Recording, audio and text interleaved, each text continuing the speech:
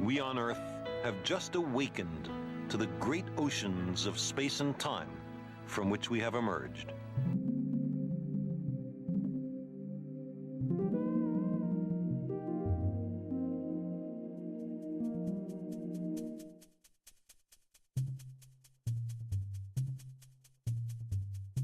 Mother,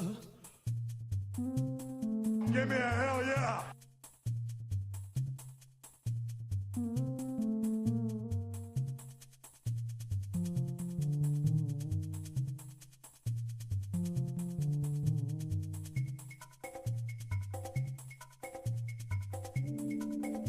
One more word out of you and you go.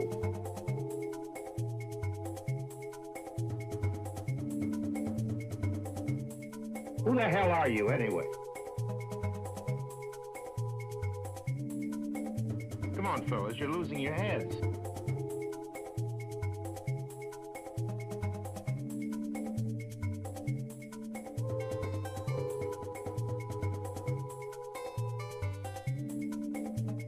I am the gamer.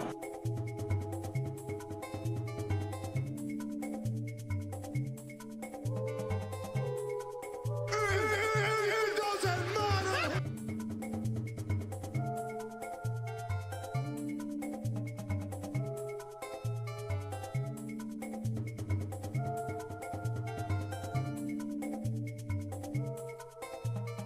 This is a dud.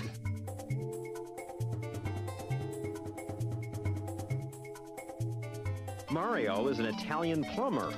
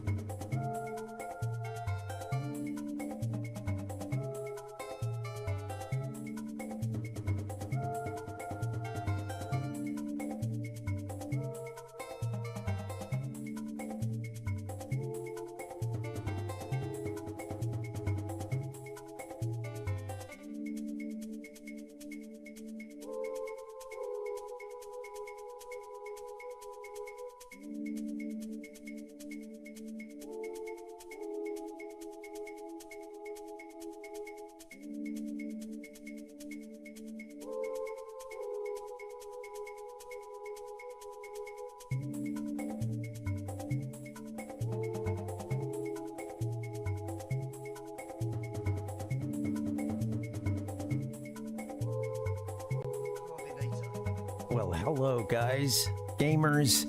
How's it going? Happy Friday. It's great to see you. I am America's #1 online video game personality, Ben the Parvinator Parvin, here at your service. Hanging out on a Friday, feeling good. Well, actually, it's been kind of a weird day, honestly, but I'm through it. Well, at least partially. Now comes the fun part. Welcome, guys. If you're looking for the Gaming Lifestyle Lounge, well, you're in the right place. How you doing? Happy Friday. Dragon Quest. It's good to see you guys. Welcome. We're getting back into Mario 64 today. But on an even bigger note, we're hitting a wet, dry American summer. Woohoo! I mean, look at Mario there. He's in a celebratory mood.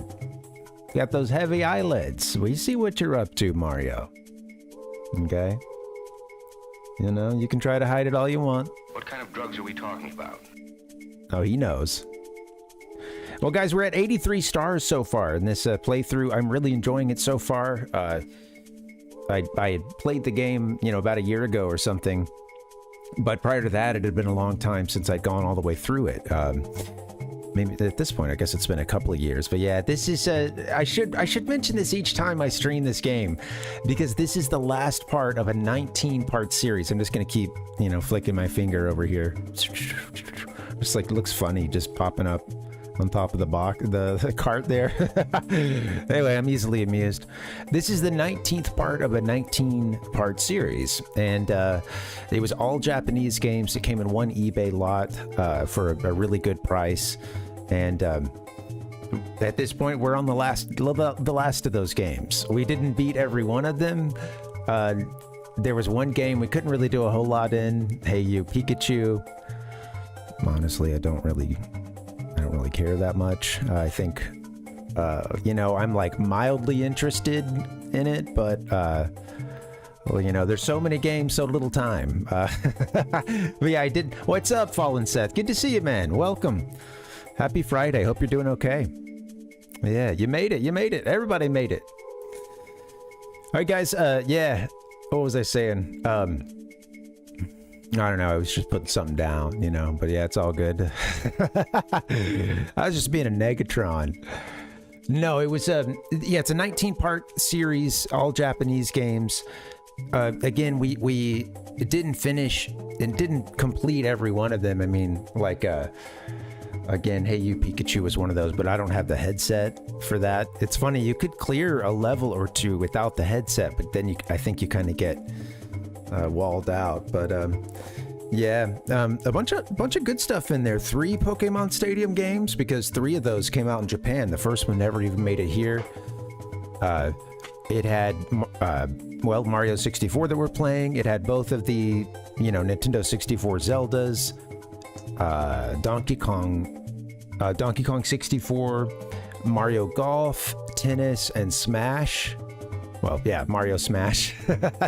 Yeah, Mario Golf, Mario Tennis, Smash Bros, Mario Kart, like a lot of it didn't have every single kind of staple game, but it was a pretty good smattering of games. I think maybe the price of the boxes, or the value of the boxes, brought down a little. It's like they're putting just 19 loose carts and kind of selling it. And I think, they sort of know, okay, that first Pokemon Stadium game, there's not much to that one. Got an interesting story about that.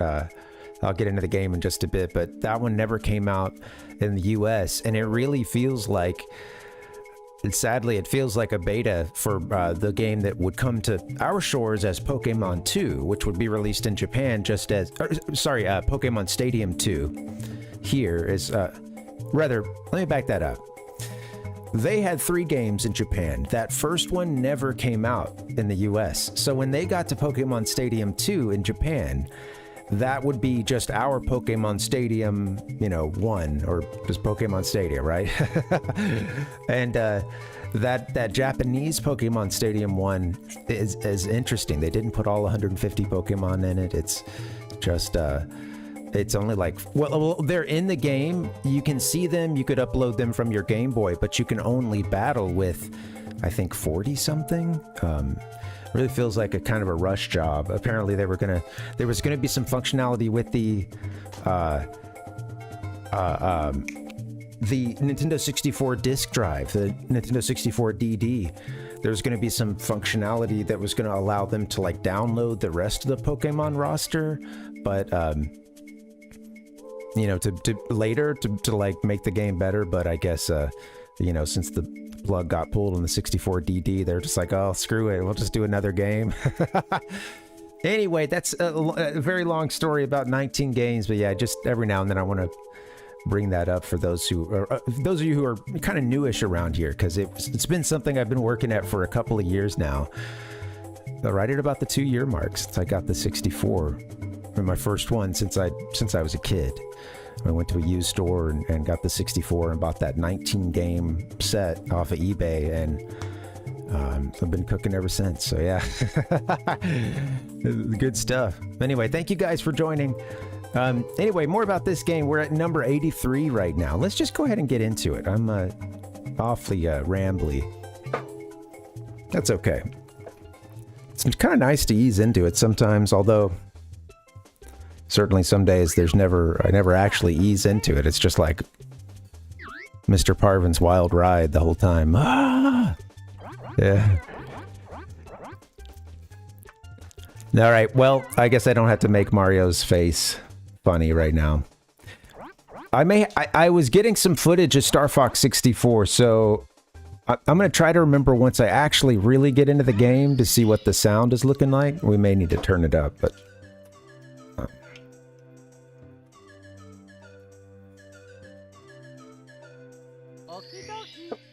83 stars. Did it come with Diddy Kong Racing? I think it did.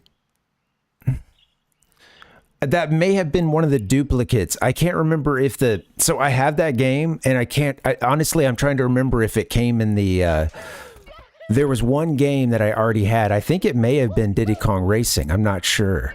It was in that 19 game set. I'm pretty sure. And what I did is I played the copy, yeah, we played the copy that I think I had bought. I ended up getting that one just before I bought the 19 game set, and I still bought it even though there was one duplicate because I was like, oh, this is still a great price. And you know, it's obviously with language barriers, not every game, you know, going and buying the Japanese version, you know, maybe easier said than done to actually play the game depending on the language barrier, but a lot of this stuff, yeah, not really a problem. I love Diddy Kong Racing. Yeah, just to get to that, I really like that game. I did a full playthrough of it. Actually, I did. Some of that is still up on YouTube, although some is down. But I took my time with that one, and I did a full. So it was my first time playing that since I was a kid, and essentially all these 64 games, other than like Mario 64, I had played once or twice as a young adult, you know, past when you know, since I was a kid when this stuff was originally popular. But like, other than that, it's like Zelda 64, or you know, Ocarina and Majora's Mask. Excuse me. Jeez, I'm gonna have to go BRB. Got a frog in my throat. But yeah, Ocarina and Majora's. Like, I've played those since I, you know, those are ones I would come back to every now and then. Yeah. The multiplayer is really fun. I had a lot of fun playing the, I remember this one weekend that my cousin was staying over, and we grinded out some Diddy Kong Racing.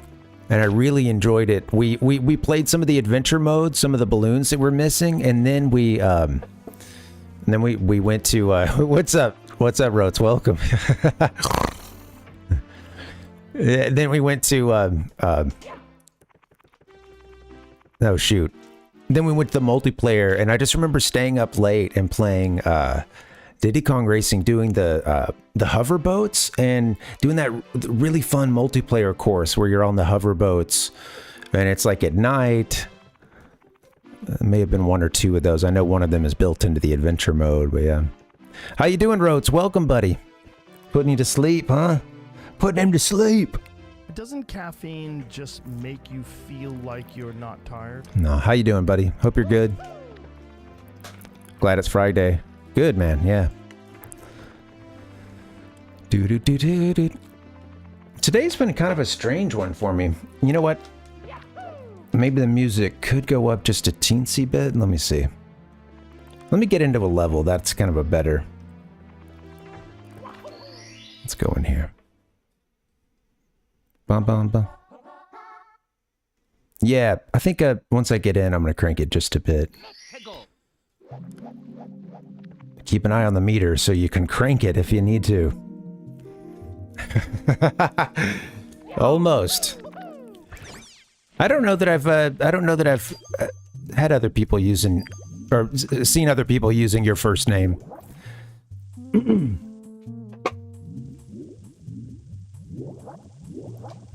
I'm just trying, yeah, just kind of trying to think about, yeah, other interactions, yeah.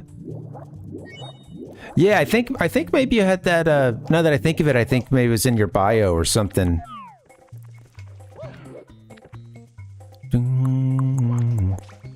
Oh yeah, so we're working on, yeah. Was that so I was supposed to say last name there? That's I'm thinking that's got to be what you meant. Just double checking. Oh, sweet. Yeah. Oh yeah, for sure. And if you have a good last name, that can even happen before the military, or you know, regardless of future military status. if you've got a certain last names, I feel, especially like if you're, I don't know, it's like it's just ripe for just being called your last name, and it's really funny to like I don't know, I'm thinking of a kid or two in my high school who, like, there was one kid I didn't know that Brooks was not his first name. And everybody around him who tended to be kind of like, he was fairly popular, so it was a lot of like, you know, the kind of, he had a lot of the sort of jock crowd friend. But, yeah, I just remember hearing Brooks all the time, or Brooksy, of course, you know, Brooksy. And something nice and affectionate, right? But I had no idea. And it was one of those days when we're doing like, I don't know, you're like grading someone else's paper or something, or, you know. And I like saw his first name for the first time. I was like, wait, what? Born to do auto glass. It is a sweet name.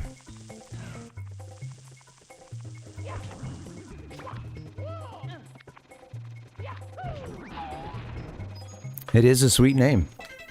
I'm sorry. I need to clear my throat. I got a frog in my throat. No one needs to witness this. Give me just 1 second. Ribbit.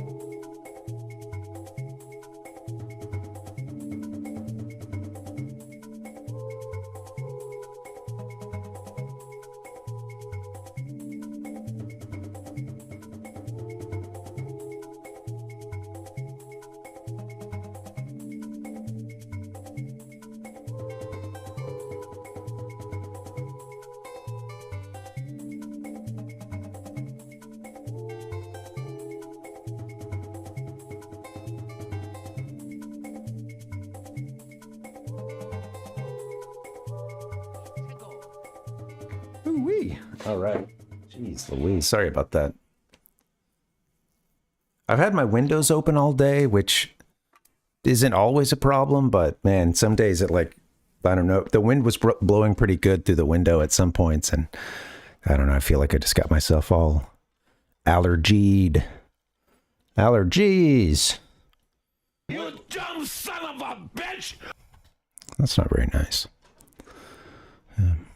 Yeah, I ended up doing it for the last 24 years. I was born to auto glass. Well, yeah, you do something for 24 years, you know, that's an argument to be made, you know. 24 years and counting. I'm going to take 1 second here to see what this star, what its translation is. I should have pulled this up earlier. Doomby dooby dooby. Let's see. Mario 64. Mario 64. Okay, look, I know I've got a a bookmark here somewhere. We're going wet. We're going dry. Yeah, you guys want to see? I need to check this another time, actually. Anyway, yeah, it's funny because the name of this one is sorry. It is Mizubita Shiti, or Flooded City is the like literal translation. And we get wet dry world, you know, a little bit of wet dry world, huh? Versus flooded city. Kind of an interesting distinction there. Doom, doom, doom. No, I don't know about this at all, Rhodes. Yeah, I guess today was the release day. Is that right? My wife mentioned it today. Oh shoot, I forgot to get the name for this one. Well, the name of the level, but let's see. The name of the actual course we're working on is Asase to Sora no Shikureto, Secrets in the Shallows and Sky. Oh, I think that this is the one where you're like counting up to 5 or something.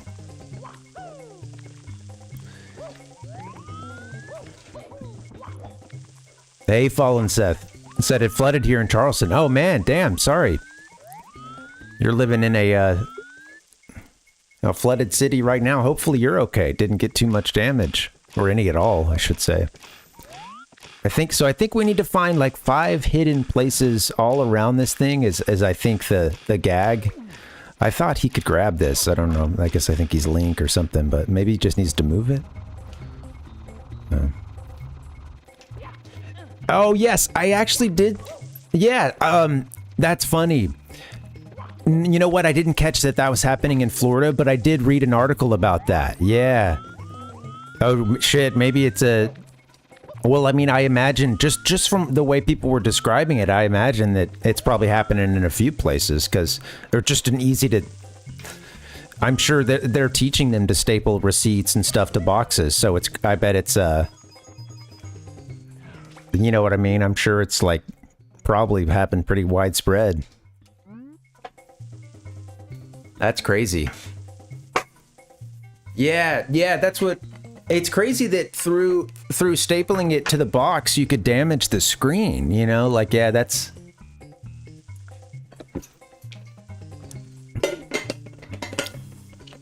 Yeah.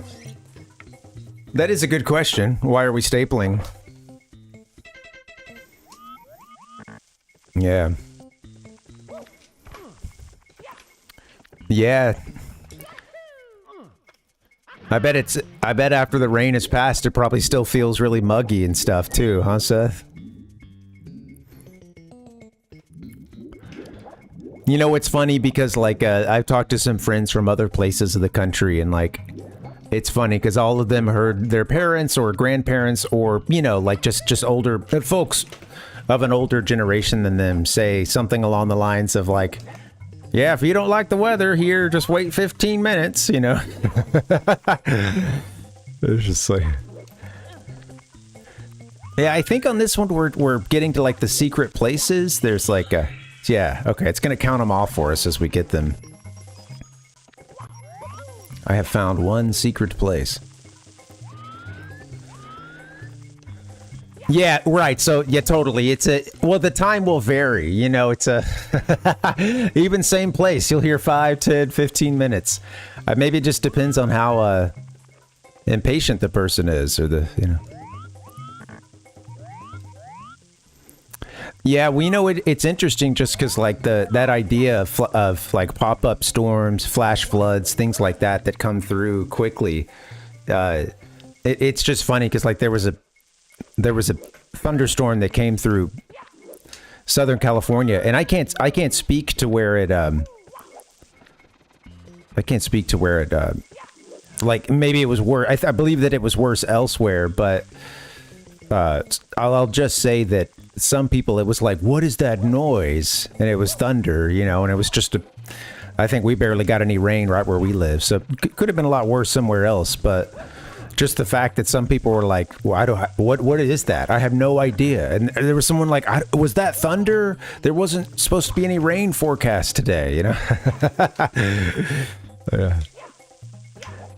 No, I've moved since then. I've moved a couple places, Roats, but yeah, that's where I'm from. Yeah, I live in Southern California now. Yeah. Oh, totally. Yeah, well, I grew up saying Coke. For sure. Yeah, there was a time when I would I didn't know any like I should say, well, like, when I say I didn't know any difference, I just didn't know that could sound weird to someone. Like I certainly understood the distinction between Coke, Pepsi, etc. But it was just like, that's what you call it. Yeah.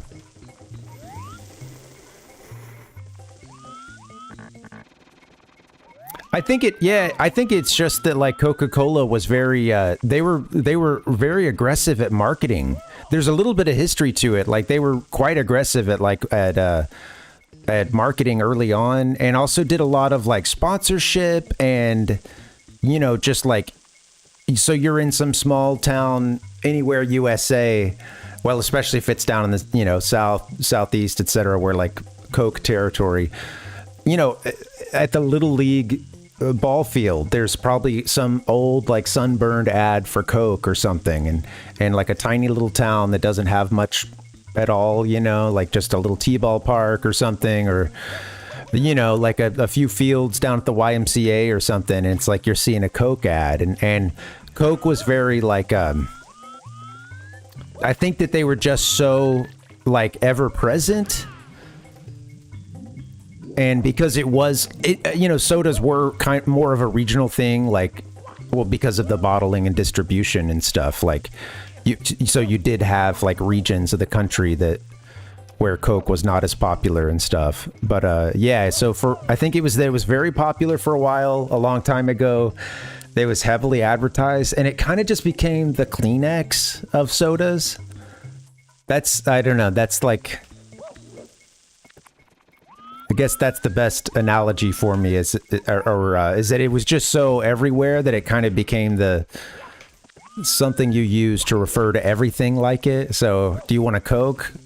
You know, and that's really just asking, do you want a soda? You know, do you want a soft drink?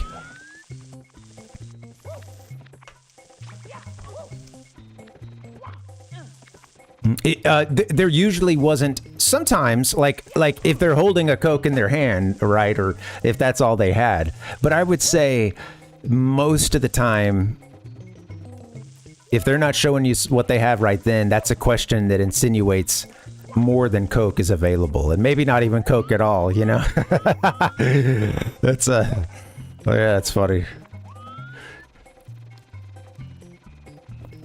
Ding.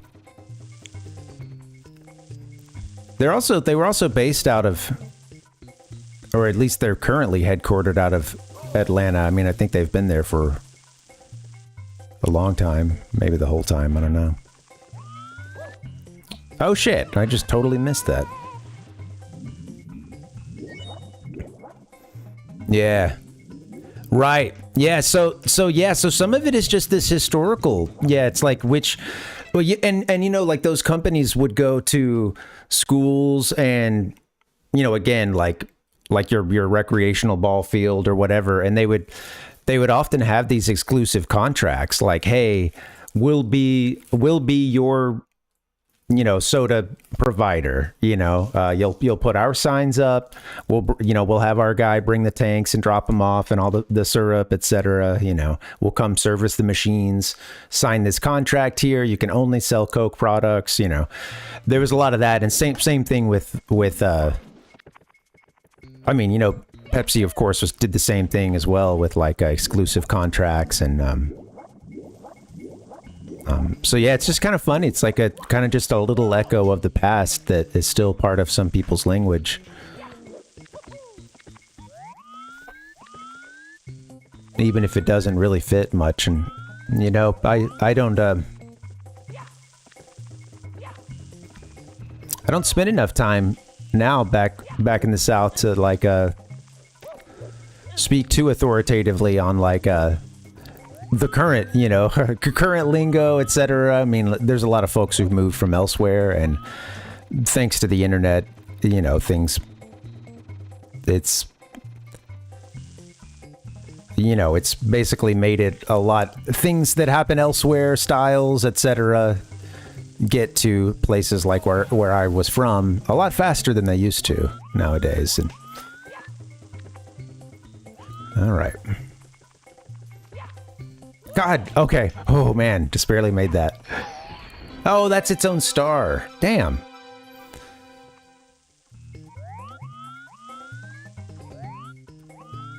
Wonder where all the points for this thing are. Yeah. Mr. Pibb Extra. Oh, yeah. I remember Mr. Pibb, yeah. Sometimes that's all, yeah.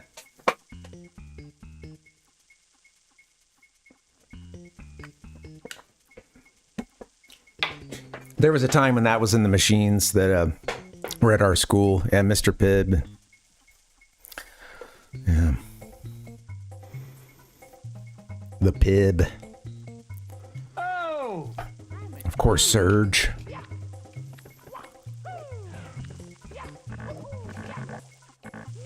Oh, wow.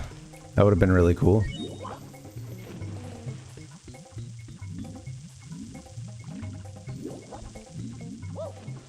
Interesting. Hard to find a can of it. You know what's funny is every now and then someone will put one online, but I don't know if you guys remember the you remember Star Wars Episode 1 had these like Star Wars branded Pepsi machines, and they were all over the country, and you would still see them sometimes for years after, you know, I mean, years after that game was already, you know, gone, or, you know, just not in the, not new anymore. But yeah, just kind of funny that like, some of those machines had a long life to them, and sometimes they'd just be sitting in some like AutoZone or something, you know, like just in the lobby at an AutoZone, you know, all like sunburned and stuff, and it's got Anakin there with his goggles on.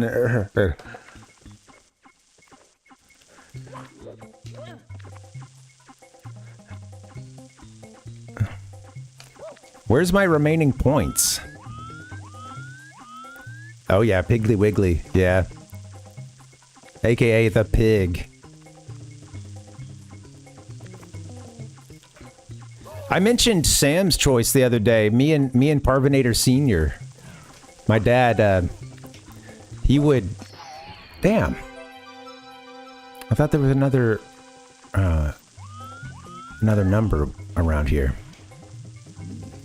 Maybe there's something where that where this box is. That looks like something we need to get out of the way. Perhaps we'll lower the water. Mountain lightning. Oh yeah. Sierra Mist. Yeah, that's funny. I always liked that they, for the doctor ones, they put doctor there. I like that. You know, he worked hard for that medical degree. Or, who knows, maybe he just has his doctorate. Either way, he worked hard for that title. God damn it, can't see anything. So I'm glad that they know to put a doctor there. It also lets you know what off-brand, or what kind of off-brand drink you're dealing with, you know, which is nice.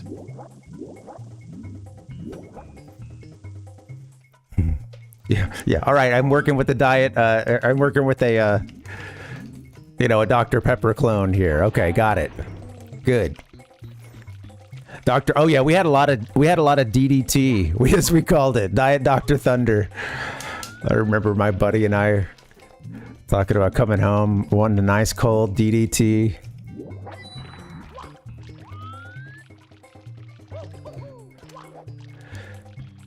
We had diet stuff in my house growing up. My dad drank a lot of soda. And he doesn't these days. That was like he had a big weight loss event. Well, not like an event, but basically he had a pretty transformational weight loss a couple years ago, and it was funny because soda was one of the things he cut out, and he'll just drink like flavored water and stuff, you know.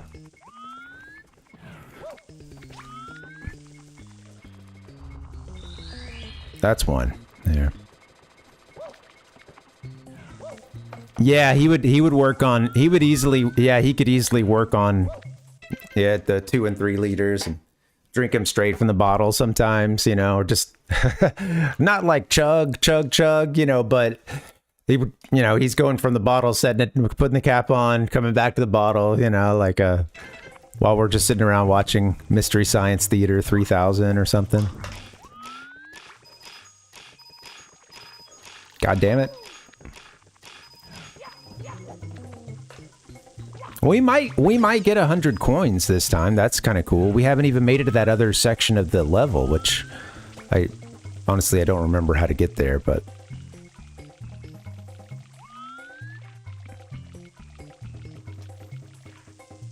yeah. It's tough, man. I was just seeing something today, Rotes, about like there's some folks on Reddit were asking a question that comes up from time to time, but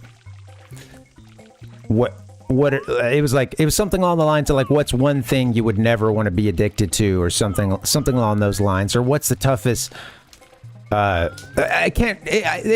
wording was a little like, I think, hey, outside of drugs or something, what's the, you know, worst stuff to be hooked on? Or maybe they didn't even specify, but it was kind of funny because not that far down in the answers, a bunch of people mentioned food and you know, food and drinking and stuff, and just being like, hey, this is something you always have to have, like, oh wow, oh, that's because we got the spots, huh?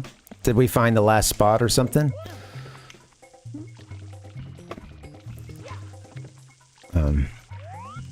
Okay, I'll take it. Oh shit, we have 99 coins. We should finish the job. I think there's a guy we can kill up on the top level.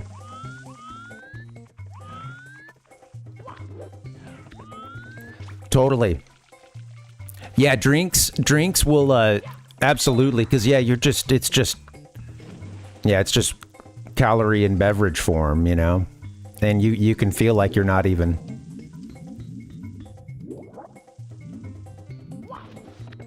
Yeah.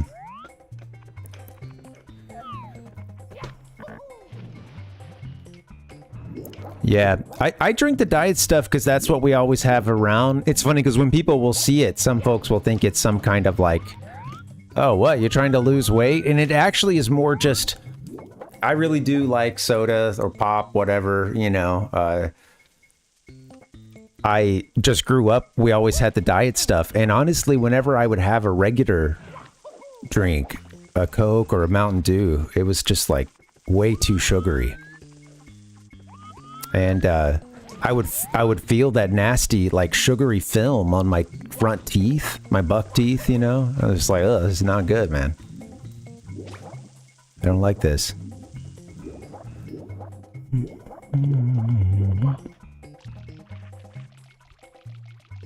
Want to get the water up again?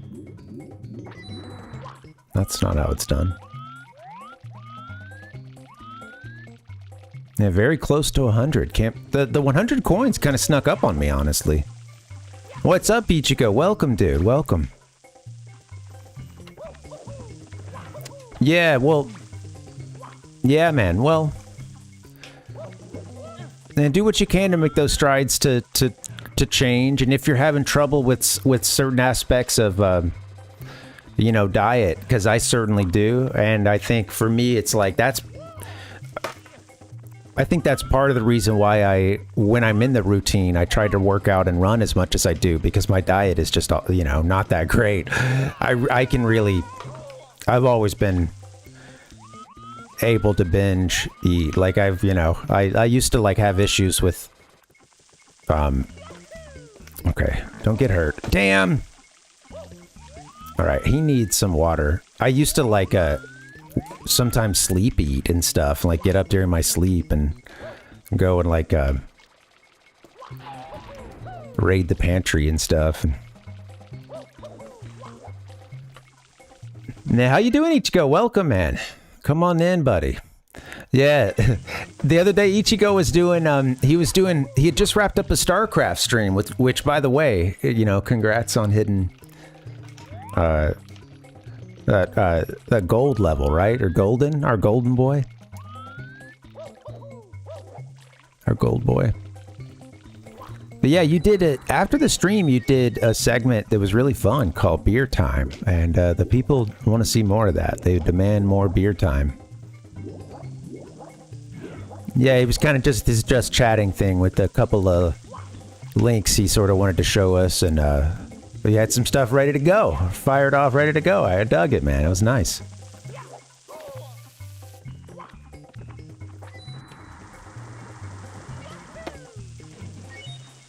Mm-hmm. Yeah. Yeah. And it's tough too, those injuries too, like a chronic pain and stuff can really just keep you out of building. Oh, looks like I'm kind of over here with my camera.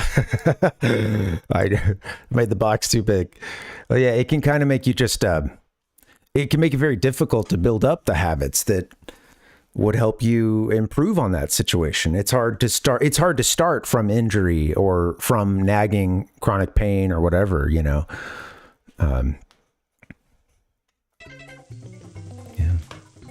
Oh, thanks, man. Thanks, Ichigo. Yeah, it was good, dude. Yeah, it was good.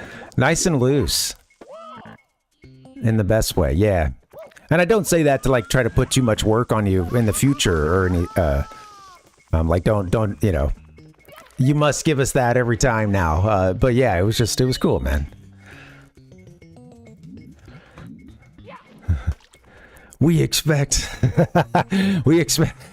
So this is how you actually, like, it becomes a problem. You're doing too much beer time. And, you know, next thing you know, you've got a drinking problem.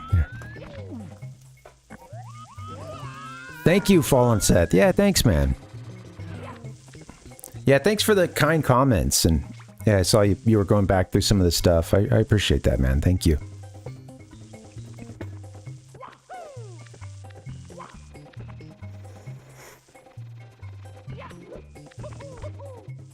Yeah. Okay, I don't want to get thrown by this guy again. Ouch. There it is. Rotes, when is it that you hurt your back? It sounds like you have a couple things going on with it, but yeah.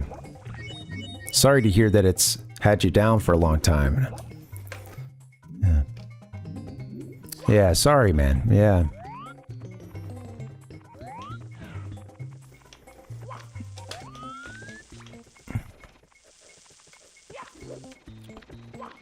Yeah, I think, yeah, I think you'd maybe even mention getting hurt on the job, and yeah.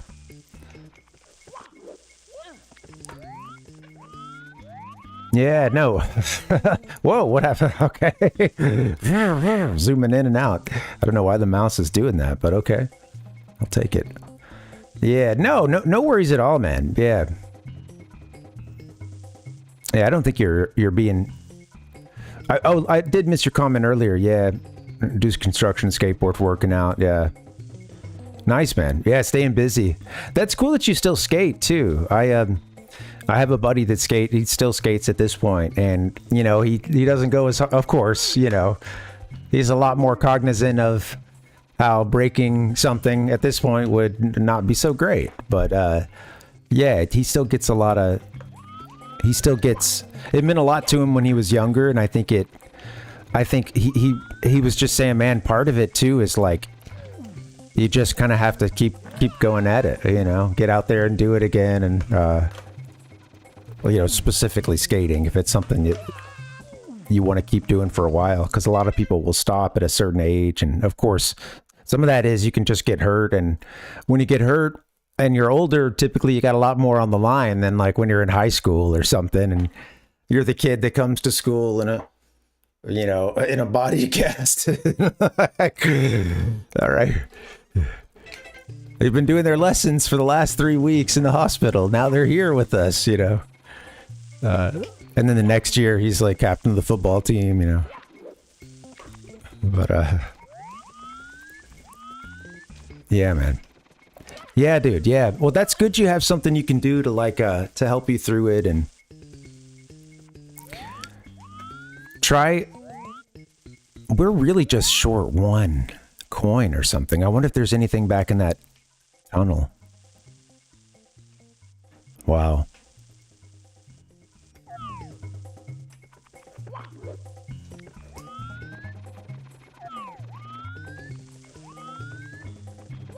Sure. Isn't it, Nick? Absolutely. And it has me worried, like, can I go to the other part of the level? You know, where the like flooded city is, or shoot, there's not a coin here. Where's a block I can hit? That's funny. How? So I'm trying to remember how you get to that part. Do you?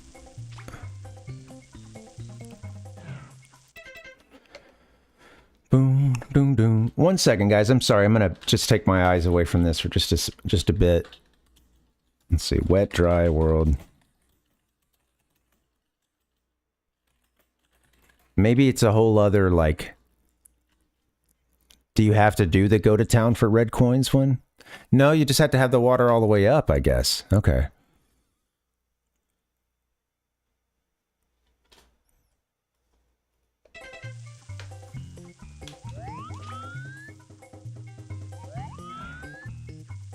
Does the water raise up that high? Where's the switch for that? I'm confused. I don't know what's in that one building over there. Okay. Ichiko said you can toss the purple gold. I'm wondering if I can get a hold of him. I'll have to try that. That's a good idea. Yeah. Yeah, Rhodes. Totally. Yeah, yeah, sorry that you're dealing with that, man. And I know that I know it can be really difficult when you're having to put on that front, you know, and inside you're hurting and you're down, and it's like every day is difficult enough. You try to get a little rest, and then it's like next thing you know, hey-oh, there it is. Nice, thank you, Ichiko. I'd forgotten you can grab those guys. Give him a little taste of his own medicine. Almost had a taste of his own money. Thanks, dude. Crush him.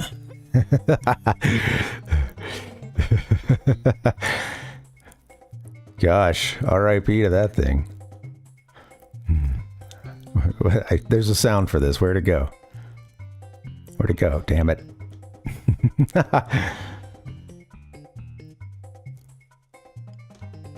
Oh well. You suck. Can never find what I want. Bing, boom, boom, boom, boom, boom. Where is that stuff? Jeez Louise. Things got moved around, I think. Oh well. There it is. Finally. Oh, Jesus, that was brutal. Hello to Tater. How you doing? And welcome. Welcome to the Tater Tutor. All you stinky gamers. This game stinks. Look at the background for this level. Yeah.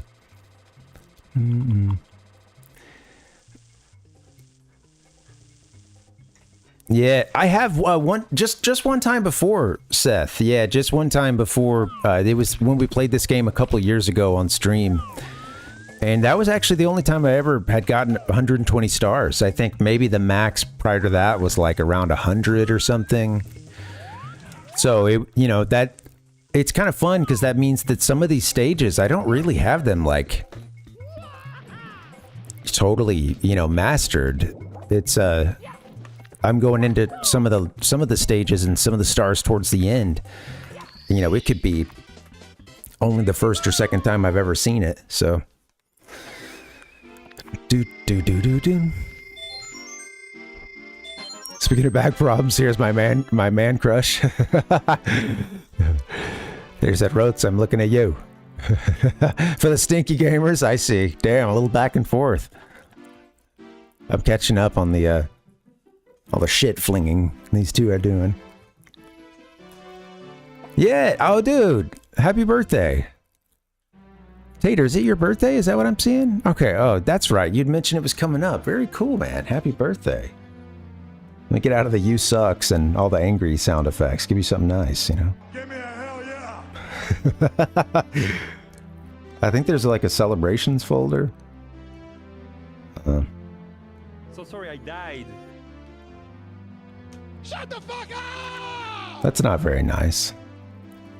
Yeah. The way you talk, you should be 55. Damn. Wise old man, Tater Tutor. You know, just now when I looked up a hint for this level, I learned something I never knew before, and I'm honestly like, that can't be true. But it said if you jump towards the top of the painting, the water level will be at the top. And sure enough, here it is. I guess I never knew that. All right, here's our red coin challenge. Yeah. I don't know if it... Wait, let me try that. Actually, let me try to just jump in this thing. And see if that is actually the case. Yeah.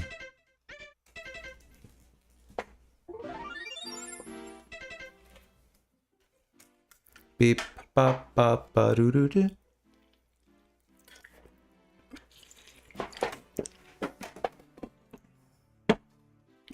Just 1 second, sorry. Do do do do do do do do do.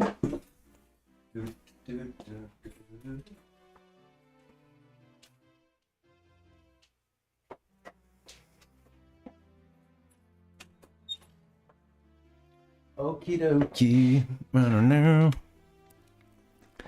This is the summer of '69. It is a wet, dry summer too. Don't you guys forget that. It was the wet, dry summer of 25. Where'd it go?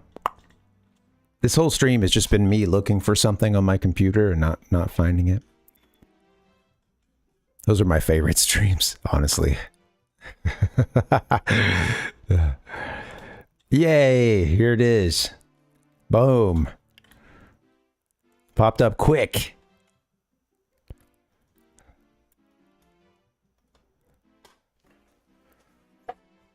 That thing's outdated. It says 83 stars.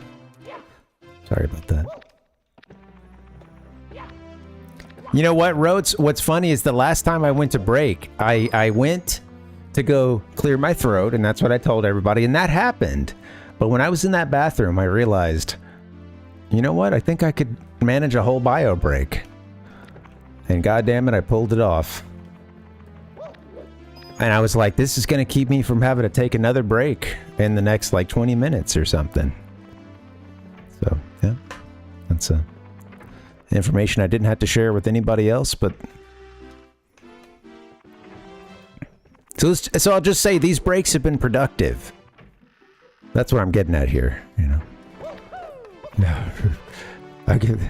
Yes, anytime I say bio break, please, you could just assume that that's actually what's going on, you know.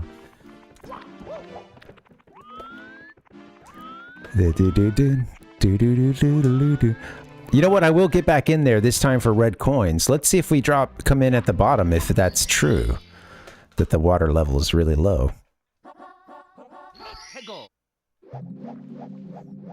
That looks like some very low water to me. Okay, well, today I learned.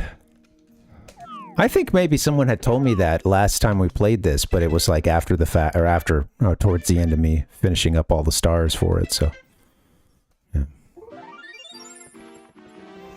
Yeah.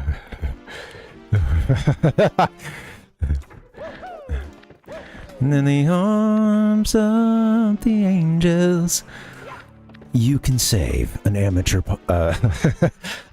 streamer's career. All it takes is $5 a month.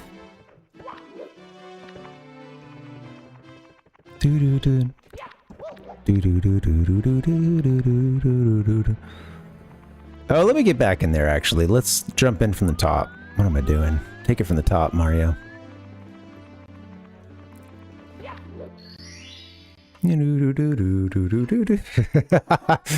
Yeah.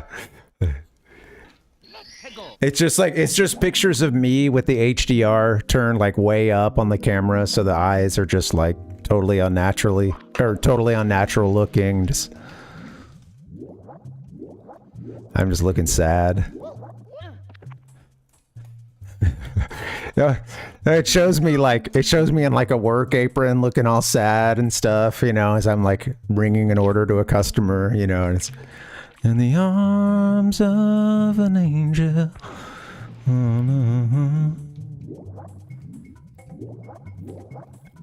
Yes. You could save Parvin's marriage and help him, you know, help him afford to live in a high-cost city that he hasn't been earning enough to live in ever since he went freelance. In the arms of the angels. What's up, Hubra? Welcome.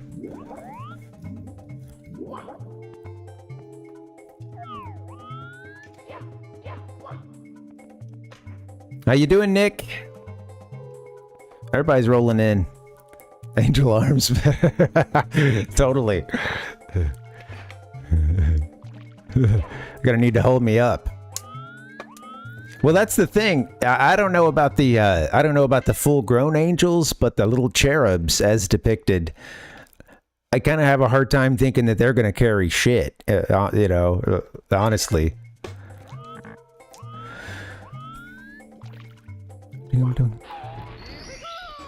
Alright, we're looking for red coins. Oh. I'm sinking all the way down. Is that how this part? I guess the whole city here is sunken. No, there's a switch. Welcome to the sunken city, where sunken is state of the art. What's going on here? Maybe the little cherubs Voltron together into one giant. I love it.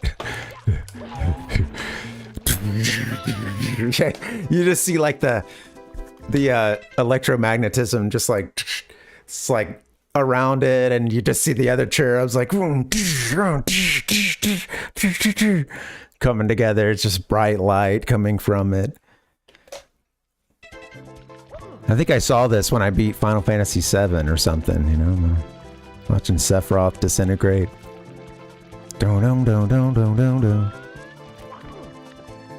Shoot, I guess I'm supposed to be invisible for some reason.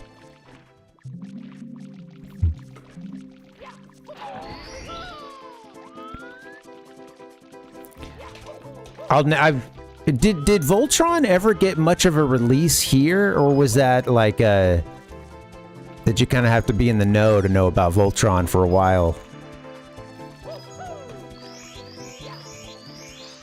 It did? Interesting, yeah. Yeah, I had to learn about a lot of the like common writer and all that stuff. Like, of course, I mean, like I think most people did. You know, I learned of stuff like Power Rangers and later Voltron and stuff. You know, first versus. Okay, got another like one. We're finding all the points. Oops, and then sort of had to work backward, and you know, and like. Then I'm learning about Kamen Rider and all the stuff that like, you know, all the stuff that Power Rangers was like sometimes using footage from, like some of the fights and things, and you know,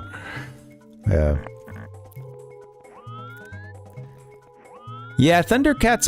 I remember some Thundercats coming on, but it's not like original run when I'm watching it. So it's like, yeah, it's coming on like Cartoon Network and stuff, and I kind of missed the boat on that one.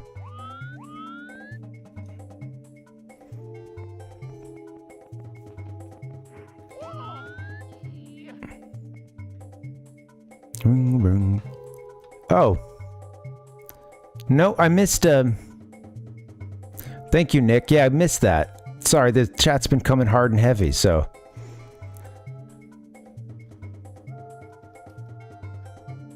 No, sorry about that, Fallen Seth. Yeah. Yeah, usually Monday, Wednesday, and Friday, yeah. So, yeah, I'll be doing EarthBound for a while, and that's probably going to be mostly Monday, Wednesdays, and then I've been enjoying this game on Friday. Although sometimes I got to mix it up and get maybe get another playthrough on this game. I mean, we're getting there though. We're almost to 90 stars, so may be there by the end of today or beyond. This is a cool little area. I see a red coin over here. You know, I don't think I did. I think my first times playing this as a kid, I don't think I made it back into this little section here.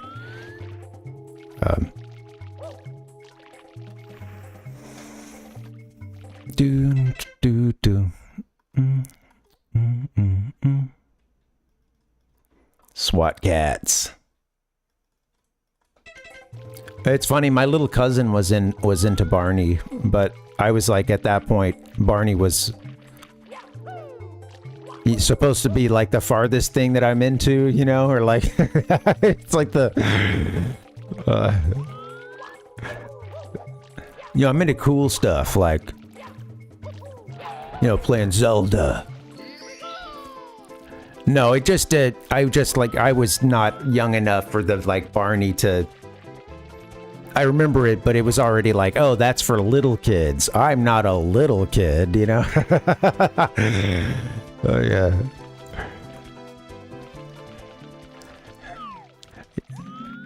I'm not a baby. Oh, yeah. Yeah, you know, I know of it, but I've never seen it. Doesn't it have a weird, like, fraction in the name or something? Ranma. They're giving me fractions. What's up with that?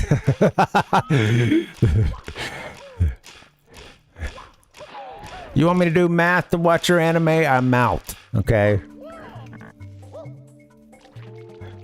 No, I always thought that was a funny. Interesting, yeah. I figured that there had to be some explanation, but it always just had such a funny ring to it. I mean, that's like, you know, Japanese titles. That's interesting, yeah. I had only heard of it and I've seen, you know, screenshots or seen still shots from it and stuff. But yeah, I've had it recommended before, so a few people are telling me it's good. That's one more vote.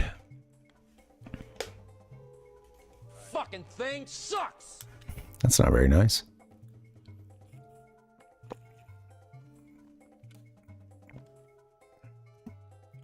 Boom.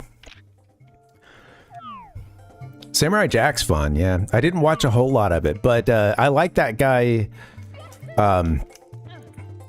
Gendy, isn't it? Tartovsky? No, that's not it. I forget his last name, but he did a lot. His style is very recognizable. He did Samurai Jack. He did Star Wars: The Clone. Like he did he did like an early Clone Wars thing before the official Star Wars. He did Dexter's Lab. Yeah, something like that. Ichigo, yeah.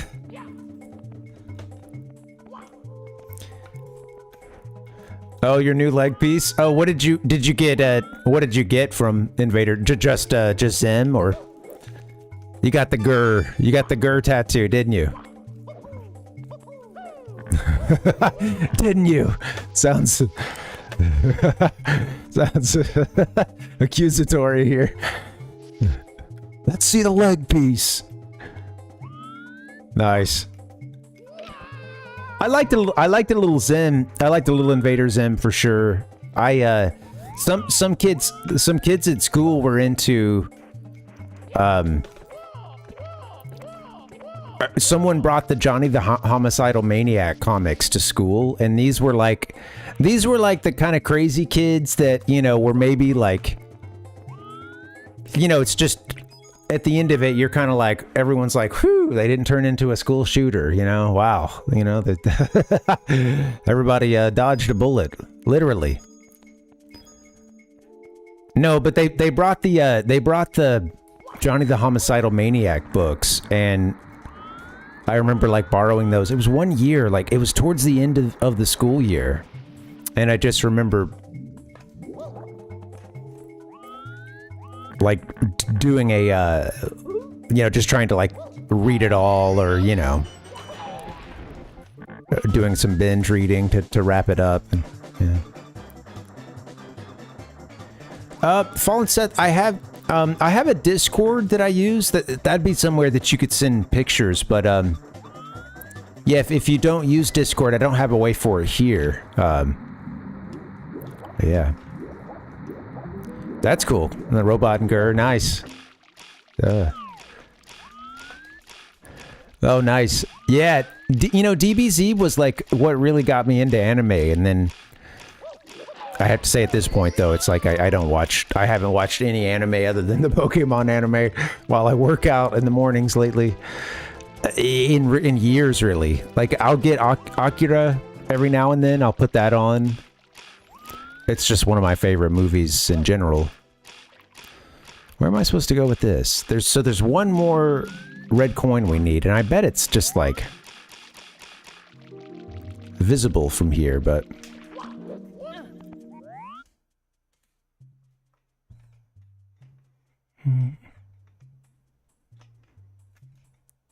let's see. This dude comes in.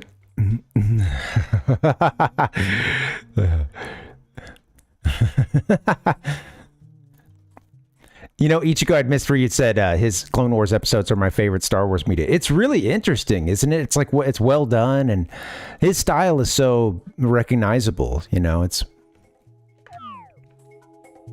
Tater's out here just catching strays in the chat.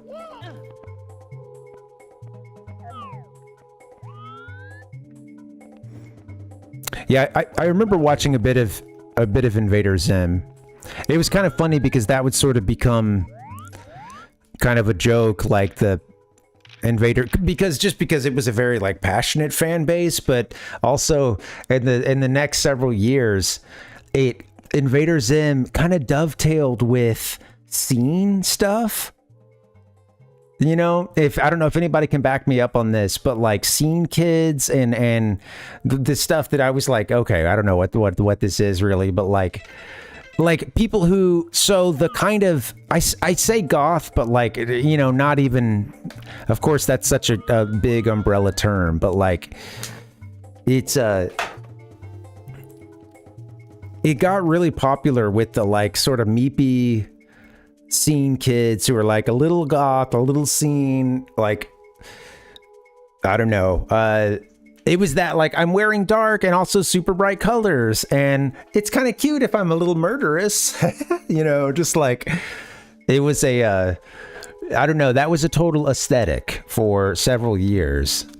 I feel like it was going strong. Thanks, Tater.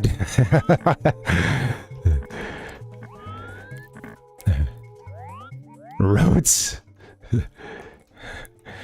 is just stirring the pot in the chat. He's the instigator. You know, I learned that if you make some people mad in the chat, it's like even more interaction. And that's what it's all about, isn't it? Engagement.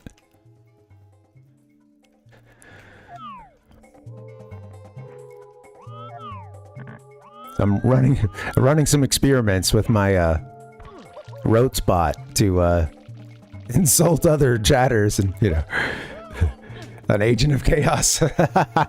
Where's this last coin? I think it doesn't seem to be anyone. Yeah.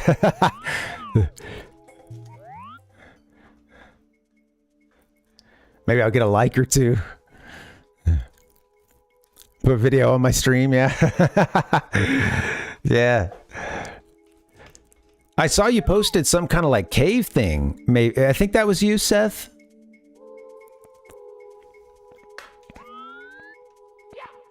Where's this last red coin?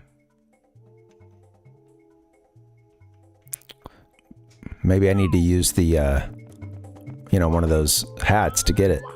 One of the caps.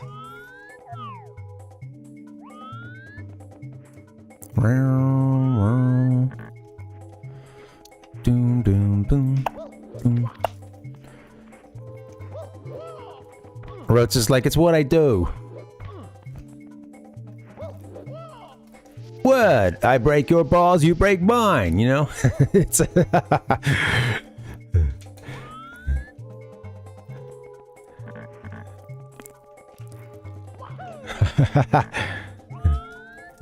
you go. It's Now, CBT doesn't just mean cognitive behavioral therapy.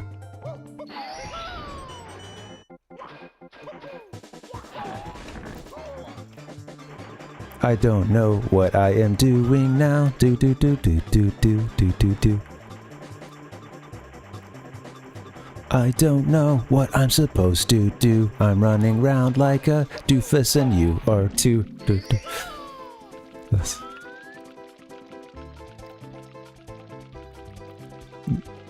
Oh, is it are we jumping in there or something?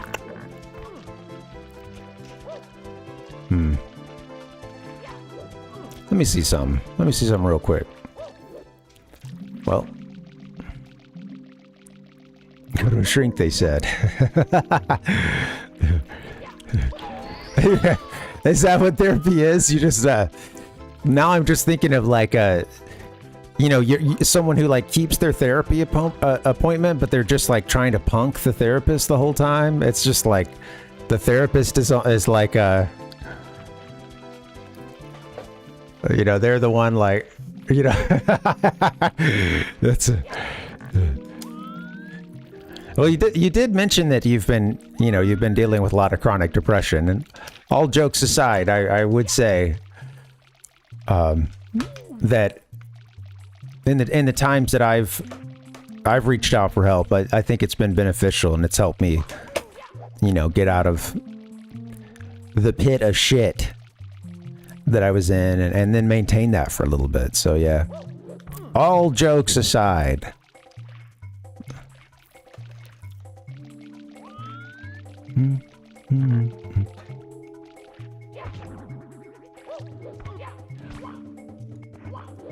Oh, that seems like a place I want to be. There's the last red... Nope, there's the 6th red coin. Okay. They could be in those boxes up there.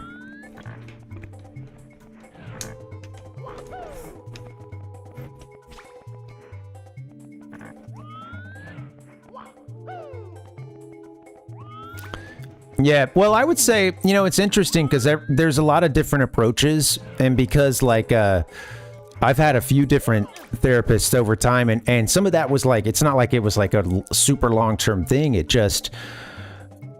was like, okay, that person has left the practice, you know, sort of limited options with insurance, so you got to find someone else now. Is that like I had that kind of situation once or twice, and I would say it's interesting because there's like a range of strategies, and I the ones that I thought were quite helpful, I think it was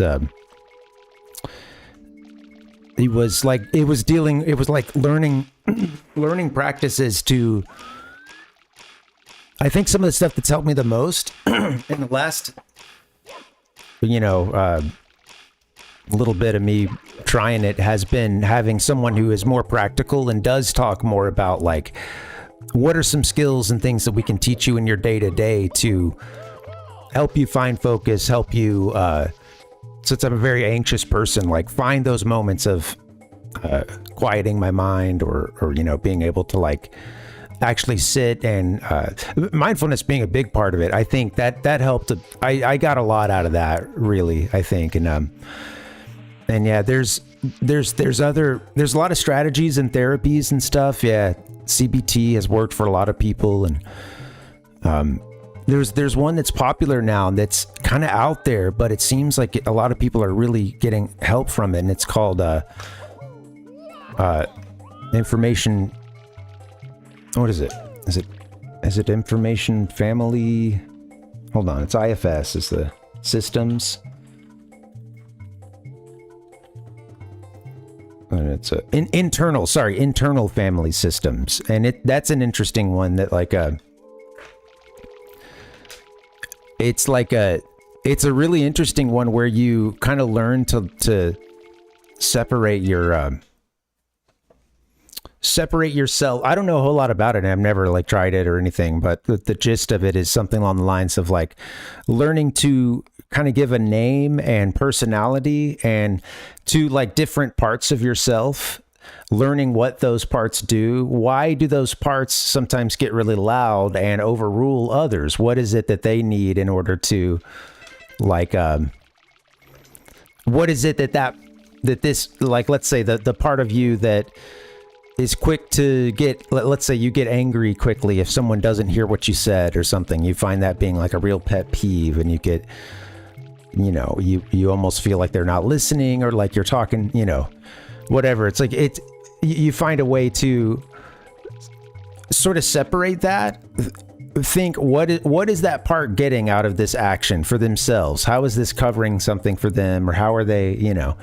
And it's some pretty heady stuff, because you essentially like try to talk to these individual parts, and it's really, I think what it does more than anything is just learning to be cognizant of the things that are passing through your mind, and learning to compartmentalize it, and not think that everything that passes through your mind is me. It is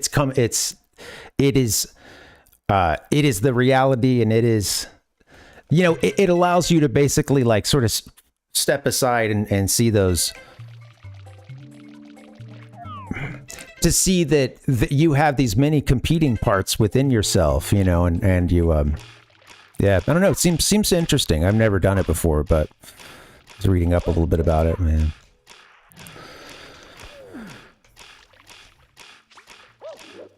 Yeah, there you go. It's been Nate. Yeah,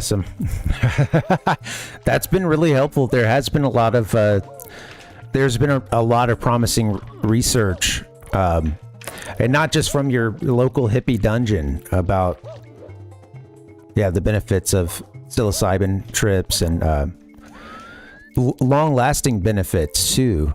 Like, not just a matter of, you know, yeah, like, you know, during the duration of it, or in the afterglow, or next day or something, but, you know, folks who were doing some of the Johns Hopkins studies and stuff, or, you know, reporting basically like life-changing positive benefits that still echoed years later, you know. So yeah, no worries, man. No. Sorry, and I didn't mean to make it sound like it's a focus on just you. I think I was more just trying to, you know, it's content. It gave me something to talk about. No, but yeah, yes, I do. Yeah, I do want to say I don't want to try to. Most of that was me not necessarily trying to address you directly, but like, yeah, more just talk in general. Because yeah, everybody's different, man. Yeah. I would say, you know what helped me the most about therapy? So I had someone who, it wasn't all about like this or that aspect of childhood.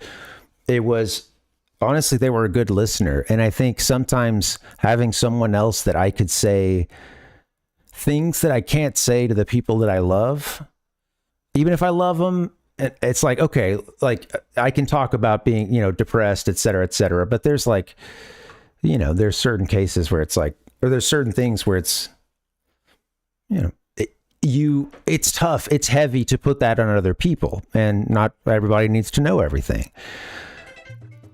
You are going to talk differently to the folks, even if that you love, you know, friends, family, etc., than you can to someone who's paid to actually like listen to you, and sometimes repeat the things that you said, which can be a really, like, to try to distill the things you're saying or repeat it. And what I'm understanding is this, and sometimes when you hear that, even just if you're not even hearing them repeat it, if you just hear it coming out of your mouth, there was a lot of good things happening when I would say something in therapy and kind of like, even as I'm saying it, I would have that realization, you know what? I don't know if I actually believe this, you know? I don't know. You know, it was like, this sounds silly when I say it out loud, you know? This sounds like something that if someone else was going through, I would say, you know, I would be very sensitive, and I would be, you know, like, I don't know. There were things that I realized, like thoughts I had about myself that were just so unkind and mean, and that if I had that level of self-talk, and if I really thought I was such a piece of shit and just told myself that all the time, then where do you go from there, you know? And I think at a certain point I had to like hear myself voice some of these things and realize like, no, that's harsh. You know, like everybody's got issues, everybody's got problems, and no one's perfect. And if you heard a friend talking like this about themselves, saying, I'm a piece of shit, I don't deserve to feel better because I made the wrong choices. I wake up and I do the things I don't need to do. I make a choice every time, and then I wake up the next day and make the same bad choices, da-da-da. And I think sometimes just having someone to say some of that to, I think it was like I realized, yeah. Like, yeah, sort of what I was saying, you know. It was like I don't know, it was illuminating to realize some of the thoughts I had, and once I said them, how distorted they were, you know. Yeah. Hey, Seth, I think you might be back again. You might have to try to catch up with the stream or refresh or something. But yeah, I see you replying about the caves now. That's cool. That's cool. Yeah, there's some great caves around there.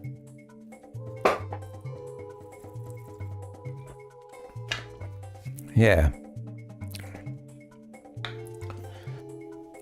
Yeah. Yeah, thanks, Nick. I think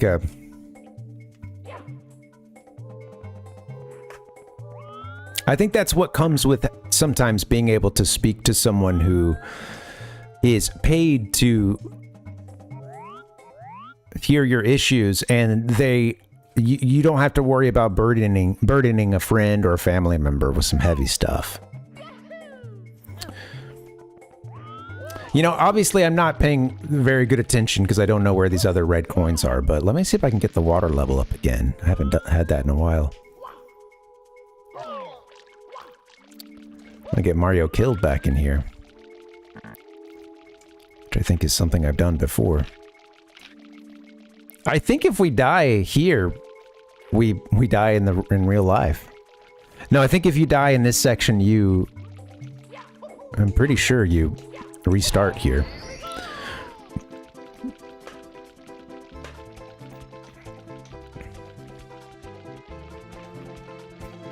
Nice.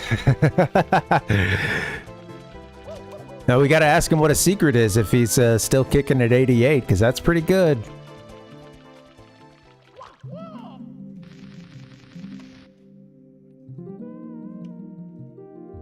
I had one grandparent that made it into their 90s, and they actually lived to be 96.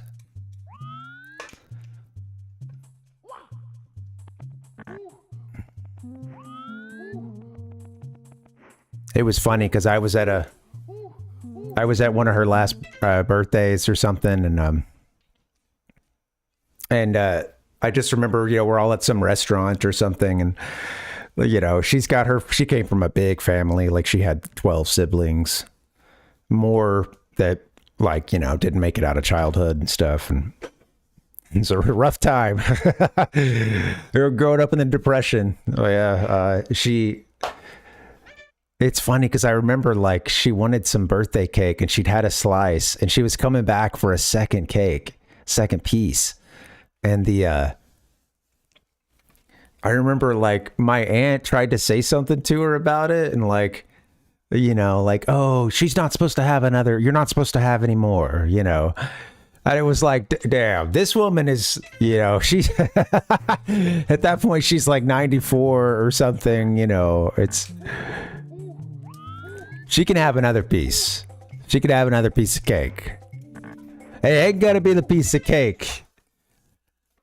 You know, this one slice here, you know. If that's what you're worried about. But I remember other people be like, no, like a couple steps in, like, no, like, yeah, hey, no worries, Rhodes. Yeah, thanks for hanging, man. Sorry, no, I went on a little rant there at the end, so sorry, buddy. But yeah, thanks for coming through, man. And I hope you have a good weekend, get some rest, and yeah.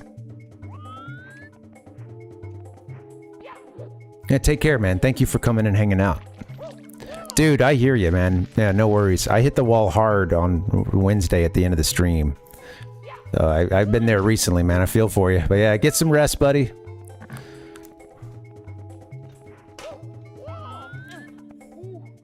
Ichigo tried to give me some help earlier. I saw that come in.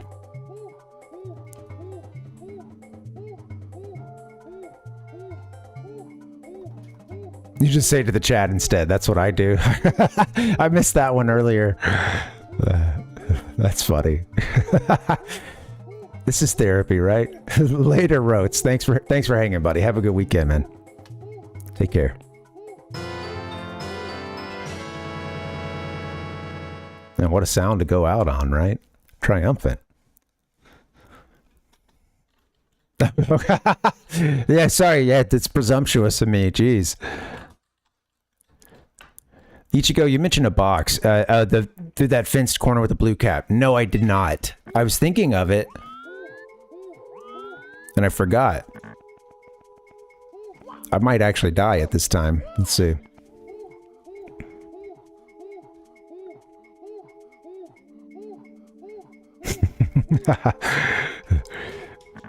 Understood.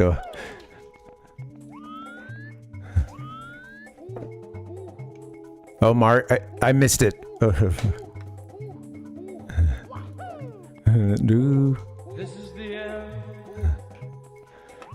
Yeah, totally. Let me get to where that is. Can I fall here without splatting? Okay, good.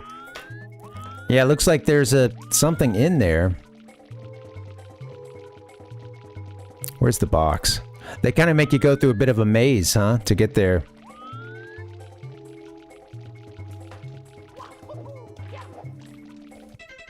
Let's see. An exit song. I don't think I have anything very long on here. That's the sad thing. But, Strong men also cry. I've got a music folder somewhere. Third page, maybe? They give you this, but you paid for that. A little Neil Young for you? Fuck, where's the rest of it? Be careful not to choke on your aspirations. I swear there's a music folder somewhere. Well, make it something Star Wars. Actually, you know, hold on. Give me 1 second. Oh, shoot. It's going to come in super loud. I think I have something cool for Star Wars. Where is it? That's what I'm talking about. Give me a hell yeah! My God. Nope. I'm not going to be able to find any of the ones I actually want to find right now. Sorry, Rotes. I'm looking at this thing and it's all like, I was looking at all these folders and they're... I'm lost in the sauce. I'm lost in the sauce again. Shut the fuck up! That's not very nice. Wait. This is where the fun begins. This might be the folder. Hello there. How come there isn't the episode 1? I got one for you. Don't worry, everyone. Don't worry. This is worth it. We're going to get an episode 1 drop. It's the victory fanfare. It's just probably going to come in loud as hell. Do do do do do do do. Where is it?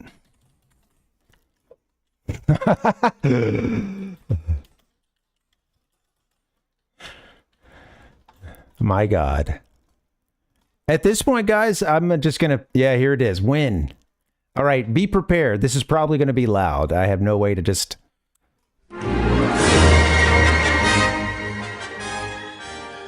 Holy shit.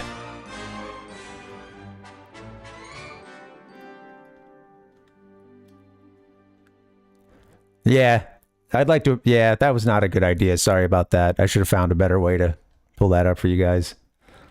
My bad. Well, the good news is I couldn't hear it at all. It was only on you guys. I could see the levels, yeah, up in the red. Anyway, that's the good news. Streamer was unaffected. Now I can't hear to leave. Yeah, I would have no idea if Parv were saying goodbye and good night. I would just have to stick around. I'd have no recourse.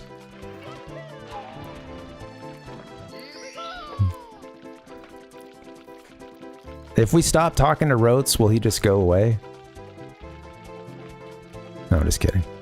He's deaf. He can't hear a thing we're saying.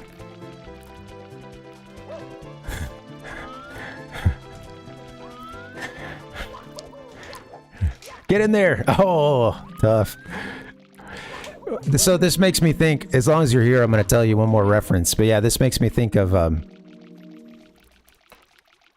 I listened to this podcast with the guys from Workaholics, and they'll do this recurring bit where, even though it's a podcast, they're all on like Zoom. They'll tell one of them to like, you know, turn the volume down, or like, I'm going to speak to the others right now. Like, I'd like to speak to Adam. If you other guys could just turn your volume down now. And it's supposed to, you know, it's a one-on-one conversation, but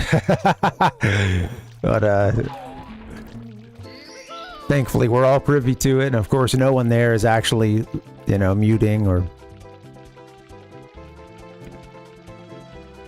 Where is it? There it is. Oh, it's funny that they give you this box here too. Oh shit, well we would need the water level to be raised though, wouldn't we?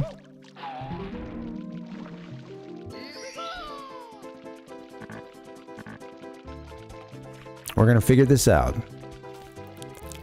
When the tour balls drop for the second time in your life, oh man.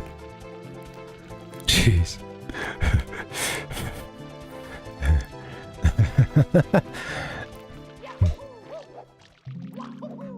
It's all white noise.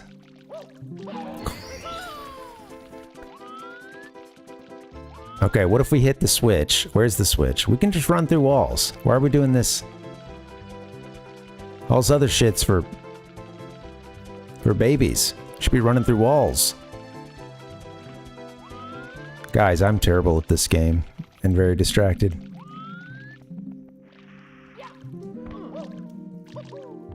So where... Okay, if I could find the water level thing, I'm thinking I can hit it from the floor down here somewhere. Doody doody doody.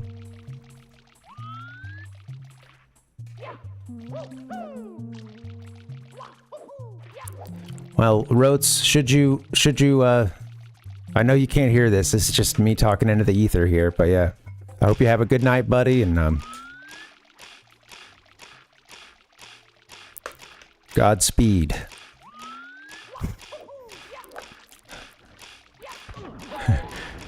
That's when the rest of the chat sees, like, Rotes was banned from chat or something.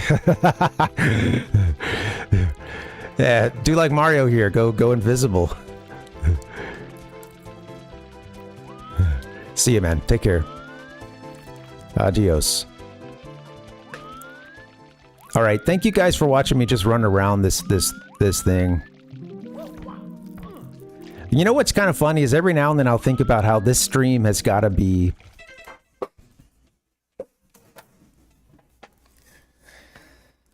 If you're looking for the gameplay, if you're looking for solid gameplay, someone who's going to get in and play that game with focus, they're going to talk exclusively about that game and other video games.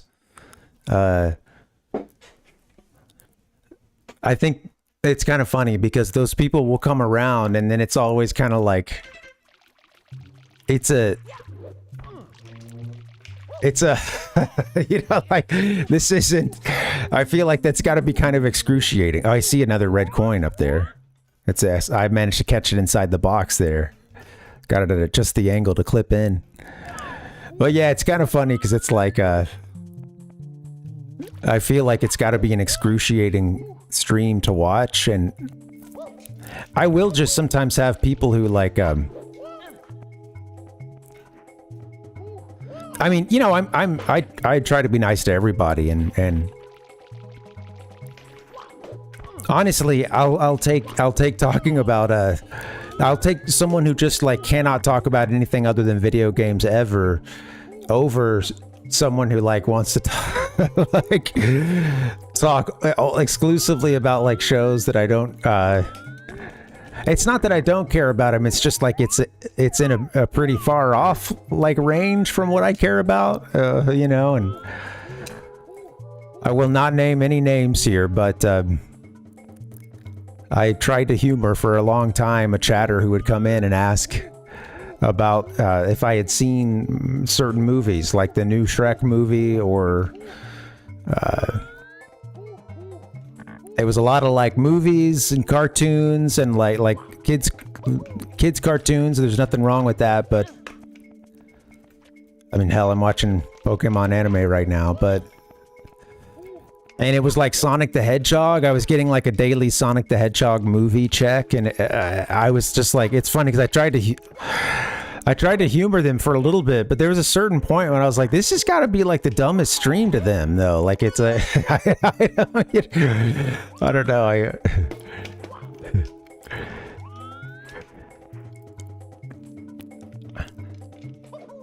What's funny is I've done work for a couple of. There's the switch I've been looking for.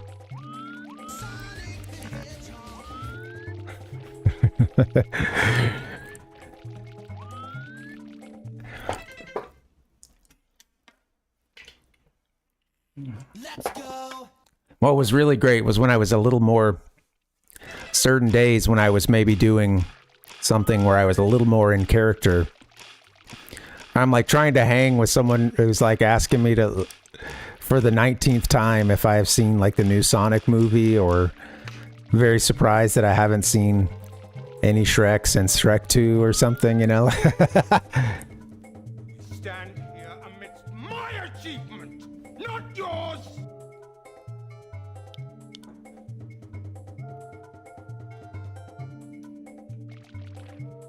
Oh, soundboard came in kind of low. Is that right, Nick?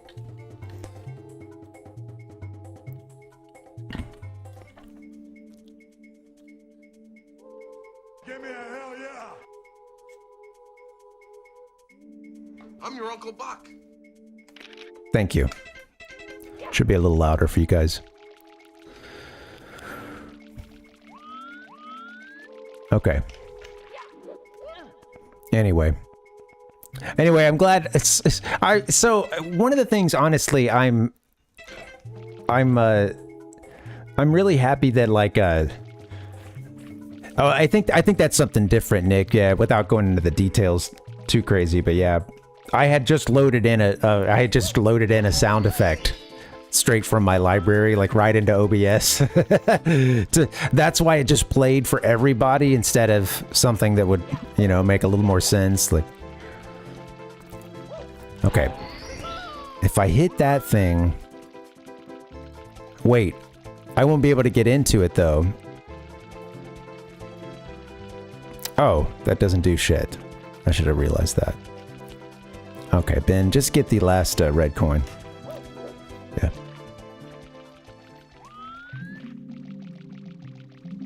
Get that last red coin.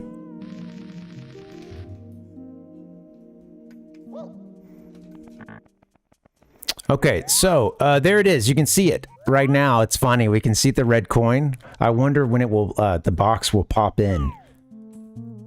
So it's like, yeah, it's like they put a really long distance on some key things like red coins. Yellow coins don't have nearly that draw distance, huh? If you're doing like a water level, man, you have to get like really close to some of those little shelves that might have, those shelves that just would have like a couple of coins in them or something. Alright, so how does one get themselves up there? Besides adjusting water.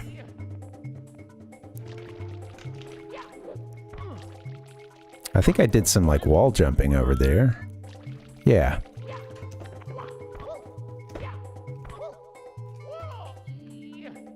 That's the one. And if I... Ouch. Okay. Mario is in mortal... Oh! Mortal peril.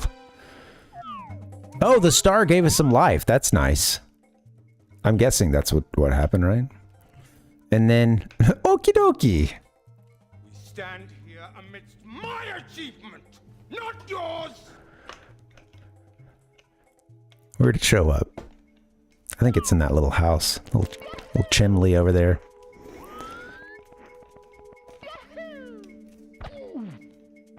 I love this up-close view. It's so disorienting and awesome. I don't know if you guys have noticed this, but I've had this a couple times today where I'm trying to get on this pole. He'll have it for a half second and it'll like show it going through his body and stuff.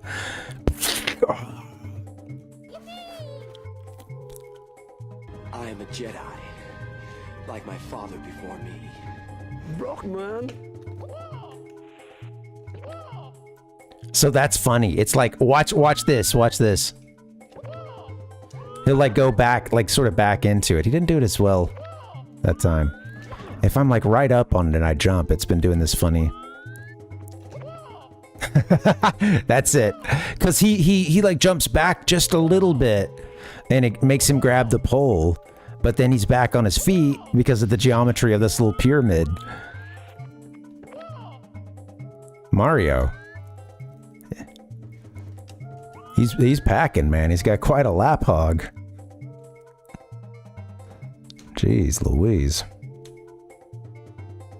Trying to get to something cool here, but we'll go with the frog instead.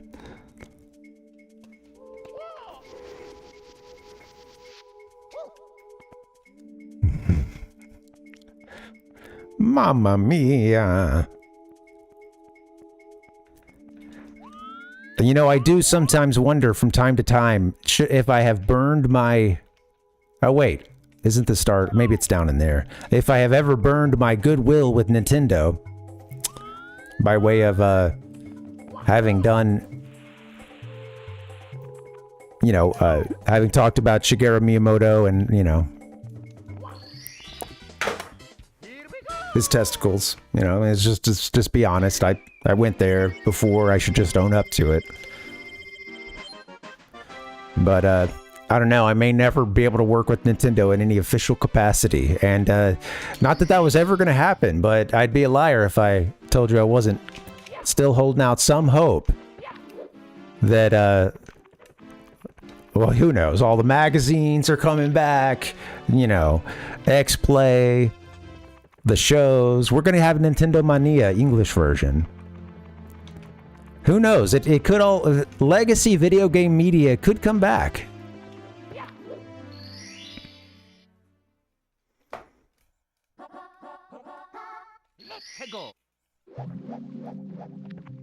It's your destiny to revive it. I know.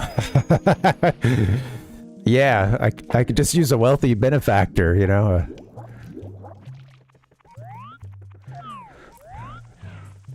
A patron.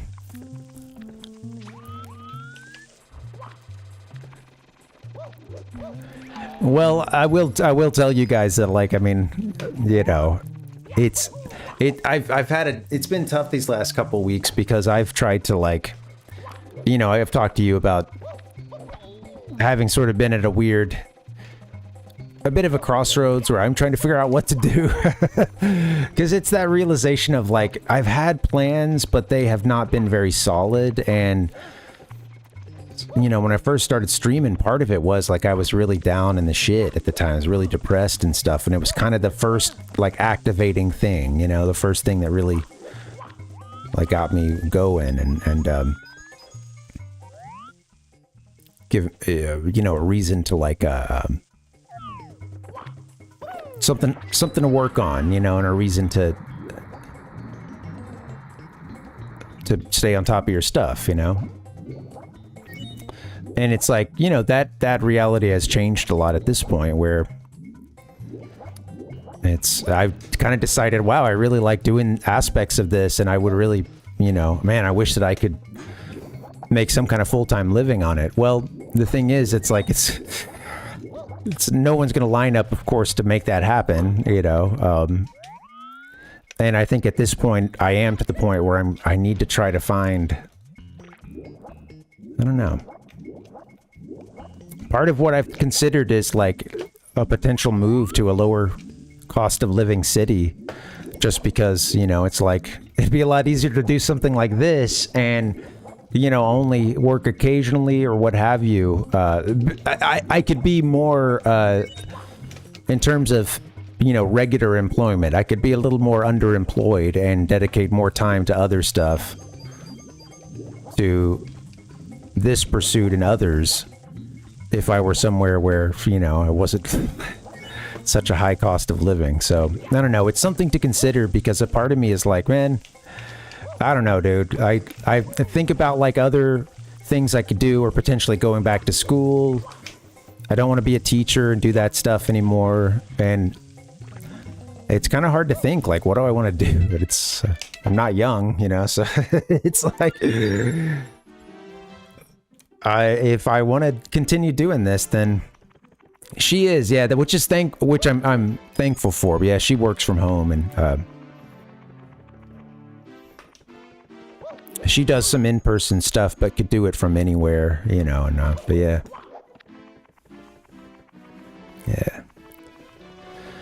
yeah, it's just something, you know, it's tough. It's not an easy decision, and it also is just tough because it's like, here, you know, to what, you know, there's that, of course, you guys deal with this, of course, trying to find time to do something like this or whatever can be really difficult, you know. And I if I were in some of the places there's a place or two that I've considered, and then, you know, we've lived elsewhere where it wasn't as high cost of living, but still felt like we were getting a lot for our money. And thanks, Seth. Yeah, man, thank you. Yeah, makes my day better too, just hanging with you guys. But yeah.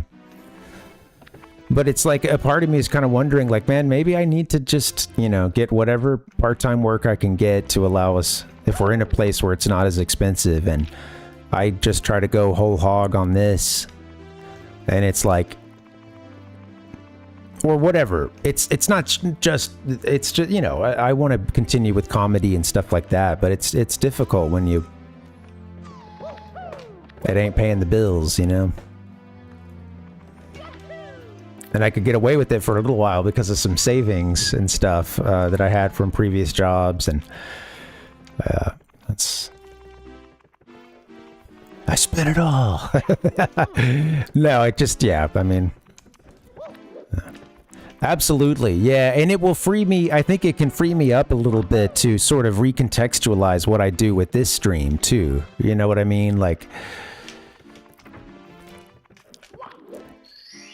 there is a, I had a job as like a front of the house. It was like a restaurant, whereas this is when I lived in Sacramento, and it was like front of the house at this restaurant. It was like, you know, I'm taking the orders and bringing it out to them and stuff, just a small little thing. And the hours were not that bad. The place closed at like, you know, 4 or 5 in the afternoon, you know.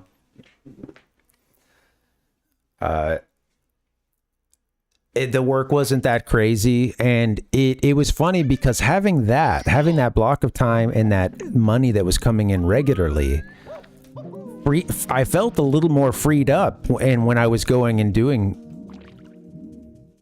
you know, I was doing a lot of improv and comedy stuff at that time too, and I think like having that work, like having a compartmentalized, like, I go to work at this time on these days. It sort of just had, you know, I don't know. If for me, it's tough to have too wide open of a schedule, even if I have a shit ton of things to do. You know, it can be self-guided. self-directed self-employment is difficult, and it's yeah, I really struggled with it. So having like a chunk of time, and then of course just that money that comes in. So when that happens, then you're not making every decision.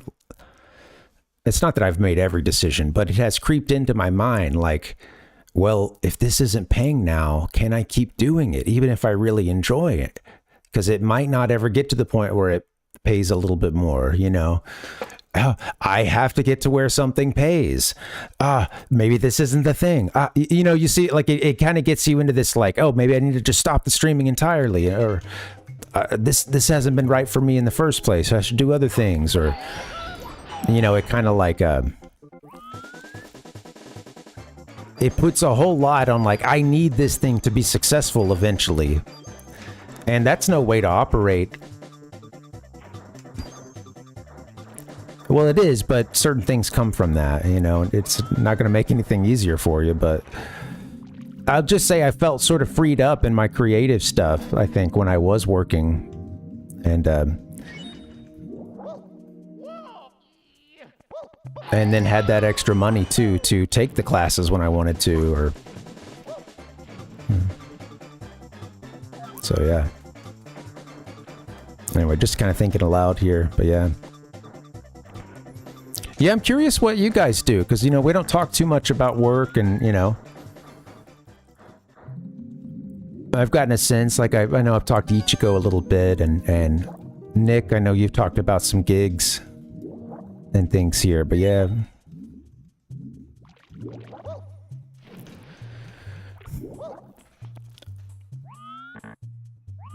Yeah.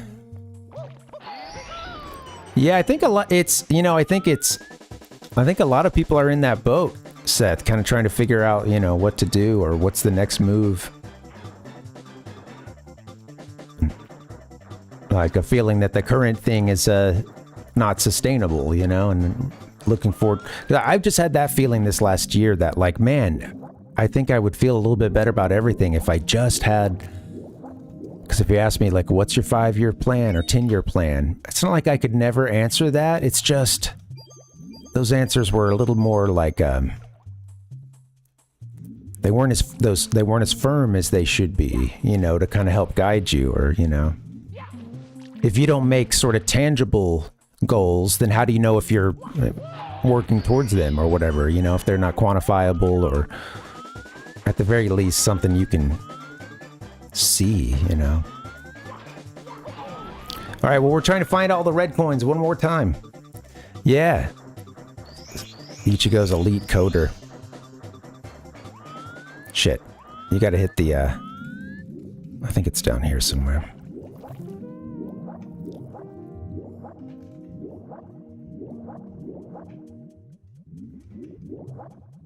I still don't know my way around this place.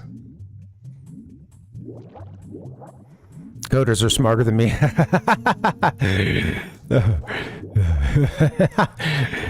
Well, I actually see jokes sometimes. Programming humor will come across my feed sometimes, and I see them making fun of the web dev guys.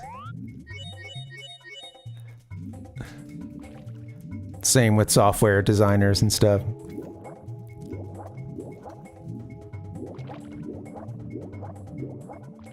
There it is.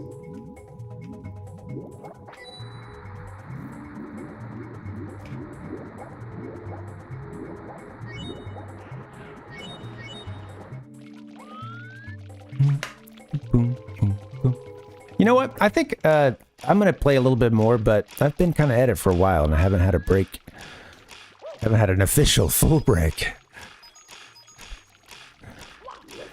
This is an official Parvinator piss break. Nice move, Mario. Over 9,000. Oh, yeah. Absolutely. Hopefully I hope that they expected you to be in on the joke, and it wasn't like they didn't, you know, oh, you know, Dave over here probably doesn't know what we're talking about, do you, Dave?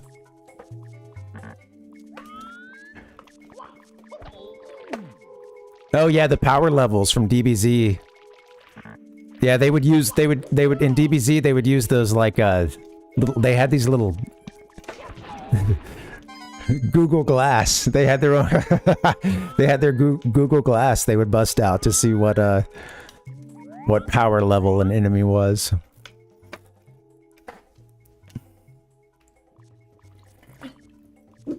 And I think Goku had a power level, or someone had a power level over 9,000. Midi-chlorian count over 9,000.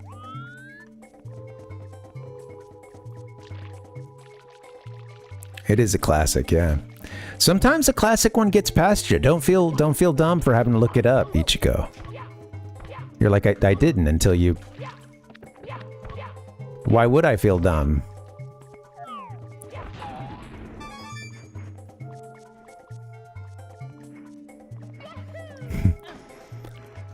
This reader's got to be broken here. It says he's got over 9,000.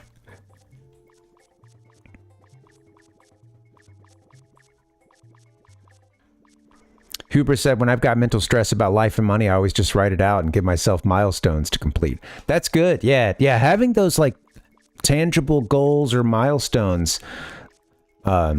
Absolutely. That's huge. I think when I'm in my better mind, I think that's something that I'm a little better at, you know, the goal setting and keeping and stuff. Yeah, that's a good move there. Yeah. Construction's literally messed me up because everything is high now. I like cleaning pools and being outside pays good. Yeah. You're talking about like materials, Seth?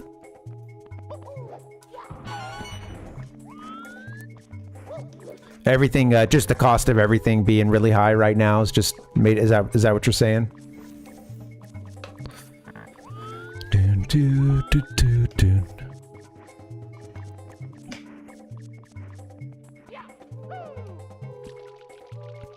Yeah, I had a buddy who did pool liners. He worked for a company that like exclusively made and installed pool liners, and he had this job in like the. I think it basically paid his way through college. He was making pretty decent money at it, and you know, it was like a very specialized work. Oh, we already got the one for all the red coins. It's the other shoot. It's the other one we need.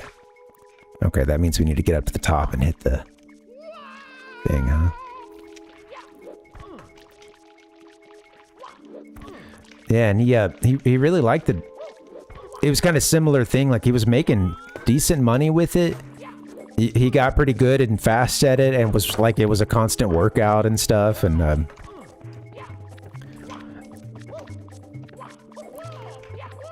I guess, you know, decent money for, you know, 19-year-old kid or whatever he was at the time, but yeah, paid his way through school and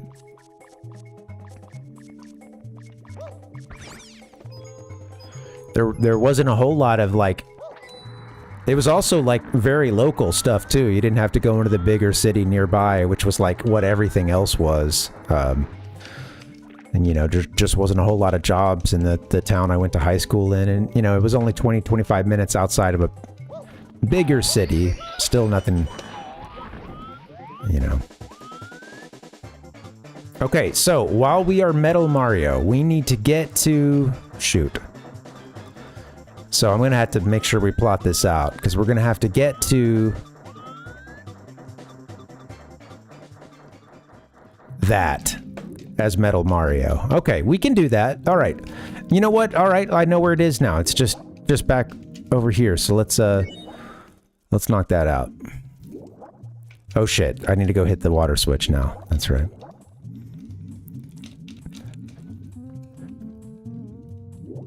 Yeah. Right, and of course, Seth. Of course, you're like a lot of that stuff's on your dime, or you know.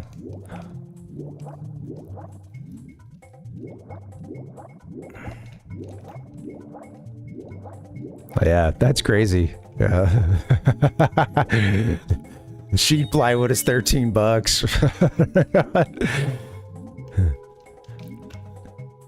Yeah.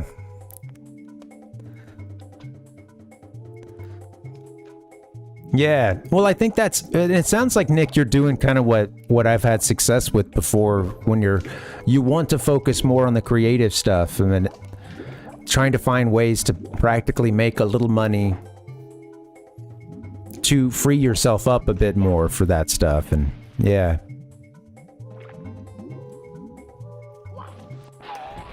Oops. Let's try it again.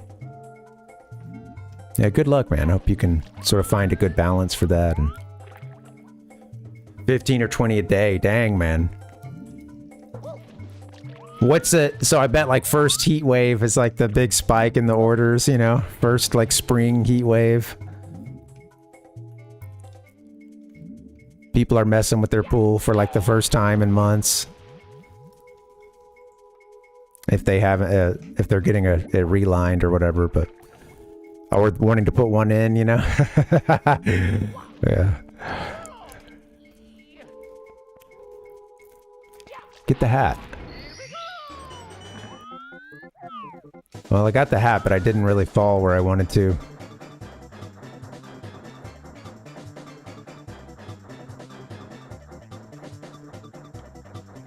Shit.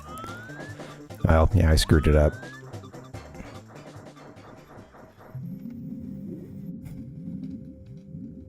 We can do this.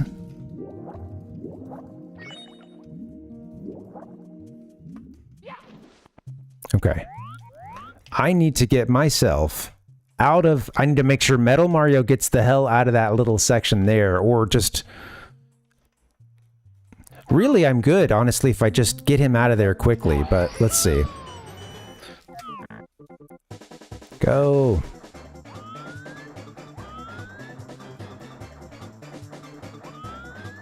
If I get this cap, I think I'm good, actually, and I could really just swim there from that point forward. Get it! Fuck, Mario.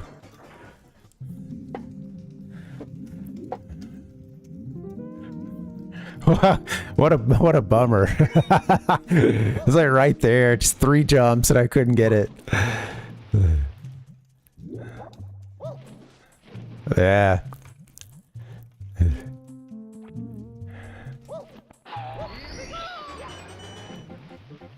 Get out of here. Damn it. I tried to get him on the other side of that fence.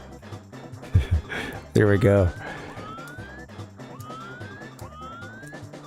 Well, at least, hopefully you have some good work to help you. I mean, I know that makes a difference, too.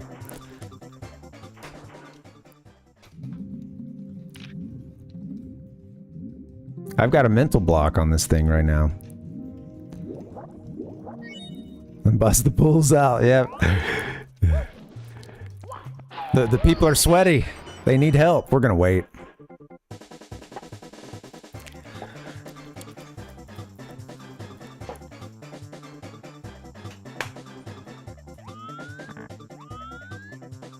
Bing bong bong.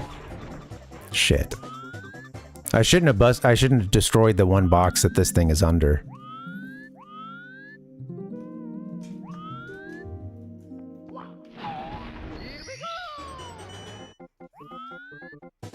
You silly man. Bing bong bong, bong bong bong. Okay, I am under the block. I can't do it while it's... I can't hit it underwater like that? I mean, I guess that would make sense. Lower the freaking water!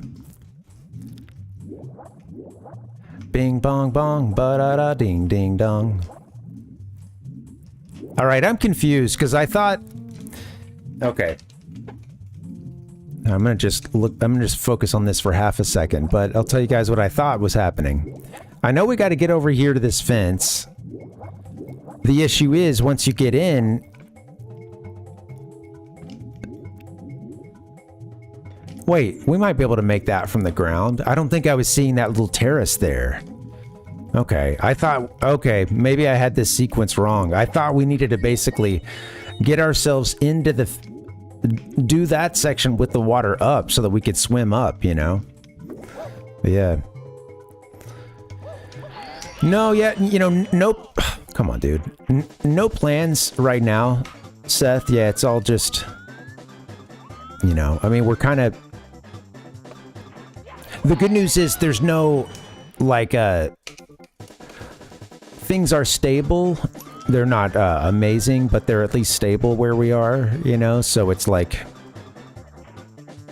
Shit, I meant to lower the water. Bing bong bong, da dee dee dong dong dong. This should do it, right? But yeah, well, we've thought about it though. Let me let this cat out of here. 1 second. Dun, dun, dun, dun, dun, dun, dun, dun. Me and Masad just walked through the door. Oh, nice. Hey, girlie.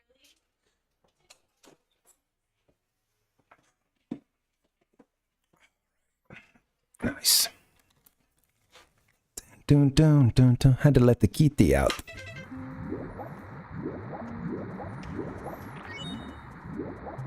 All right, so here's what we're gonna do. How do you like Charleston, Seth? Kakalaki. Do do do we do. I'll play Wii U. I forgot. Thing is. So I think. Yes, I think we can just use the cage. The fencing. I didn't see that there was a little shelf right there for us to jump on. Well, look at that. We finally got the star, number 88. Game Freak ran out of money and couldn't continue. Easy peasy. Only took a couple hours, right? Nah. We got a few stars in that couple hours. Hey, thank you guys for hanging. We're just getting started. I think I'll get a little break now and yeah, take a little break. My wife just got home. Gonna be hanging with her and my buddy a little bit later. Yeah. We're here streaming for now. But that'll be fun. I'm having fun. Hope you guys are. Let me get to the intro here. I apparently have lost my ability to improvise and just talk. So maybe I need a break. Thank you so much for hanging, guys. Maybe I said we're just getting started, but I don't know. This feels like it's at least... We could go at least another 2 hours.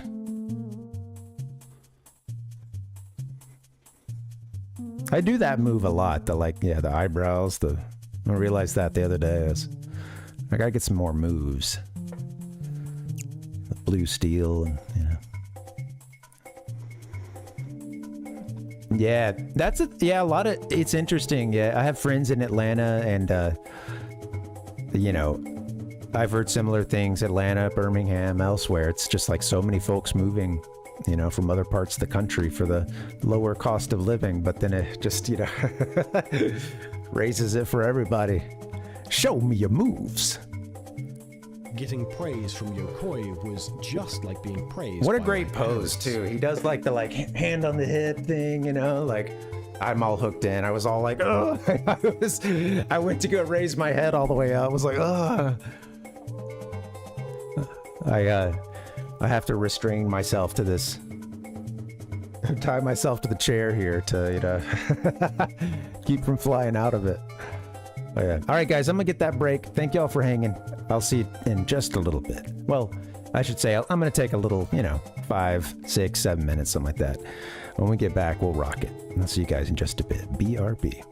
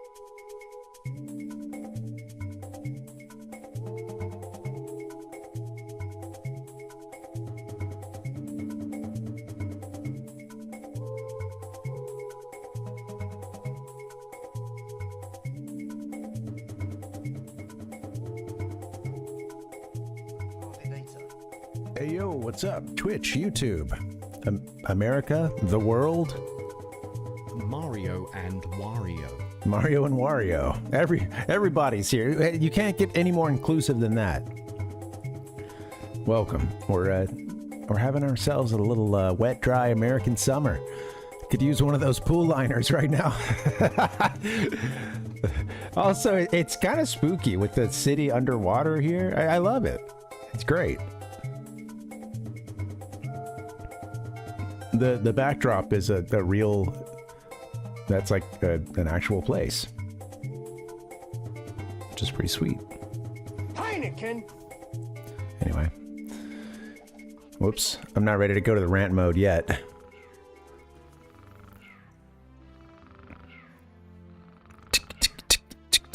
I did. There is a rant I could go on, but maybe I'll need to work myself up for it. I'm nice, fat, and happy. I just had a fig bar and chugged a little cold brew, so you know, so we'll let that settle down first.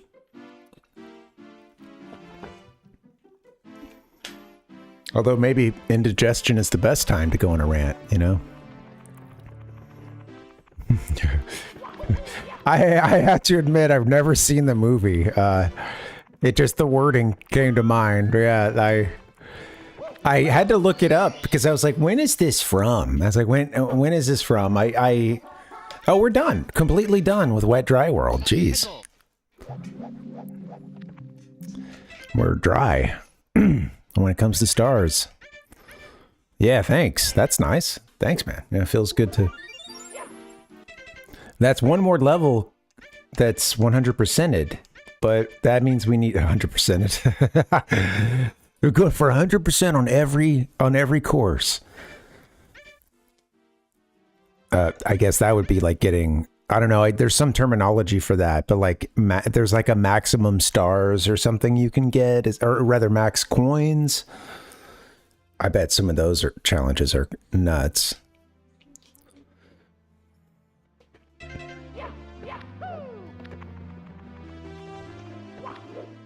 Yeah, like I wonder what those like highest coin totals are in the levels. Yeah, I've never seen it. Worth watching? Need to have myself a wet, hot American summer, you know? Heineken. Drink some Heineken or some... It was I remember when I was in college, it was all about the Pabst. There's a PBR renaissance.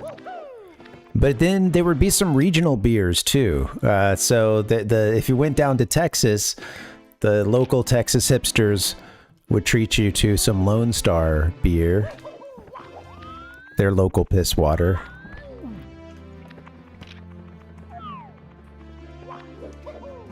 You know, you got the Natty Bow for the Balmer folks. Isn't Yingling kind of what is that's somewhere in PA, right? Yeah. All right. Well, I do like Paul Rudd. I think he's funny. So yeah. I didn't realize he's in that. I know next to nothing about the movie. I did the most cursory Wikipedia search, so it's already not, you know, deep dive to start with, and then I just, you know.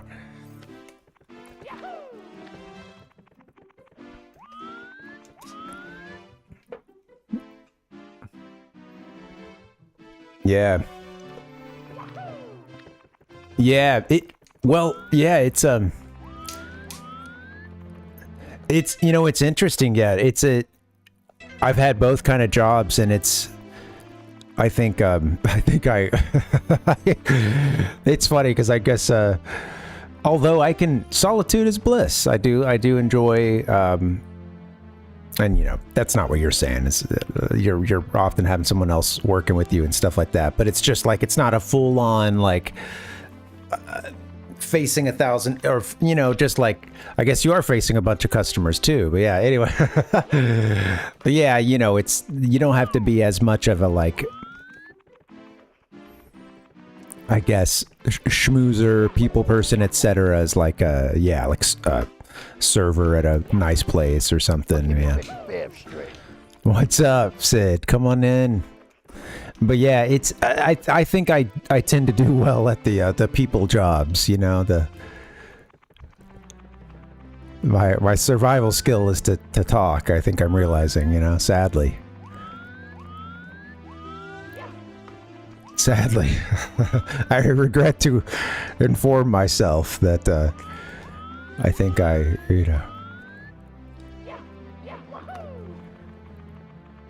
when it comes to ways to make money, I think ones that are people facing are going to be that's going to be the way, you know. So that's going to be my bread and butter.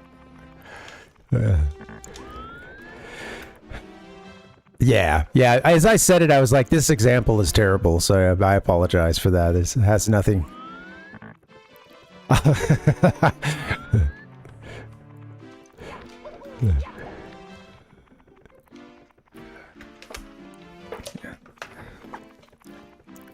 Totally. Right. Well, that's what. Yeah, and of course, like doing that in parts of the South is still kind of out there at this point, you know. A lot more acceptance of it, but yeah, that's funny, man. Yeah. Yeah, but damn. Hey, hey, that punk had that shit in his ears, but he really did put that pool liner in good.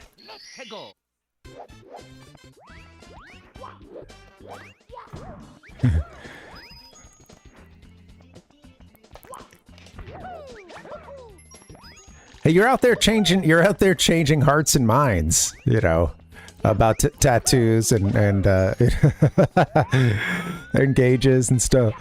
That's funny, man.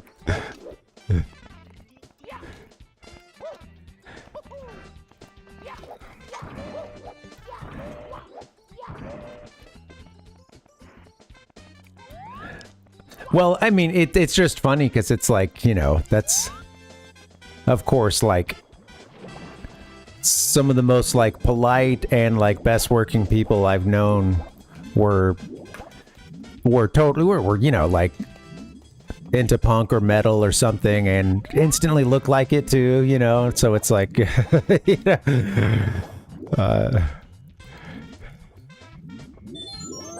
but you know, if you've got if you're on the side of the road with a, you know, trying to figure out how to put on a spare tire, they're there to help, you know. Man, we just got 8, didn't we? He ate us up. Mr. Clean.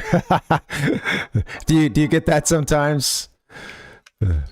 Shaved head, I guess.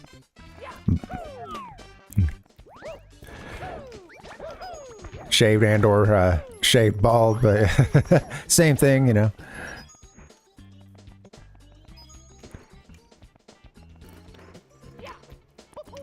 It's good to know how people see you, and just, yeah, from there it's like, all right, might not be what you're expecting, but yeah, that's funny, man. Yeah.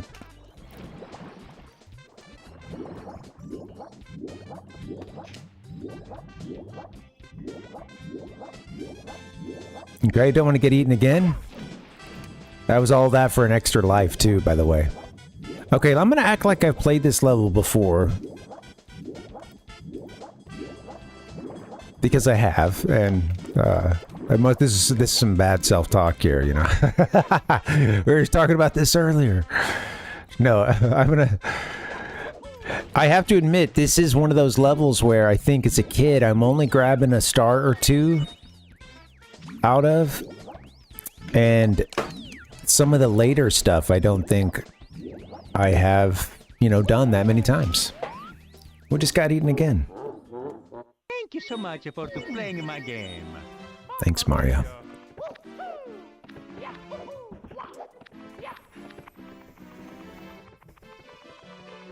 So the gag here, if you don't know, if you haven't played this game or whatever, there's 2 doors you can go in, and there's a nice little perspective shift here where they all look like they're about as far away. Oh, this is the really small one here. Okay. Got the really big one. Takes a long way to get to. And when you go in there, everything is really big. Versus if we run down this hall, that one just... Mario is now pretty big compared to the painting, right? We go in here, and he's gonna be big.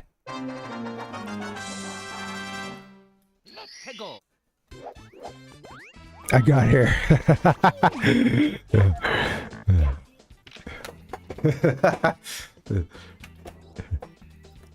I choose to shave. All right. I'm just scared. I could even totally be misreading the text too. Sid, what are you up to, man? How are you? What's new? I don't know. Do I want some gum? I don't know.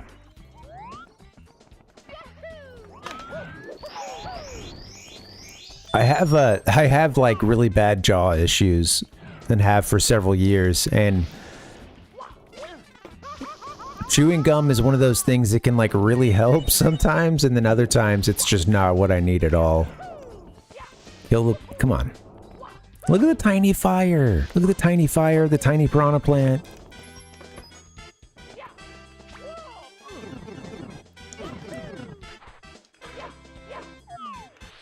Ichiko said, not sure I remember many stars in this one. Well, you know, if you've cleared out a lot of levels prior to this, then when you get to this point,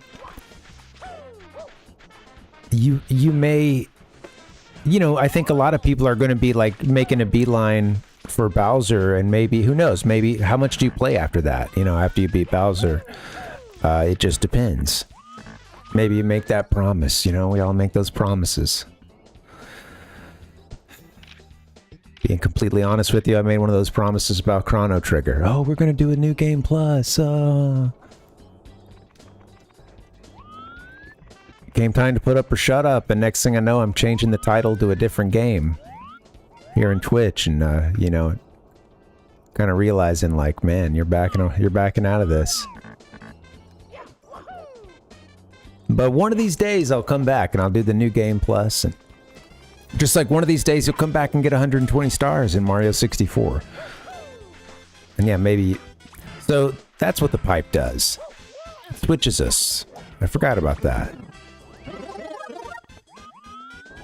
What a cool little level. It's so... Yeah, it's... I don't know, man. It's funny, because when I get to this portion of the game, each of the levels, I'm only, like, getting a few of the coins. Or the stars, rather. Some of the stuff with the monkey, like, I don't know. Like in that mushroom level, I don't know.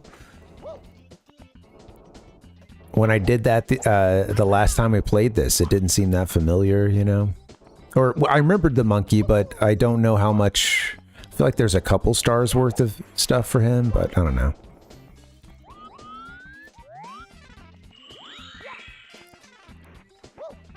What is the first...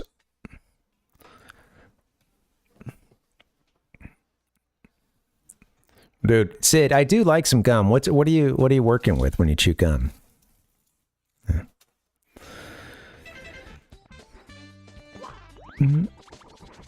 Change up the diet, hoping it improves the mood and energy levels. Yeah. Well, what are you doing? I'm curious. The tough part of that is there's often a change in those mood and energy levels. It's just the change is not good at first, you know. Or it's my mood is that I'm pissed off because I'm not supposed to have this, and I'm not supposed to have that.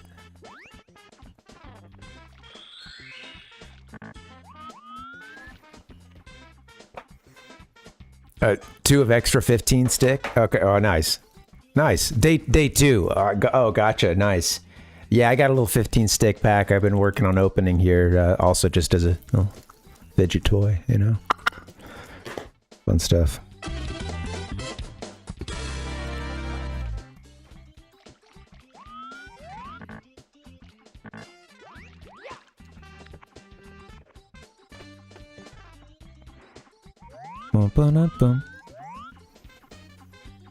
Yeah, I was actually just gonna ask, Seth. Yeah, what your experience was with it, man. So I've been streaming for just about like 3 years, I think, just a little over 3 years, and I think I did it in that first year. But I was playing it on the Nintendo Switch. I had it for the I was just doing the like Nintendo Switch Online, and yeah, that was the first time I ever did 120 stars for it. So yeah, that was a lot of fun. Yeah.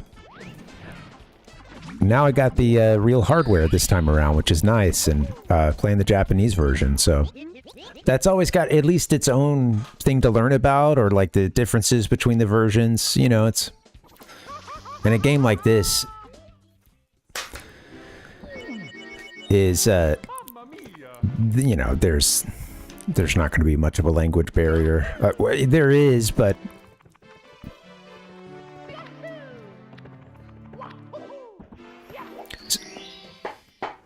I can read a bit of hiragana and katakana. I haven't been doing much of it tonight. We're just jumping into the levels, but what is this? Kadai pakun furao. There's some weird stuff there at the end. Furao? Okay, what is this? Let me look it up. I have something I can show you guys that will I didn't set it up beforehand though. Damn. So it's gonna. Damn it! I don't think I can show it this time around. Sorry. I had this thing I wanted to be able to show that it gets between the courses here, but every time I go to put it up, it's like I've been having issues with like application share. Should have done it earlier. Sorry. Long story short. Get back into it. What's the name of this level?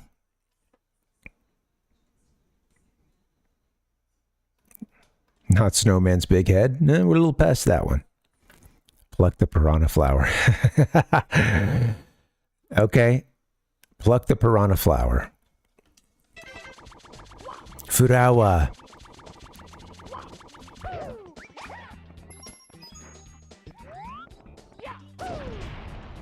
Dang. Thing was coming for me.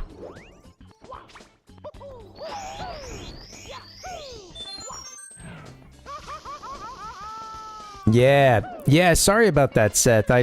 That's too bad. I know it's tough because it's, you know. Whoops. I've gotten rid of most of my collection, and or at least there was a time about like 5-6 years ago, something like that I had a big downsizing, and it's since grown back in a different way with a lot more Japanese stuff, but yeah, it's yeah, that's too bad you had to sell your stuff, and I feel you too about the like it being kind of they're just having regrets about it as well, and you know, we were going to need to downsize to a smaller apartment and stuff, and I don't know, I got into this like everything must go, you know, as you do when you're moving, you're just, you know, I'll play around for just a bit longer, Ichigo, but I know it mentioned the piranha plant. I think I know that there is that one little bridge you can get to the caterpillar. I think that might be a different star, but that's a fun one.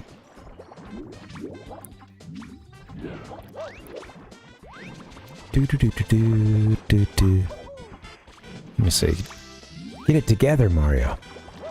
Well, thanks, man. Yeah, thanks, Seth. And, yeah, glad you can watch this and enjoy it, and like that's part of it for me is more like hang out with people, use these games as a way to hang out and as a way to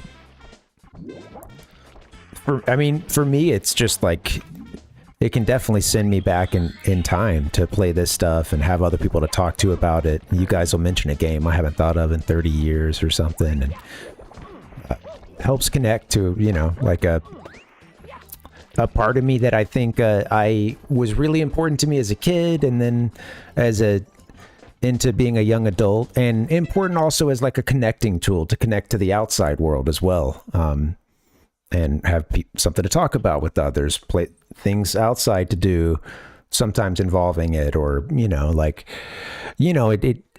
games can kind of, they can turn you on to music to listen to, books to read, etc. Can kind of like just fire you up in some ways. And I think that was really important to me when I was younger. And then I think there was just a point when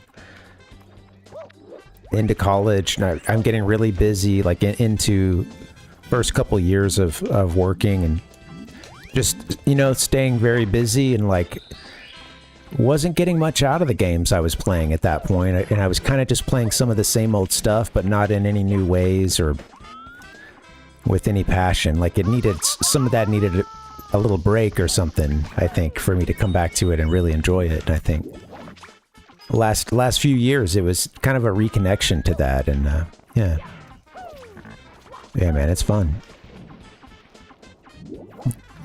It's definitely like close to, it's one of those highlights of the day for sure. It's like, I could feel like a lucky man when I could spend time doing this, spend time hanging with my wife and best friend, and all rolled into one, and then pet the cat. And it's like, okay, I got it made. Do.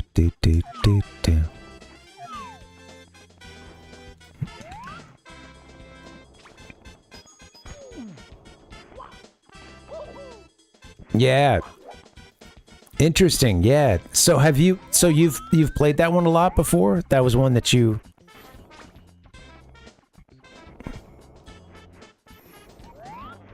It's so funny because it's just like, I don't think I knew...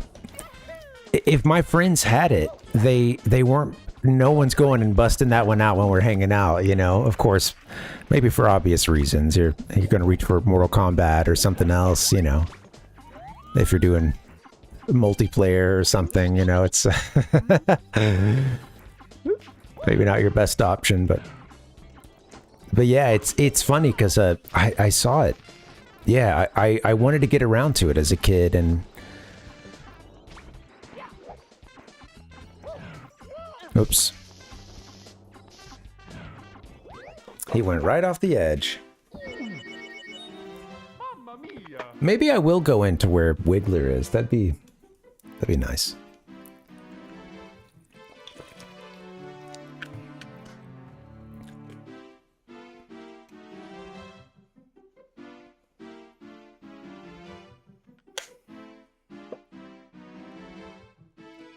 Oh, nice. Yeah. I'm really excited for this Genesis. I was just reading your last comment too, and Earthworm Jim is so fun, and yeah, that had me thinking about this Genesis too. And we'll have to get that one rocking too. And I know some of you guys grew up playing a little more, Sega Genesis and stuff. I had, it was a rare thing, and I didn't own either 16-bit system until later, after the era and stuff. But I don't know. I feel like there's a lot of missed. I'm excited because when it comes to Genesis, there's still. It's even something like Sonic 2. I've had like one long session on it.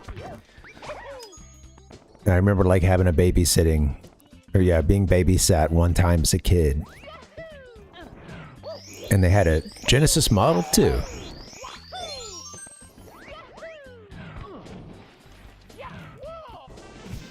The old Model 2, of which some people are a big fan, connoisseurs of cool. Like them all. All models are appreciated, But, except the Genesis 3 can go to hell. It looks cool, though.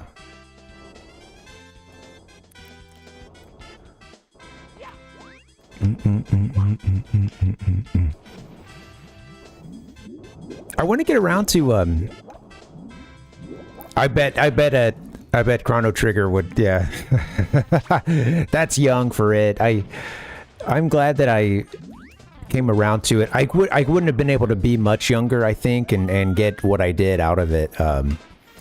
But yeah, I'm playing it maybe in 8th grade or something, and a buddy of mine lent me his cart for Chrono Trigger, and he would talk to me about it and stuff, and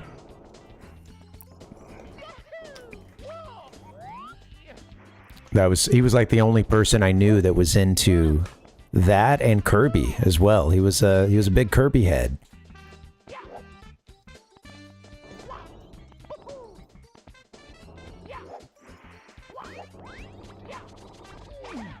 Ooh.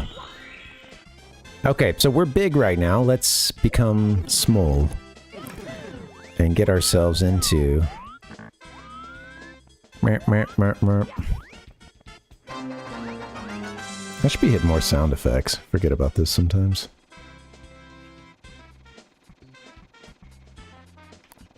We on Earth have just awakened to the great oceans of space and time from which we have emerged. Oh no. That's not what we're going for, buddy.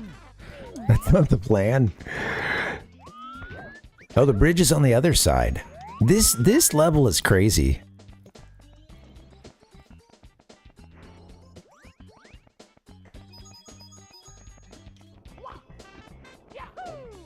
Yahoo!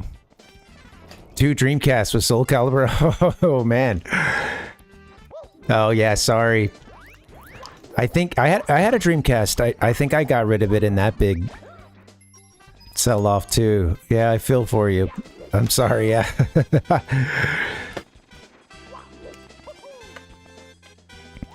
You know, I will say this.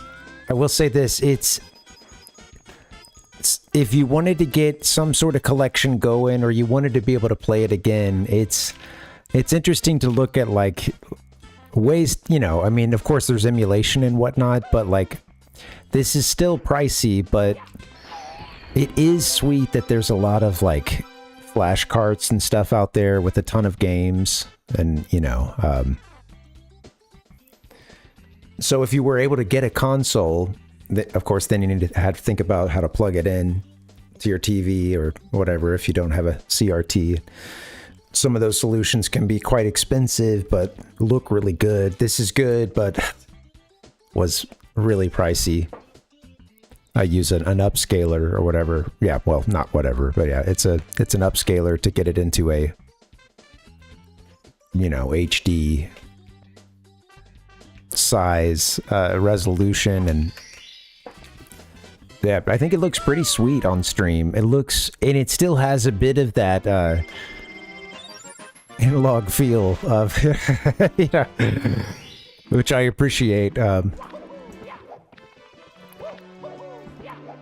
I don't add anything to it either. Like, I don't add any filters on top or anything. This is just like the stock, like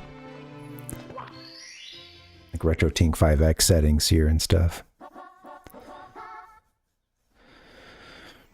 Oh yeah, it's Soul Calibur on GameCube. That's it was on GameCube, right? The one that had Link. That's cool.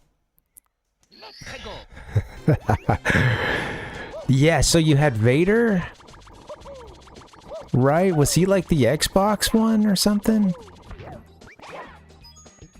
Who else was there? Oh, Sonic Adventure 2. Yeah, nice. Yeah, I saw your Tamagotchi thing, and yeah, I remember those memory cards that they had for the Dreamcast as well.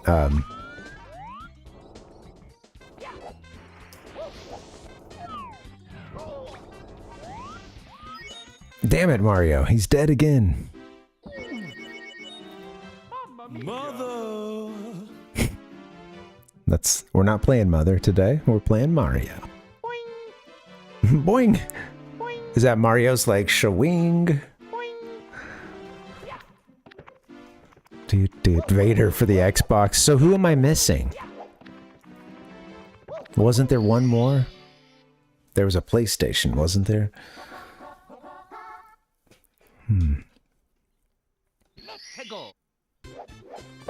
Maybe not.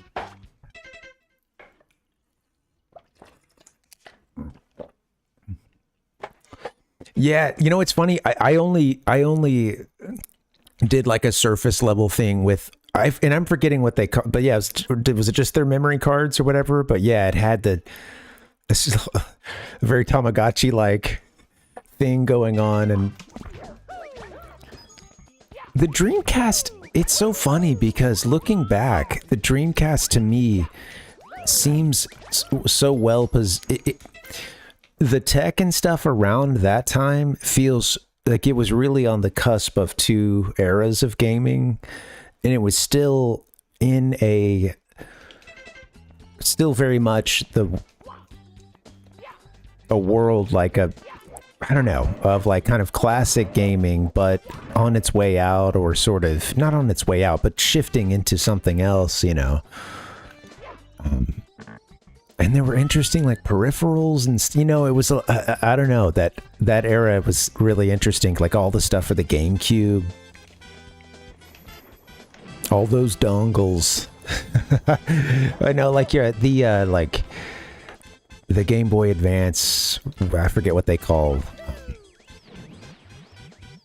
you know, that cable that would let you, the advance cable maybe or something, I don't remember. But yeah, things like playing Wind Waker and having the Tingle Tuner on your Game Boy Advance, I believe. That's like giving you maps and stuff. Yeah, isn't that crazy? And you could really easily play burned CDs on it too without hacking the Dreamcast. And I think they actually were kind of popular as like an, you know, little emulator machine. Yoda was Xbox. Vader went to PS2. Is that what I'm to believe here? DLC cross sale. He's like, hey, believe whatever you want to, man. Yeah. Yeah, with Link on the GameCube, right?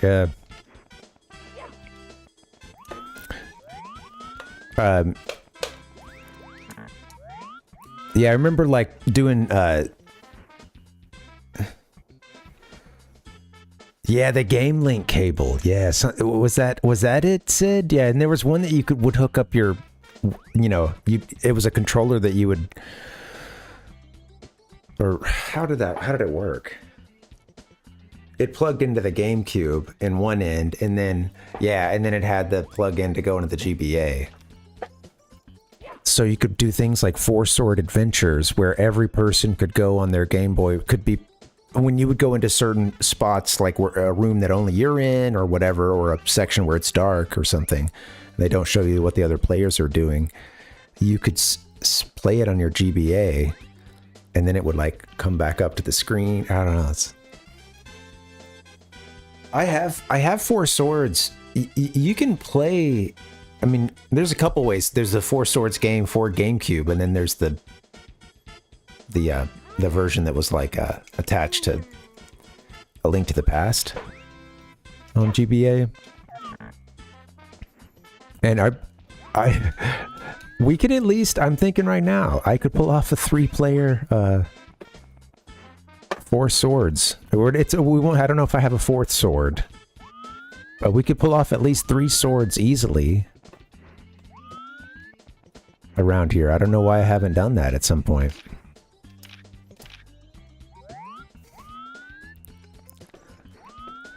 Okay, what am I doing?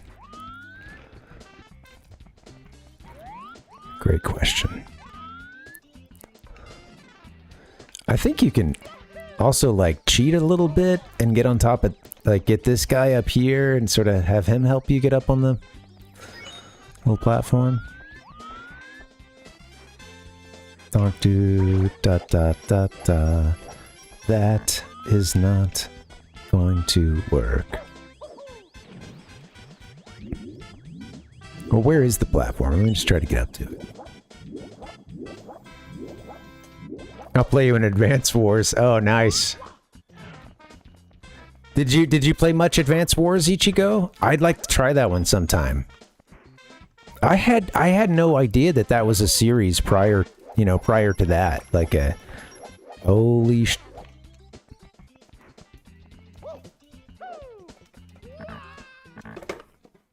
I don't know why I thought I was going to get a little gust of wind there, but woo. Oh shoot, if you start as big, then you have to go into the pipe over there, but that's easy enough.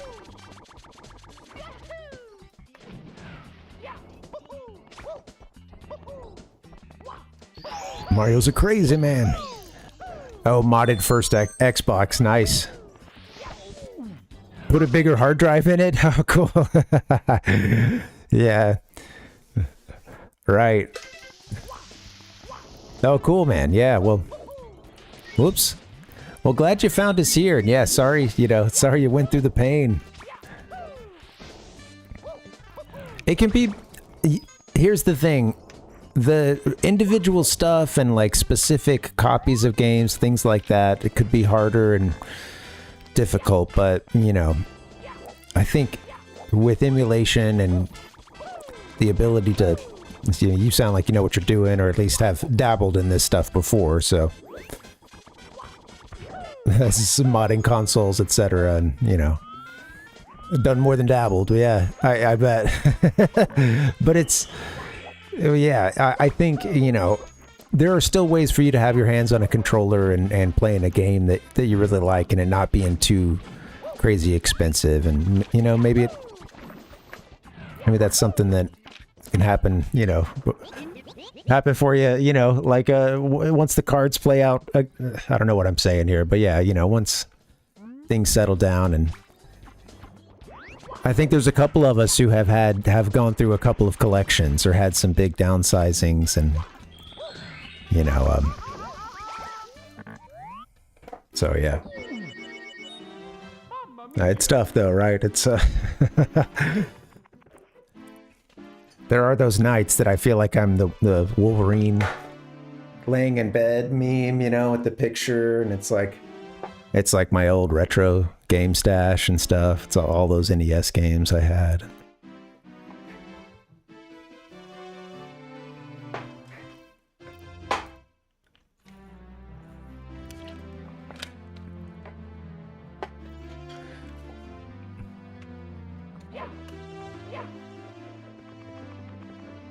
Yeah, you got it. Yeah, thanks. Of course. Yeah, thanks for hanging out.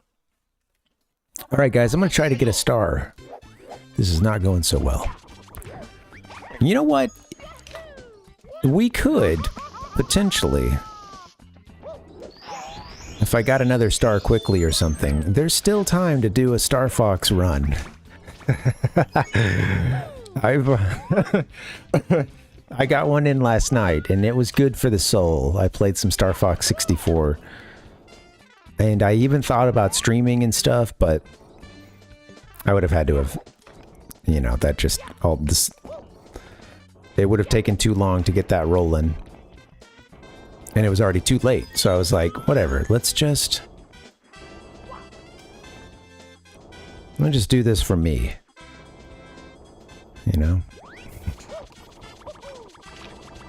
Walked over and drew the blinds, pulled the blinds down, closed them, just, right, shut the door. Sadly, I don't have a great audio situation, but, I cranked up the monitor here, and I gotta work on that. I need at least a sound bar.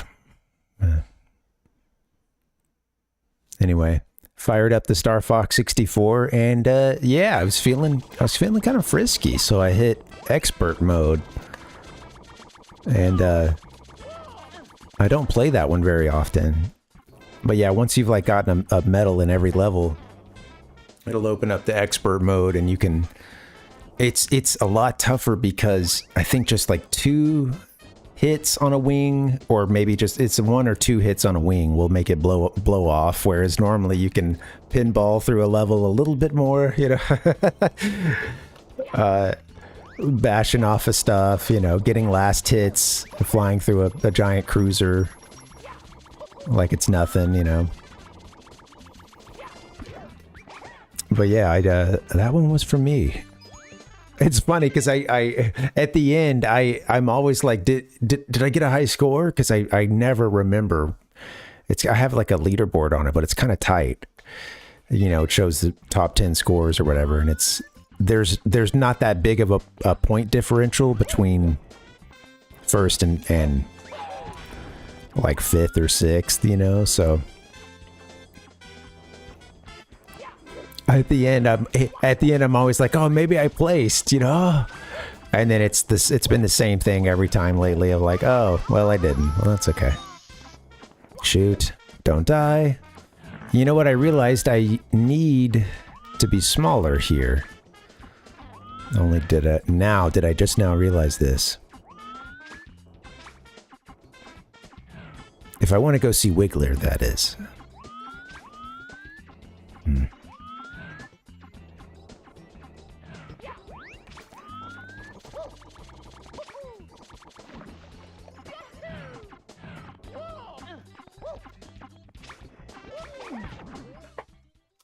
That was a series of unfortunate events. Oof. That's bad. Let's hear the victory song. Yeah, there you go. Fuck that shit! No. Don't get off that easy. I'm over here trying to get out of this start. I'm doing everything I can. I'm talking to other games and...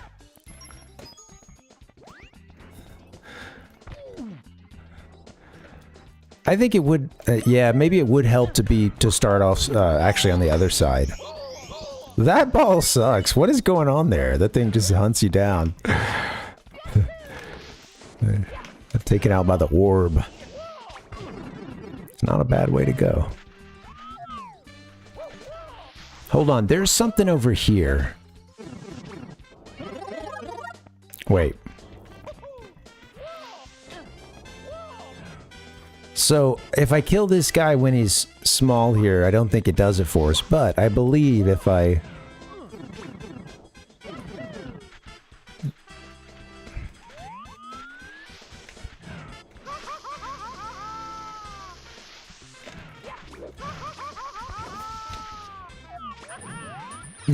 Mario went from ha ha ha ha ha to ha ha.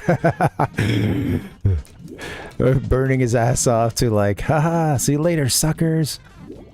Hey, leave me alone. That's gonna get eaten. You swam right into it. That was dumb.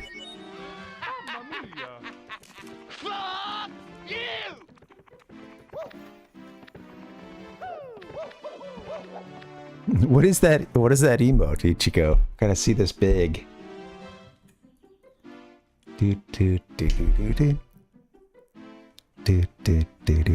My old man eyes.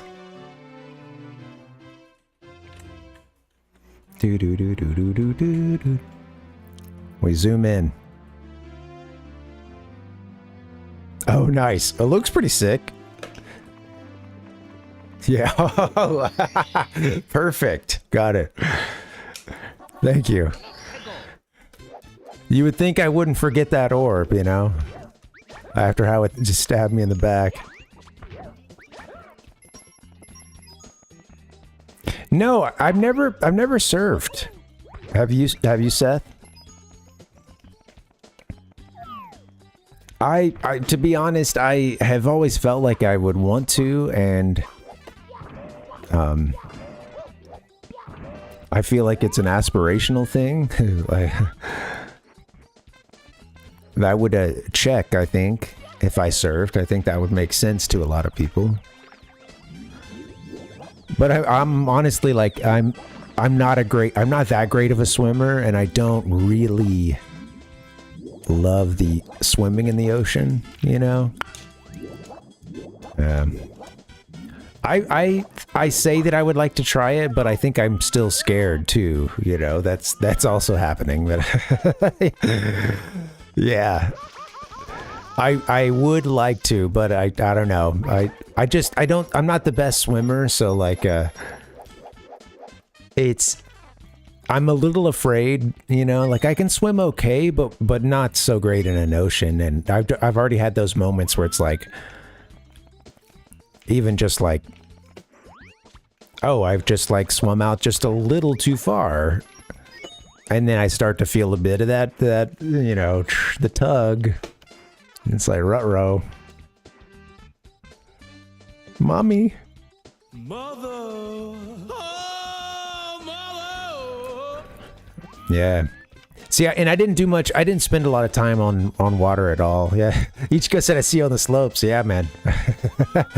Get me out on the mountains. I would much more, even though I'd have a probably high likelihood of going smack into a tree. I mean, let's just be honest. But I would jump at skiing way before I would surfing, I think. Even though I feel like I would like to surf, I don't know.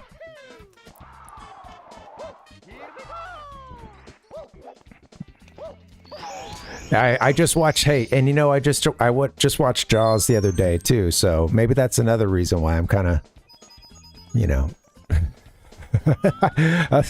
just a little scared right now. Okay, so how do we get back to where that Wiggler section was, though?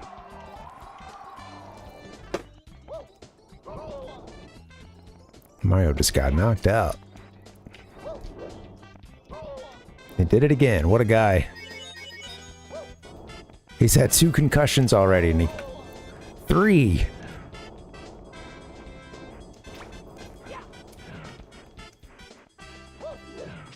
Make it stop. Why hasn't the coach pulled him out of the game? All this is live on Lucky2 TV or whatever. I forget. Closed circuit TV. Bowser and all the goons back at the castle are watching this, just laughing their ass off, seeing Mario like, it's like over and over. Just running around on fire, like.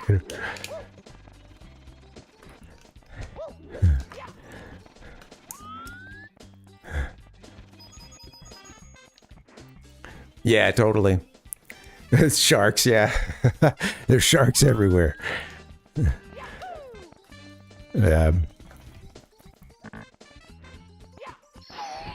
Well, that one's done.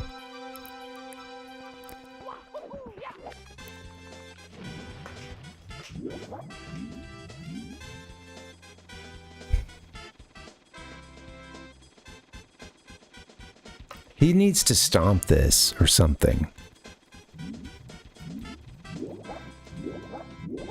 This is seeming familiar. I think we're going to do something to ruin Wiggler's hangout, basically.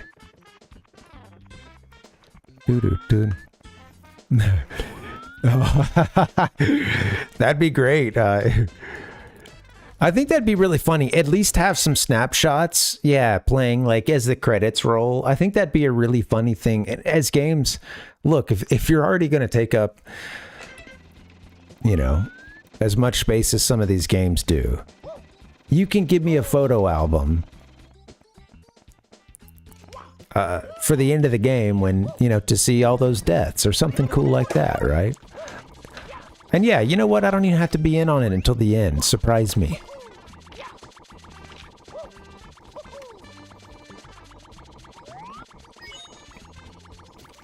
So I think if I ground pound up there, that may do something towards starting this Wiggler sequence, but I'm not sure.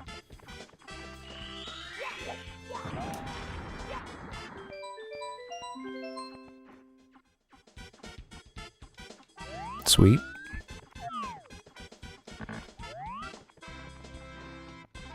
Did we just come in here now as... Oh, shit. Well, I guess it's okay. We're big. As long as we don't fall off. Okay, so I think from here, I could kind of...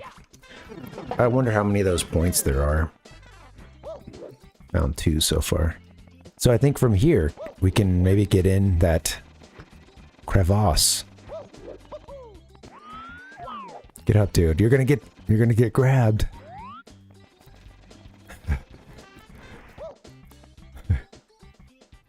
I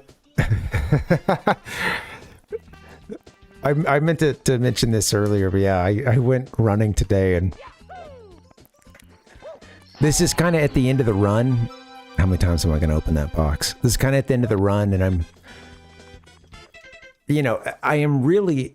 pretty much at the point. Basically, there's like one little intersection I have to get through, and then I'm at the point where I would stop running and just do a cool down at that point and walk it home. And, I'm almost to that point, and as I get to the intersection, I'm looking, and I notice that I'm almost out of time on the little pedestrian crossing. And they've got the hand up. It's blinking, at this point, it stopped blinking, and I'm seeing 5, 4, and I'm running. Swear to God, right? I look over to my right. I see a bus for whatever, a bus with a huge ad, a huge banner across the bus and across the windows and everything for whatever number of Mission Impossible we're up to at this point. It can't be known how many there are at this point, but I think a new one is out or coming out, and I see this banner, and I've just got the huge bus size face of Tom Cruise there in this Mission Impossible banner, and I look back and I'm seeing the hand, 3, 2, and I'm getting right up to the intersection at that point, and I'm realizing I'm at a good pace, and I got this. Don't hold up. I look over there, and the thing that did it for me is I look over and I see Tom's face, and I'm thinking, that guy does all his own stunts. And if he can pull that off, then I can clear this intersection. So I gassed it up. I gave it everything I had. Those fuckers didn't even have the green light by the time I was already on the other side of that intersection. I don't know. It was the inspiration I needed, man. It got me through, and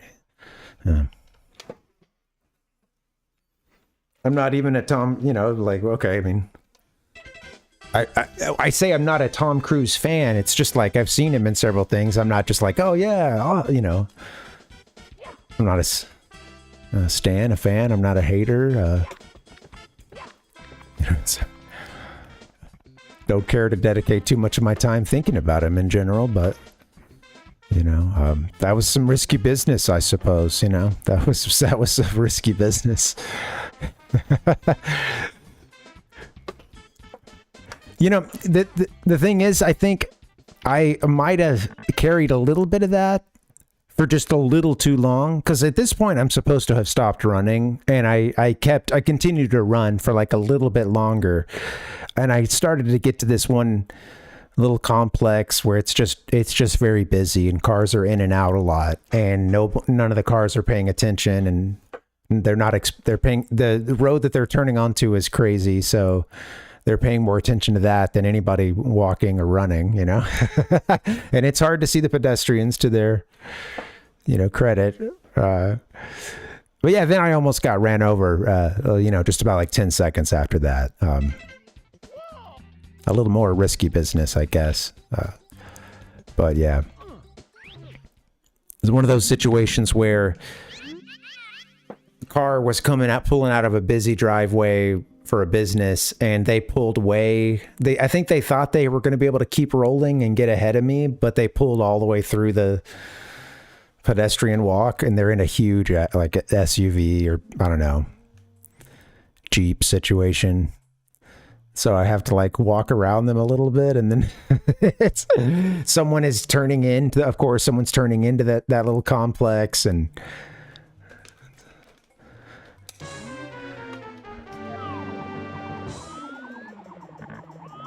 good stuff. The ups and downs, There's 10. My God, there's 10?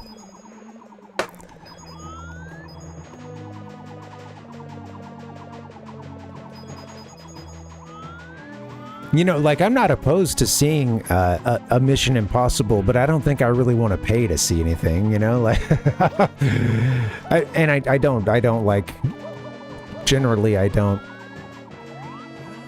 Let's keep this Parvinator party going. Cat, what's up, man? And welcome. The sounds are all over the place. That's okay. What's up, Cat? Welcome, buddy. Thank you for the sub, man. Did we just jump on Wiggler?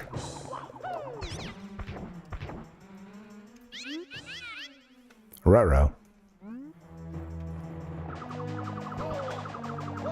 Hashtag Wiggler Wednesday. Be careful. Now I think he's really pissed. Nice! That was a pretty sick move there. he did the dive bounce. Okay, all right, I like that. Nice move, Mario. Get your star, buddy. Kiss my ass. Whoa, that was funny. It just shrank and dropped right through. 8? Oh, yeah. Yeah, what are we up to now? I'll solve this. What's up, Kevin? Welcome. Kevin said I watched the first movie. It was all right. Kind of like the Fast and Furious movies. Too many to... Yeah, exactly. And like, if... do the storylines follow into each other? Because, yeah, it's... I think I have seen the first Mission Impossible and saw it around the time that it was out. Like, maybe when it came out on VHS, you know. I think I remember watching that with the family.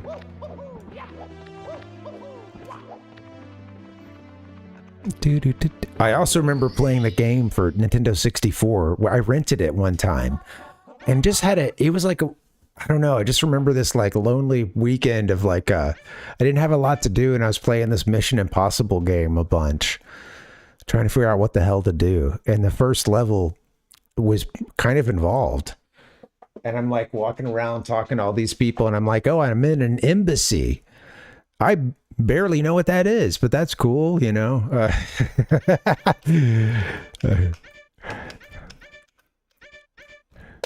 I don't know that I was able to appreciate the subtleties of the story.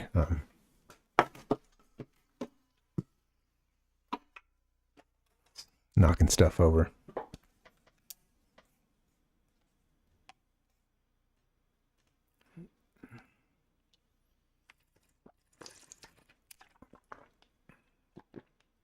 Corneria, fourth planet of the Lilat. Well, how we doing? How's everybody doing? We've gotten a few of these stars. What are we up to? 89?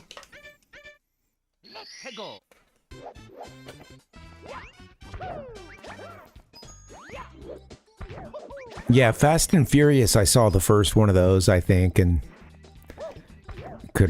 I didn't. Oh, no, I did see Tokyo Drift. I saw Tokyo Drift because of course I did, you know. As a connoisseur of Japanese culture, I had to watch one of the films most representative of true Japanese culture, Fast and Furious Tokyo Drift.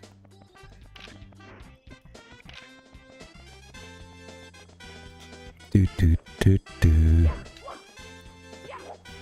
It doesn't get any better than this.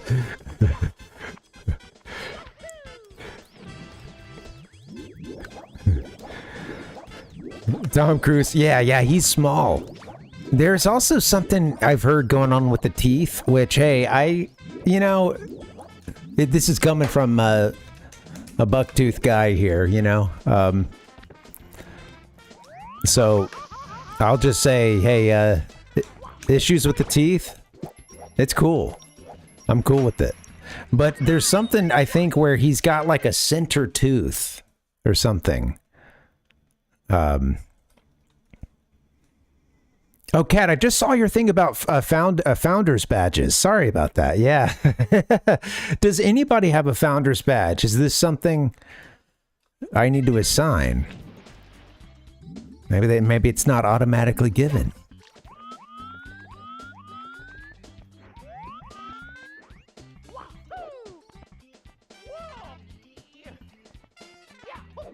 Interesting. Yeah, just the first few subs. Okay. Yeah, you really had to get in on the ground floor of Parvination to... With that being said, there should be some other cool things for the... One of the things I appreciate about this is having been able to come back and hang out with some of the same people and talk about these games and, you know, get to know each other through that stuff, and it being in the context of something we all enjoy, and, you know.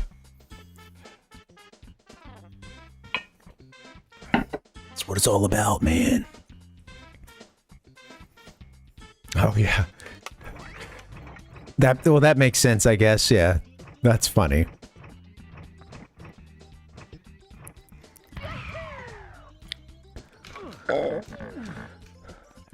Dude, what are we trying to do on this one?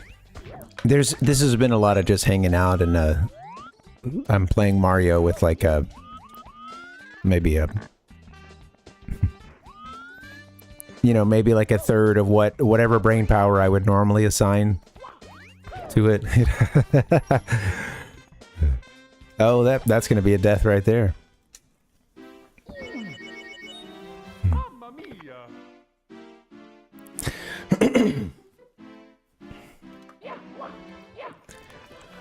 Yeah, man, I've fallen a couple times while jogging, and I definitely had to dodge some cars. Actually, the last 2 times I ran, I had kind of close, you know, like if I hadn't been paying better attention, I could have gotten hurt, you know, kind of situations, which when it comes to those, you only get lucky so many times. Eventually, you're just not going to see the thing, or, you know, it's going to be coming too fast or whatever. Yeah.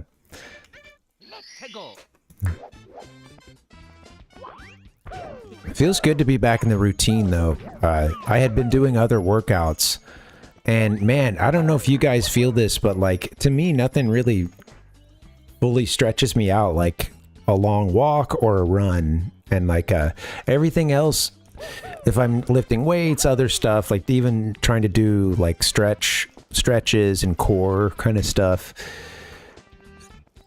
I will feel kind of like locked up and just like, ugh, you know, what's my neutral? How do I hold my back in just a regular position? I don't know, you know, it's like hard to, yeah, I don't feel fully like yeah, stretched out, flexible. Stay away from me.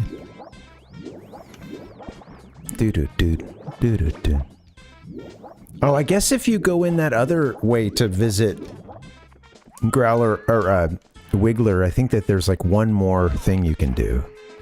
Huh. Well, Kat, how are you, man? I hope things are well. And I think last I talked to you, you were maybe doing a long hike, or I think you were visiting somewhere, and you I think you had some big exercise ahead of you.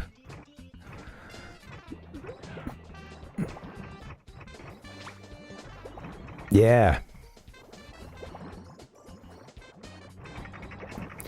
Yeah, what do you do, Seth? Do you go to a park, or do you just do a lot of street stuff?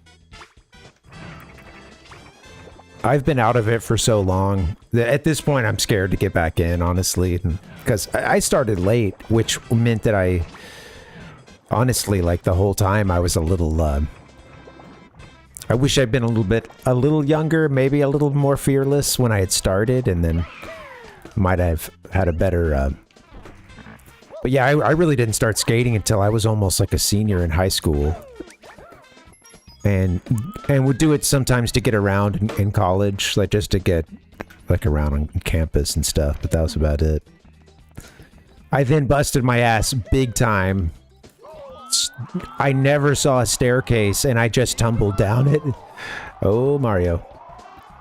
I never saw the staircase because it was dark, and I just wasn't really familiar with this part of campus, and it was like a kind of, there was like a bowl, and I didn't realize that there were like a couple of paths and like a couple of stairwells that would sort of take you down to just the lower part of this one section of this quad or whatever. And I had never been around there really.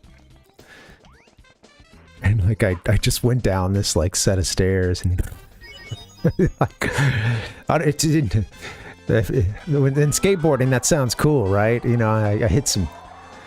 This was like this was like a 40 stair. It was like a couple steps, plateau, couple steps, plateau sort of deal, all concrete. And I got a nice physics lesson of how even though I don't know. Even though I didn't feel like I should still be moving, I was still moving, and still rolling, and still tumbling, and still, you know, man, I should have stopped by now. This is ridiculous. Oh, come on.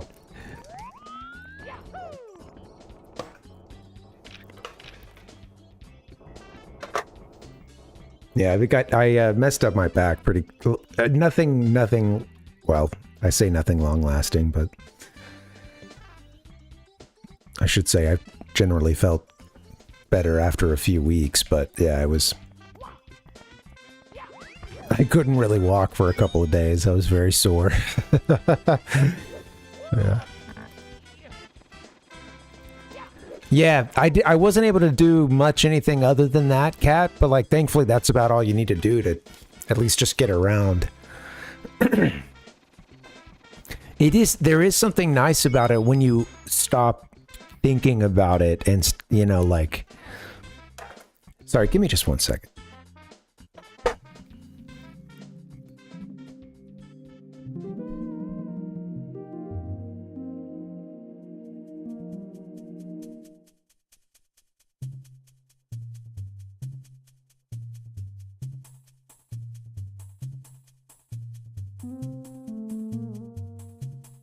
I can't leave Slippy hanging.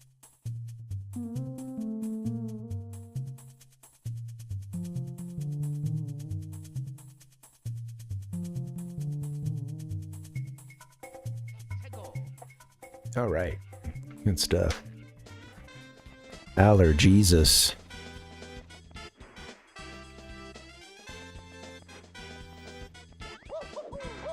I've been curious about it, Kat. Yeah, about I guess I was saying like you know, once you learn to ollie and whatnot, it's at that point you can start to use it to kind of just get around, and can be really convenient. And I think he's gonna get that star.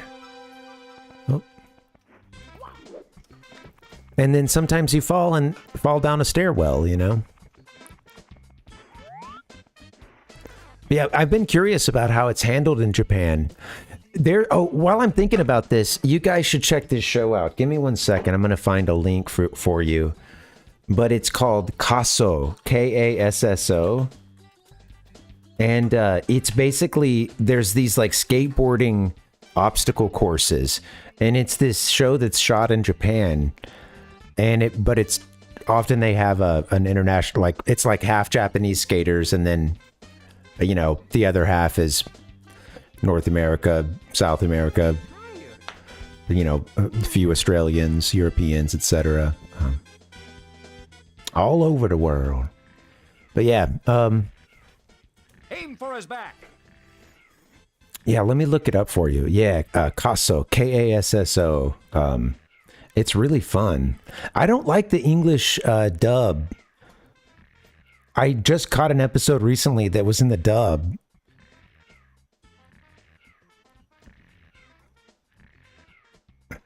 See, like the ones they've been doing lately are dubbed. And, or the ones that I'm seeing at the top. Give me 1 second. Do-do-do-do-do-do.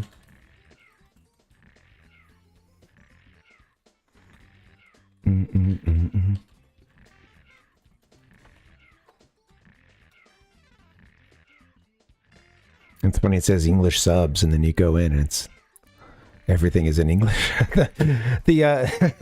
They've got a dub for the announcer, you know, and it's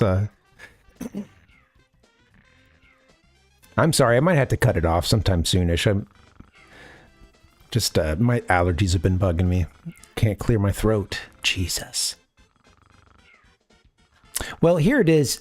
I'm not seeing what I'm looking for right away, but just look up Caso skateboarding, and maybe I'm sure if you do a little searching around, and you can find whatever version you want, but I just think the dub sounded a little weird and kind of, I don't know. It's just fun to hear the guys that do it in the original show. Again, it's like obstacle courses. It's an elimination thing. So how you get on a course and basically they mark how far you can make it or what time you can finish it in. Most of the courses are really, really difficult to finish and only a couple might get it. But, and then whoever, the worst performing folks get cut off. The go to the next round. And it's another crazy, some kind of crazy like a obstacle course, Damn. This sucks because like my spirit is high, but my throat is nasty. The spirit is high, but the spirit is willing, but the body is not. Climbing skating in Japan is punching above its weight. So many climbing gyms here, yeah. Interesting. I wondered how it's handled. I figured that there wasn't a lot of like street stuff just because, they would crack down on it. I remember being so like thinking the scene in Jackass 2. I think we just got grabbed by this guy. I think it was Jackass 2 maybe that had a scene at the end of it where they skate in these panda costumes. I think Wee Man was there as well skating. And I just remember thinking that was the coolest thing ever. And then also thinking like I would probably get arrested for doing this, or like...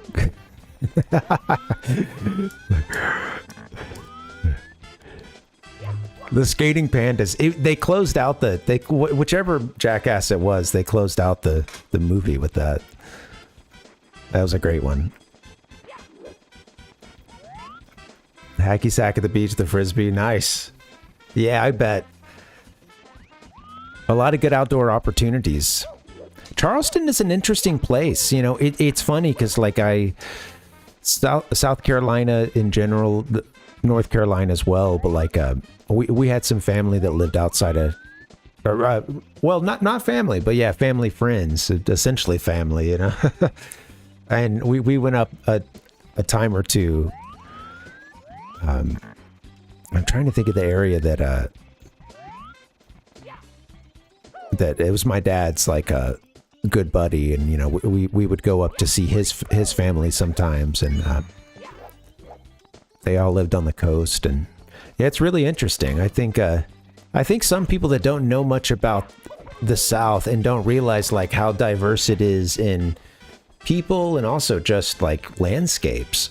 I think that some people could be blown away going to a place like Charleston or other spots of South Carolina and like going to New Orleans or something, and even just seeing like those palm trees and seeing the low-lying areas and all the swamp and bayou, etc. And it's like it's just that the ecological diversity is just insane. And I think it's funny because like where I'm from in Alabama, it was like this is like Tennessee Valley, there's foothills of the Appalachians of the Appalachia Mountains, but not the mountain range, but it's nothing like actually really being up there. And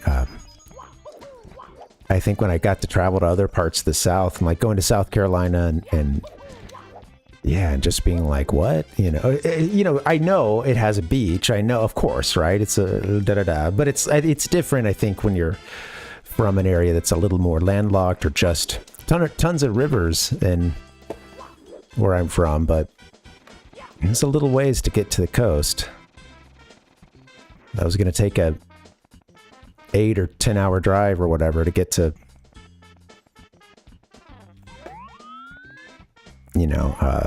like Panhandle of Florida. That stuff is so interesting to me, all the islands and stuff.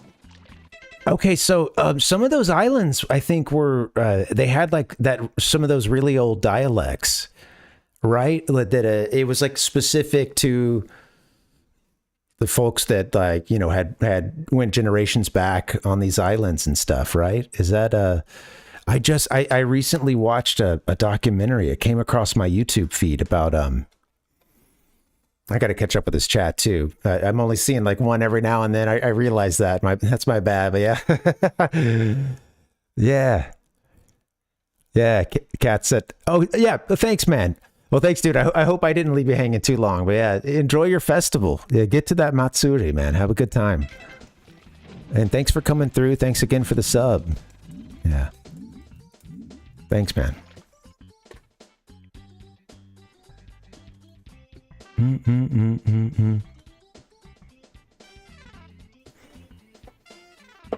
Yeah.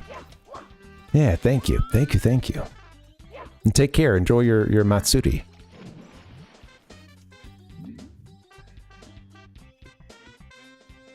So I watched this documentary recently about some like rare island accents that some of them was like they were like off the coast of South Carolina. I'll see if I can find this for you guys. I might have to look for this another day because it's going to be like kind of back in the history. Whole lot of YouTube watch since then, but yeah, it was an older documentary. It was from the 70s, and they well, I'm trying to think now, 70s or 80s, but they had it was just a linguist was coming out there and talking to them and interviewing them about their dialect, the stories behind the folks there, like their terms for outsiders, folks not from the island, their thoughts about the state of the dialect and how it was dying off. And it was a really fascinating little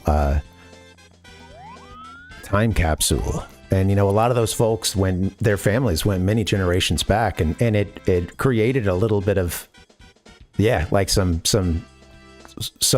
lingo and slang and stuff that only they would use, because some of them, their families dated back to before you're on this island, and there wasn't a ferry every day until not that long ago, in the grand scheme of things. There was a good chunk of history of the United States of America where you could live there, and it was going to be more rare that like there was boat traffic coming through and whatnot, and it basically made for these isolated communities where these really interesting dialects would spring up.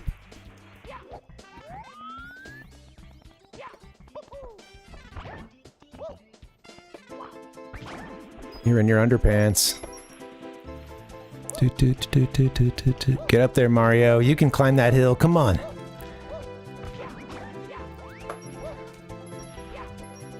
Shit. How do I get up to that part where, this is where I want to get to, actually. Come on, Mario. Let's just carve up it. Let's go.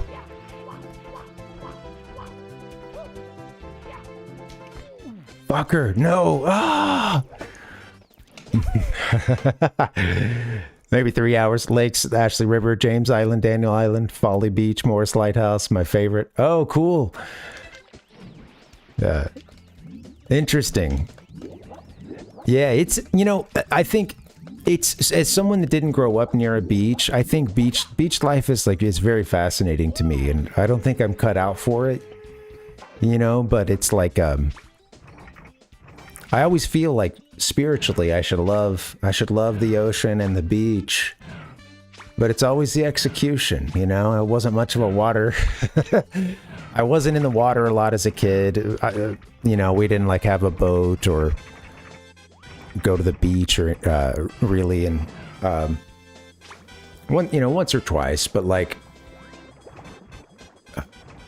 I didn't really know what like a beach day was in terms, you know, for it's funny because like coming out and like visiting my great aunt who lives in Ventura, California.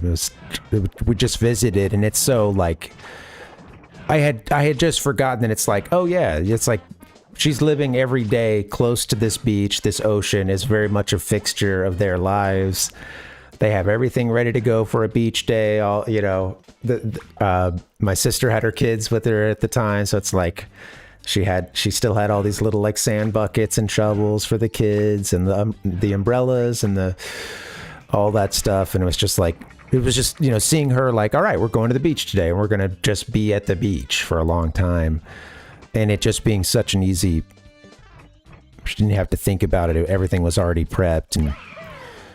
Or I should say, she just, you know, I don't want to make it sound like it was easy, but or like she did nothing or didn't have to put any work into it, because I know she was busy putting stuff together. But it's just that she had all this stuff, and it was a regular thing. It was like you know, something she could easily do if, you know, most days out of the week.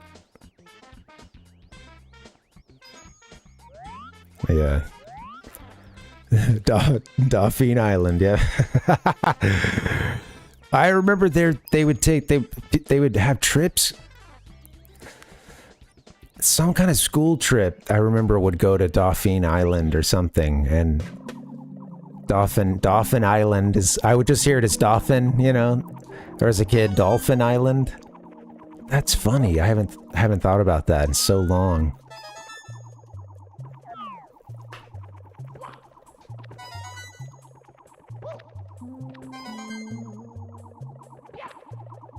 Dolphin Island.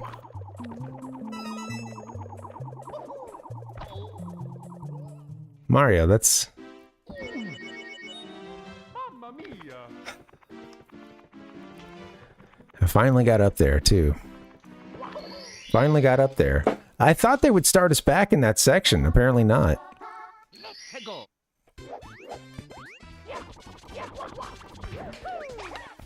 Yeah. Not very fond of getting in water. Pretty much everything can take you out. Kevin, you know, I went on a band trip, and we went to, you know, Destin / Fort Walton, and I got probably the worst sunburn of my life. And like, you know, my back was just, I could not stop itching. It was so terrible. Like, there were a couple of days where it was just like all the skin was just absolutely fried, and every neuron in my back was firing and telling me to scratch, you know, like unstoppable hell's itch.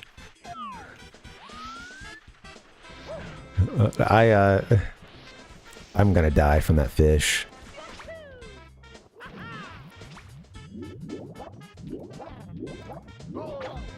Wow.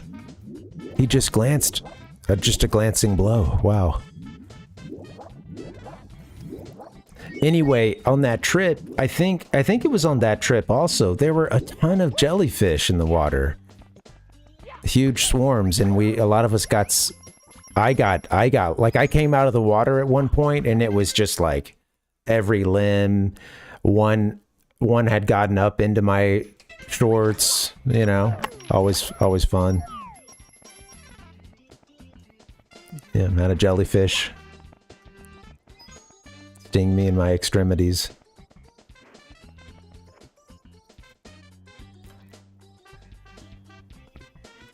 Yeah, my mom's a redhead, so I don't stand a chance, you know. It's the fish does look pretty sweet with the glasses, I gotta admit.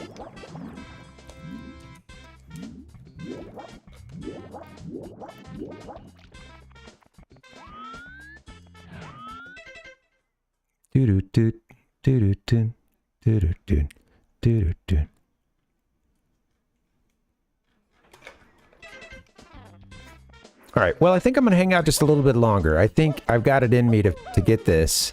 Oh yeah, I just need to get up here. That's right. Get to the beach. Get to the beach. Tater said redheads are smarter, faster, more handsome. Yeah, hey. Hey, you know, and everybody loves a good red beard, you know? I think everybody loves a good red beard.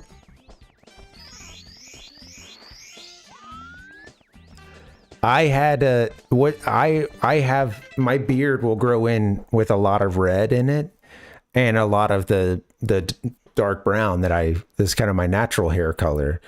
And this was very confusing when I taught for a few years, which feels like a past life at this point, but I taught middle school for a few years, and the couple times that I grew a beard for a little while, or even if I was just, well, no, I never just was like purposefully I knew I had to like kind of clean up. So it was like a couple times I tried to grow a beard, and it was very confusing to those children why I was asked, not just by one kid, if I had put hair color in my beard.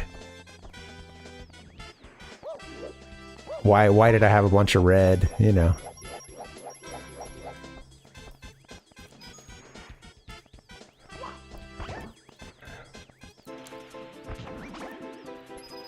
I don't understand. I don't get this. Yeah.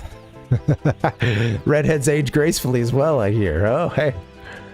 As long as they stay out of the sun. Oops. That's sweet. Some of you guys have the Choctaw, Kiowa heritage as well.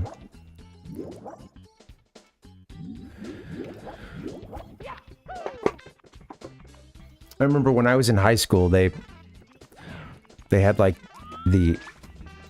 their term, or you know, the term you used there, Indian education, and we had a handful of kids that could go, and it was funny because we had some of one side of our family was like better, you know, there was like the family tree and all that stuff, the genealogy was better recorded, and I remember it breaking down to where like my dad could go to those classes, but I think I was like too many generations removed.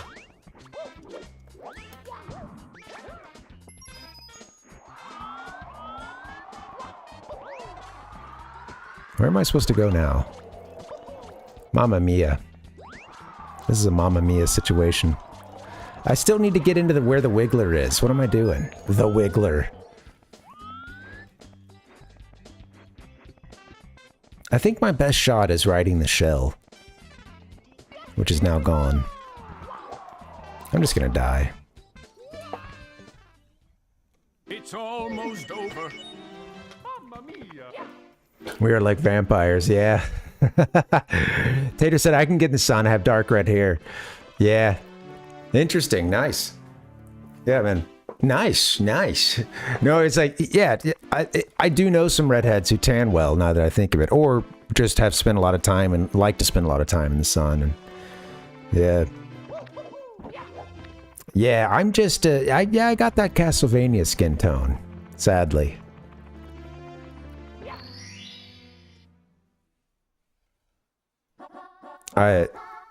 My main skin tones are like porcelain white, sort of a bluish, you know, the veins, and then inflammatory red. You know, I think those are kind of my two colors I'm playing with the most. Just a slight, yeah, like a slight, like it's underneath, kind of. It's underneath the finish, the blue.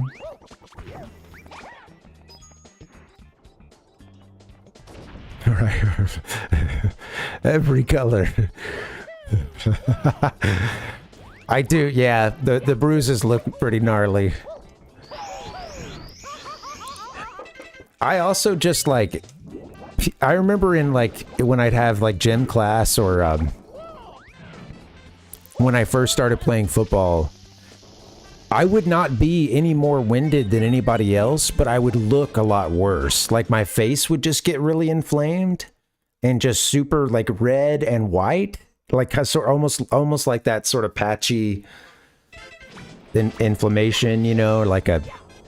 But it was really like once I had gotten my win and had that water break or whatever, it was like they would just go down. You know, the swelling would go down. Oh yeah. Oh yeah, there's a reward for us out here, I do believe. Or something. I don't think you can do this and then still make it back, Mario. The Daywalker, yeah. I like that. Yeah, that was Ichigo who said that, right? Yeah. I had to hit him back with the Castlevania one, yeah. Would vomit after running. No, I'm good. I'm good. This is just my process here, you know.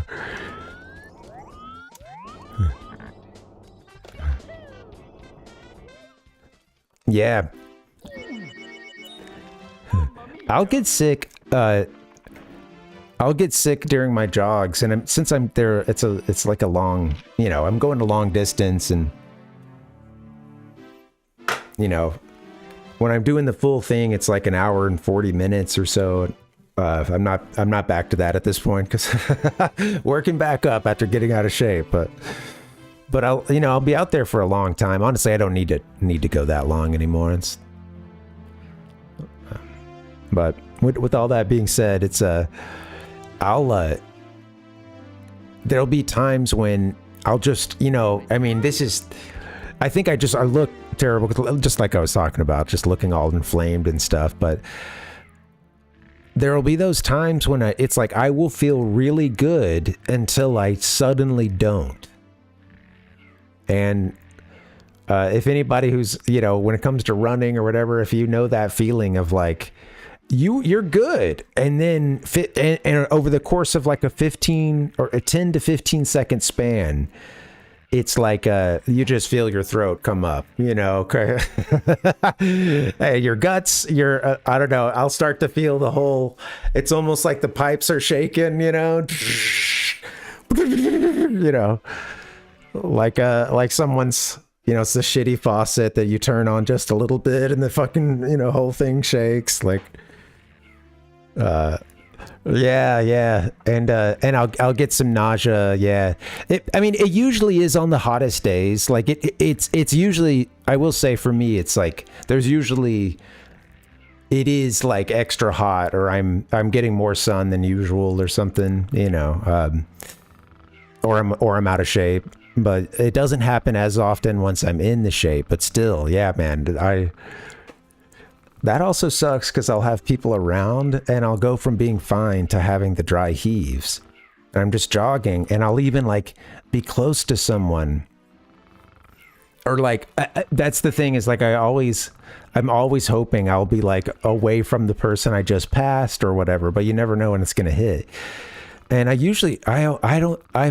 rarely ever actually thrown up, but I'll get some gnarly sounding, you know, just the like full, you know. Yeah. And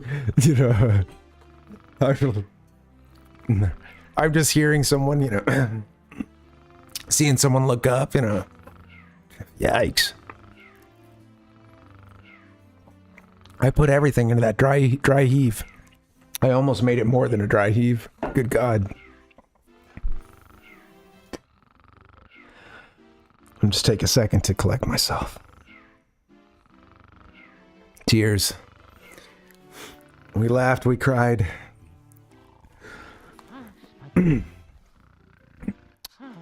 It can depend, Fall and Seth. That's one of the lore around here, isn't it, Ichigo? There's part of streaming is just repeating the same stories over, you know? That's some of the lore, I think. The dry heaves, Yeah. Tater, I'm reading about you doing track and stuff, and yeah. Nice, dude. I like that everybody would think you're sick too, and then it's like, all right, see what's up. No, I just got a thing. It's okay. That's sweet, man. Oh, nice. Puked after every one, really. The nerves it is full on, like especially in a race scenario. I remember my sister did some track and field and said that like that truly was something that it was like it was kind of realizing that it was like people's ability to put that down or just get it a little bit further, or like you said, like finish the race and then. You know, but that is totally, you're pushing it to the absolute limit, obviously, you know. Oh, yeah, it's... I've seen people in track and field run out of juice, too. That's hard to watch. Oof. No way! I don't believe it! And especially if they're not like, if they're really bummed about it. And then they're like plowing over the next hurdle and stuff, and like, you know, and they're like 30 seconds behind everybody, and it's just like, make it stop. Somebody make it stop, you know. So I run out and just give them a hug, stop them with a hug, and just hold them right there for a while, you know, and like the wobbles, yeah, dude, yeah. When you have nothing left, you're done. Pole vaulting, very cool. Each guy can see you doing that. Yeah, man. How tall are you? I get the sense you got like sort of a tall, thin build.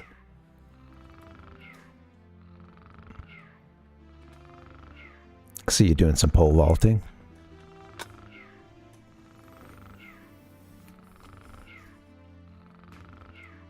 The wobbles. I'm getting the wobbles with Mario here, clearly. He's got nothing left to give. Okay, yeah, nice. Well, that's the cool thing about track and field, too, especially at like a high school level or something, you know, it's those, you could be like a, you know, you don't have to be 6'3" to necessarily to, you know, like... still do decently at something or be part of a, you know, part of the ensemble.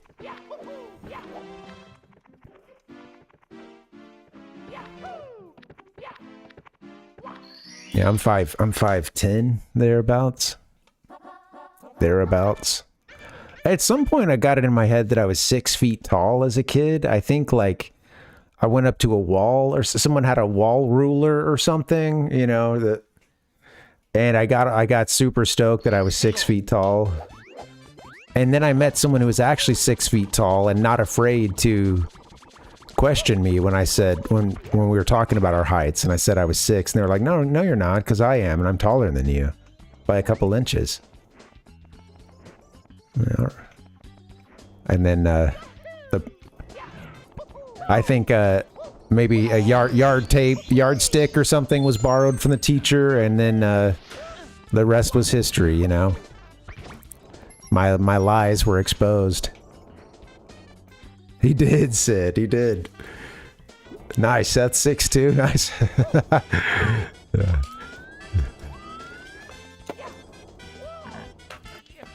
I've been the like a short friend who's like not short, but the friend is 6'4". I have a couple of buddies.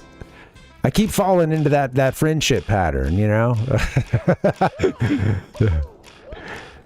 I think some of these tall kings they got to keep a short one around every now and then, you know. It's part of the group dynamic. No, it's just kind of funny because a couple of my, not everybody, but I've had a couple of close friends who, yeah, were quite tall, and it was just kind of like, just kind of a funny, like, you know, the the juxtaposition, or I'm looking small next, you know, next to them.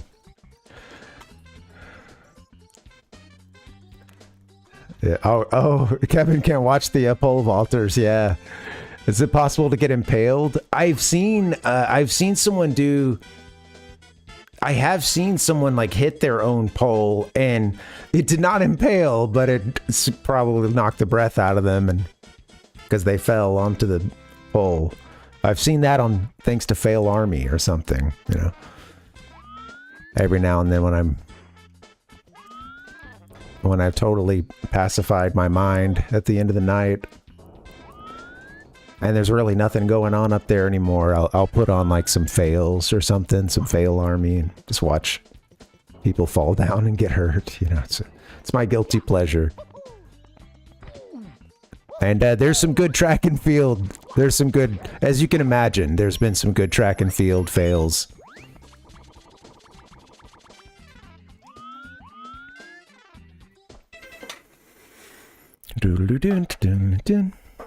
I may be 6 feet during sleep. All right. I say, all right, well, I've got a technicality now. I can tell everybody I'm 6 feet tall. That's all I needed. That's all the justification I needed. Oh, man. Thank you guys for hanging. This is fun. I'm not getting anything else done in this game, I don't think. You know what? There's one thing I should be trying, though. I should try to get into Wiggler's back door. That would. We can't do it when we're big, though.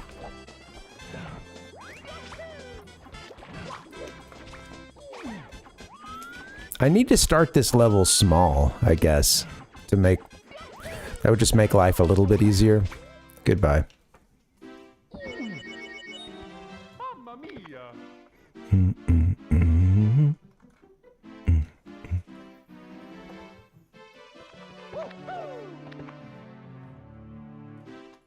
Ichigo said, my bro gave me his... it's funny because I've noticed I'll read a comment and then I'll have a little ways to scroll back. So I'm constantly like reading some of the newest stuff, and I try to come back and get the good stuff. Yeah, I think I missed a lot tonight. Ichigo said, my bro gave me his driver's license. He's 6'2". Sometimes people would ask, are you really 6'2"? Just say, yeah. They're just like, man, I don't want to, I got a line right now. I don't want to deal with this. Sending this kid out of here. He doesn't look like a cop.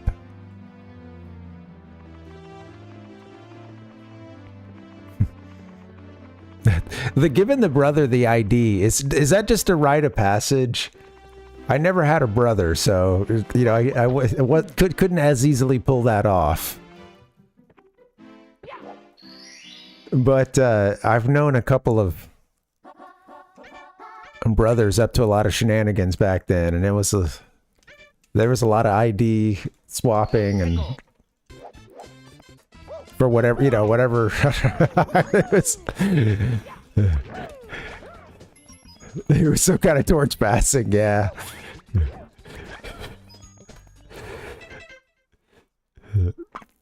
Yeah. What'd you say yours was again, Sid? Doot.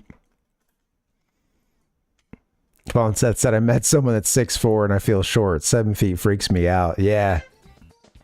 It's crazy enough, like, I mean, my friend who's 6'4", like, he does have to think about, you know, there's just more to think about that, like, I wouldn't ever even consider, you know. It's like he's having to buy everything big and tall for the most part. Some things like a hoodie or whatever, you know, he can buy, like, go and buy some merch or something. Sometimes a t-shirt or a da-da-da. But for, you know, for other stuff, it's some big and tall. And it's interesting, like, too, just, you know, he just recently went on a trip to Japan and was talking about, like, a couple of interiors just, like, already being kind of cramped. And then it was like, yeah, there were a couple that, you know, there was an izakaya or two where it was just like he could not stand all the way up. So it's just some level of, like, you know, like, like, you know, it's, especially if it was like you know, it was like a little raised situation or you're a little closer to the ceiling or something. And it was I don't know. Yeah. His ID. Hey, it worked. Ichigo. Beep. And scanned. Yeah.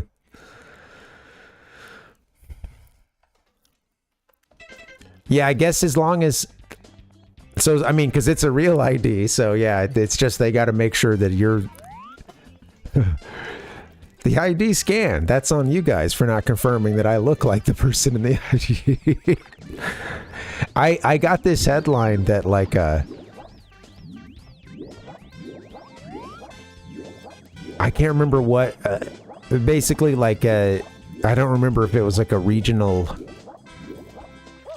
like memo out to a lot of TSA or something, but they're having an issue.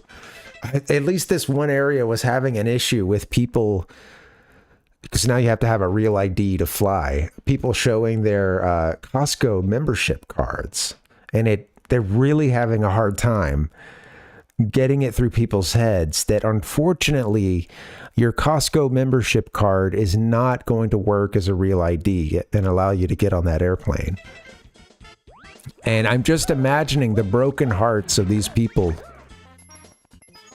You know, can you imagine the look on someone's face as they go to pay with their... Rather, they go to board the flight or, you know, get through security with their Costco membership card and they're denied.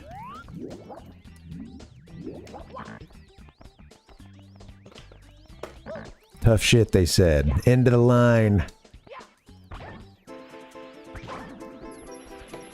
Into the line and come back with an actual ID.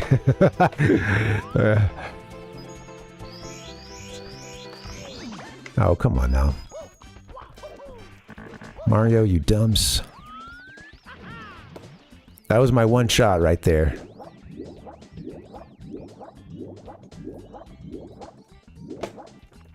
I have to say, this has been a stream that I have been... There's been a few of these, but where I have really enjoyed the conversation and I have played so badly, but it's kind of funny. It's its own thing. Can I get on top of that tree?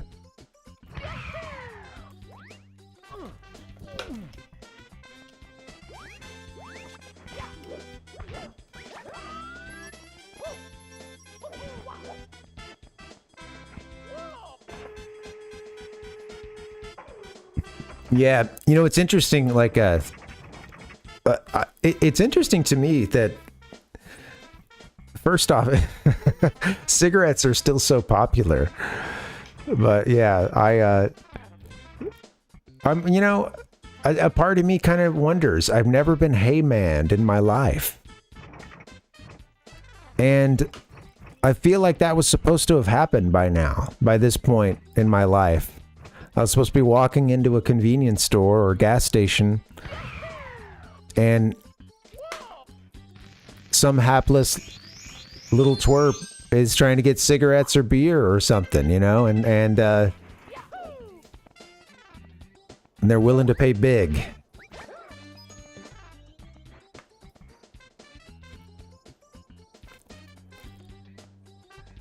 I'm not saying that I would provide alcohol to people who are underage. That's not a good idea, but I'm just saying the fact that I haven't been Hey-Manned at all is more of what I'm upset about.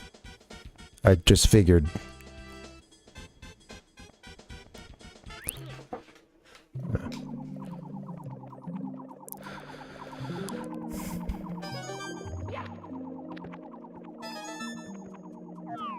Do.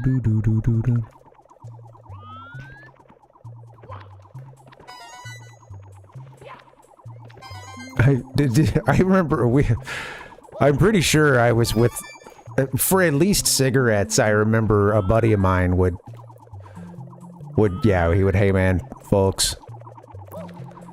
Hey man, would you mind going inside and getting me some cigarettes? Hey, you know, in Alabama at the time, you had to be 19, I believe. Oh shit, I didn't see it was that far away. All right, we're gonna get that star. Let me get that star and then I'll wrap it up.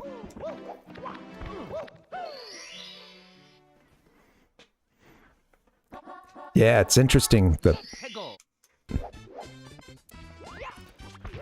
What about cigarettes, Fallen Seth? Are those 21 there too?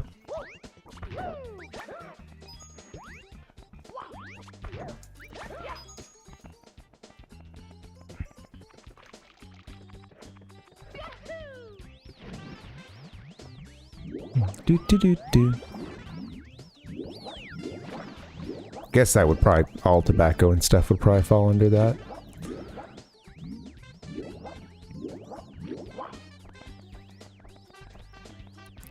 Yeah. Right. It can be really tough to get all those documents, Kevin. And like, I feel for people too who have moved a lot or had situations where, or family that didn't care to keep records, important records and things, or documents and whatnot. You know, you never know. People go through a whole lot to get, and that stuff can be, you know, hard to get and very difficult to replace. I even just had quite a hard time just trying to get my driver's license replaced. Yeah, just like you were saying, yeah, with I lost mine and I had to, dude, it was just first off, it was just the system itself not working correctly, and like login kind of problem, you know. And then it was just, what's funny is when I actually went in person, I'm really thankful I had a clerk who was like, oh, actually, you don't need to be going down this road that you were going to get it replaced. It's a lot easier and you'll pay less and da-da-da. Here's what you need to be doing. And like actually got me, you know, got it done for me right there, and had a helpful clerk. The system is down. Trying to get my driver's license replaced and the system is down. What are you doing, Mario? Is this where we want to be? This isn't where we want to be, I don't think. I think it's like actually higher. Bee bee bee doo doo doo doo doo. Bing bong. Wow, the physics here are breaking down. Doo. This is something special, all right.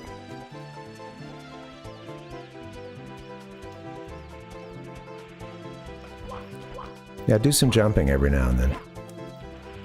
Where is it? Isn't it like here? Is this it? Oh, get up there. God dang. Let's go.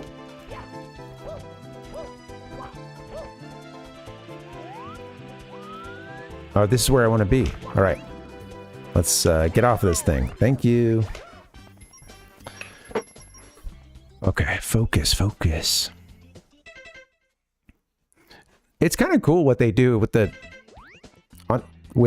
counterfeiting on IDs and stuff, all the holographic stuff. And I tell you, it would be tough being a clerk and like having to,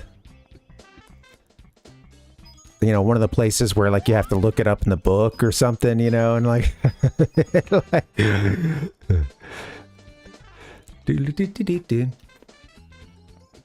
dude, yeah, I wonder what it is here. Trying to remember what it is here, but I think I just had the full renewal, but what I had to do was like a stopgap thing of 1 year for the replacement, I think.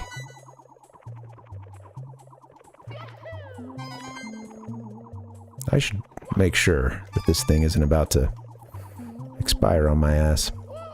Mario?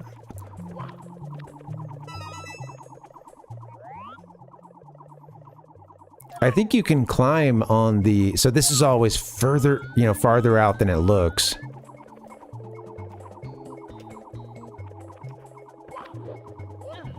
There it is, Mario.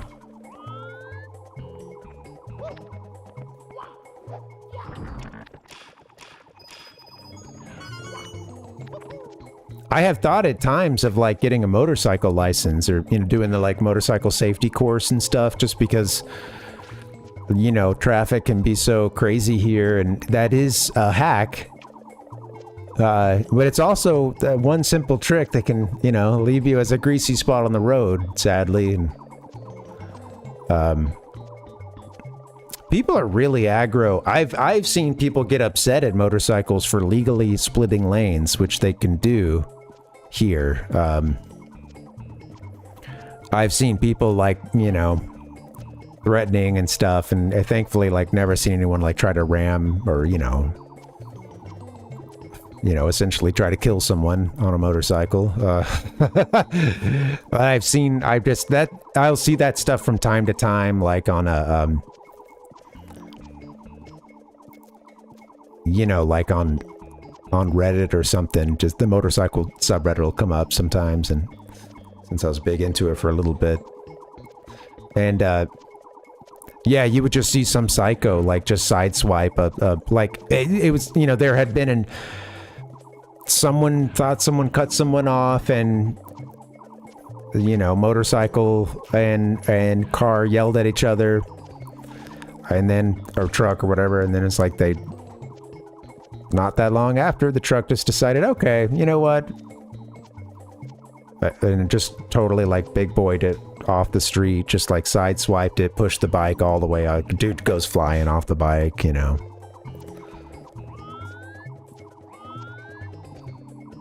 Attempted murder, essentially, you know.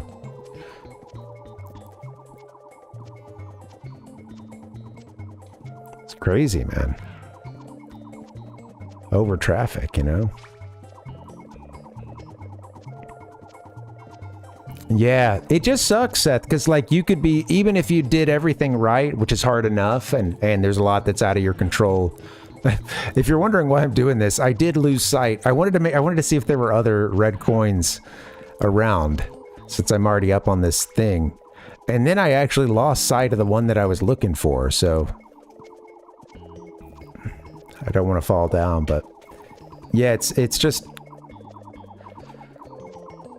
yeah, even if you're, like, doing everything right, you know, you're just, people don't see them too. Like, I remember hearing this thing several years ago on the radio. There was, like, this story on NPR where they were just talking about traffic deaths, and they talked a little bit about motorcycles and lane splitting. I think it was because lane splitting was the topic and was recently legalized or something.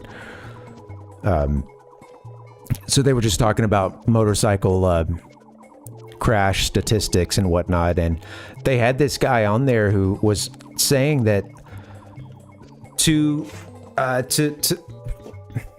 basically that, like, motorists have it difficult as well, because in a fast-moving highway or freeway situation, that motorcycle really can become kind of noise. To no fault of the driver, not necessarily them becoming exhausted or being high or drunk or not paying attention. It's just like, you know, because your brain is filling all this stuff in, it's not actually seeing everything. It's trying to process what's important and forget the rest. He was just talking about, and it's funny because I would later see, like, a visual example of this, but how, like, there's just those blind spots that we have, and bikes can really get into them. And I'm not even the, like, you know, typical, like, car blind spot, but just, like, in your vision looking forward, it is easy for a bike to really just become part of the background and noise. And that kind of shit happens where someone never sees the bike at all and, like, hits it going pretty good, or, you know, like, never sees them putting the brakes on. They're seeing what's ahead of it, and the bike just kind of becomes noise. And that's really, you know, it's really scary. It's really dangerous to be stopped at an intersection too. A lot of folks will plow through bikes that are, you know, that are just stopped at an intersection. I guess that's why you're not supposed to be, like, right in, what is it? You're not supposed to be, like, stop, like, right in the middle of the lane if you're, like, the first car at the intersection or whatever, right? You're supposed to kind of, I think if you're off to the side or something, you're, like, a little more visible, or I don't really know. Kevin said, never had a road rage moment. Have been flipped off, drinks thrown at me. Damn. Yeah. That's crazy. Yeah, people really... Yeah, Sid, you mentioned Callie being crazy. Yeah, people do tailgate, and I know that's everywhere too, but I think everywhere too. I hear this. As always, it's hard to separate, am I just getting old from... Are the things actually change? You know, is this or that thing actually changing? But I swear there's a tangible difference. You can feel it. You can see it and you can hear it in like road rage and also just impatience and people having like I think some of it is like because there were fewer cars on the road for a little bit, some people got used to driving crazy and very, very quickly and probably not paying attention to any. Hey, I can run the stop sign if nobody's around because no one's around. I'm just going to go I'm just going straight through here. It's not a big deal. And then it's just that times each person times every time that they're doing it. And it's like, I feel like there's been like a cumulative effect of people and just watching like a lot of crazy behavior, like people driving in the wrong way for like driving in the into incoming traffic for a while to get up to the turn lane or something. Or just driving through center lanes. I'm seeing way more people like passing on the shoulder on the freeway, you know, and it's like totally backed up. And it's just, I don't know. I really feel like after COVID, something got like, you know, it's like, I think people just got used to driving faster or there being fewer people, and in addition to maybe just a general breakdown of,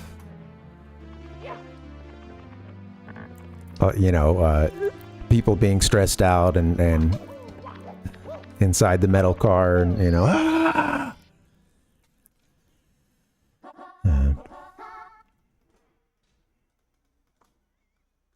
have the urge to gun it eventually out of 10. Every 10 miles, there should be a bike link behind the car. Okay, interesting. Yeah. Kevin, I'm reading yours now too. It's usually during rush hour if you're running late. Yeah, right. Right. Yeah, it's... Yeah, I always love that, like, oh, there's a very long line or there's really bad traffic. Oh, you know what? Not for me.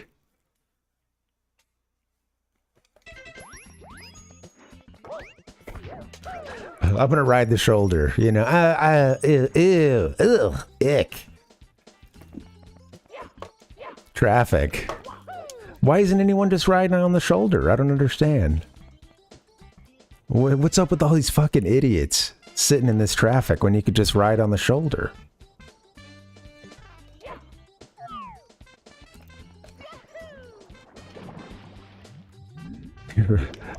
drive past all the cars on the shoulder, just blowing a raspberry. You know.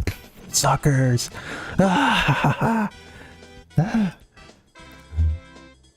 You dumb son of a bitch!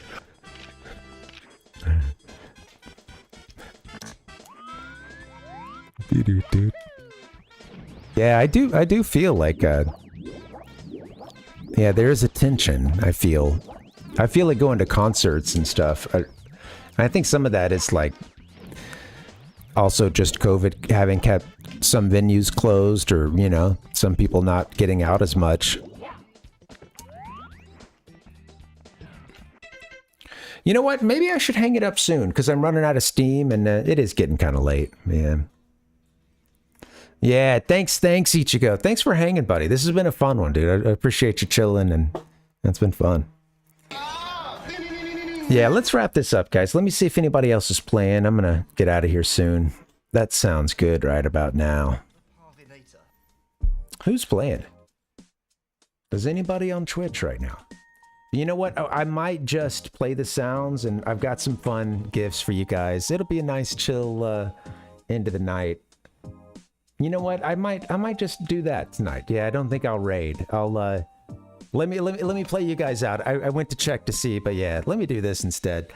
I got a few gifts for you. I got some nice sounds. And stay for the credits at the end. Or past the credits? I don't know. If you're a Star Fox head, there might be a little something for you, but this is as always, go when you gotta go. I'm just being broadcaster here. Thanks for hanging. What are you guys getting into this weekend? Before we get out of here, what are you up to?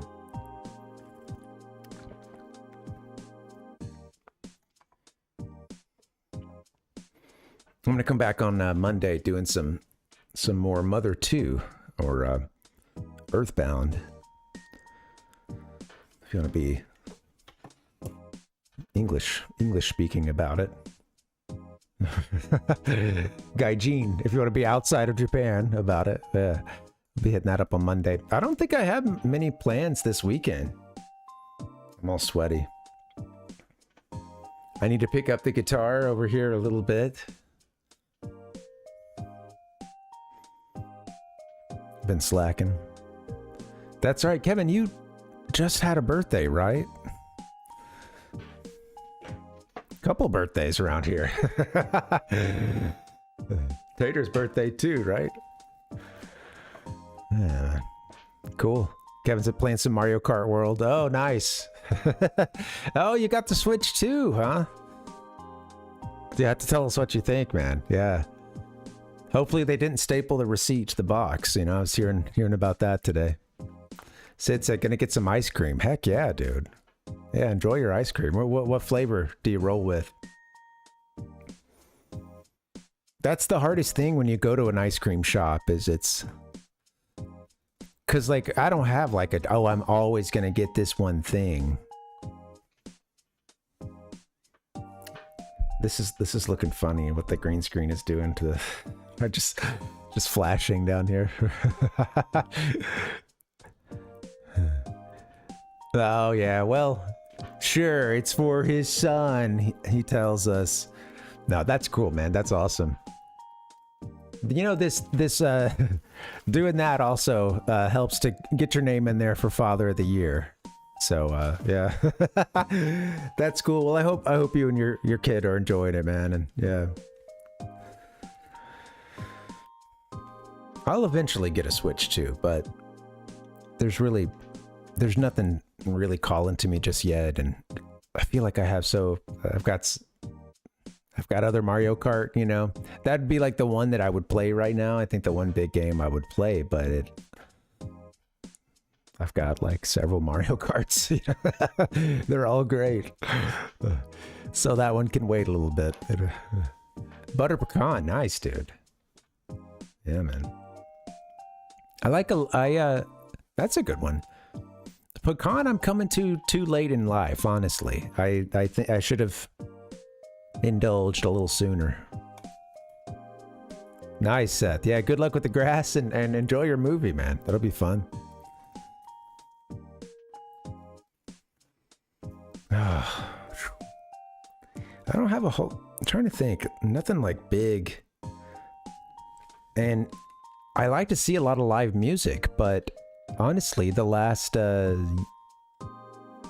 don't know, 9 months, a year or so has been it's a little low on that, or a little, schedule's not as packed. I'm going to see, King Giz. I'm going to play King Gizzard, watch King Gizzard and the Lizard Wizard play at the Hollywood Bowl later this year. So I think that's in August or something. And that's like an 18,000 person venue. And yeah, that's going to be awesome. They're one of my favorites, and they're a band that can, the graphics and sound just blew my fucking balls off. They play a different set list every night and make it sound good each time. You know.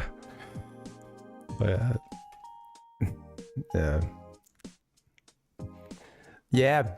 Well, you know, it's something to think about, Kevin. It's hard to navigate that stuff. I can't imagine, you know, since I'm, you know, no kids here, but I think that would be really tough. You know, how do you manage that, you know, because you don't want the kid to feel left behind. There's also the social aspect of, like, you know, like having that he can share with his friends, and they've got a couple of them have got a Switch too, I'm sure, as well. And you know, you want your kids to be able to hang with the friends that they already have and share those things that they enjoy with them and stuff. But Yeah, where do you draw lines? How do you also impart that, hey, you don't always need the newest thing, right? You know, how do you draw those lines? Yeah, I don't know. Wow. Yeah. They're bullies, yeah.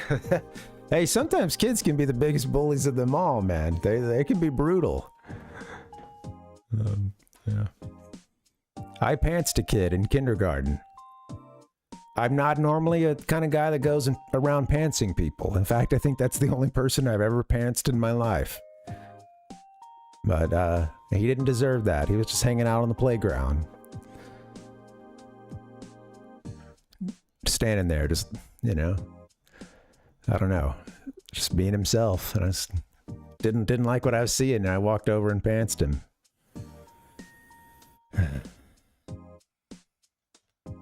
Sorry about that. You dumb. Shh. That's for me, not for him. That would be very nice.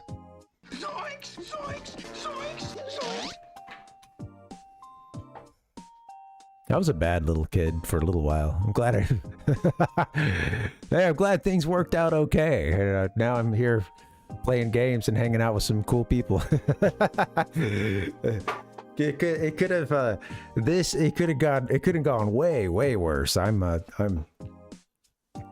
blessed. Hashtag.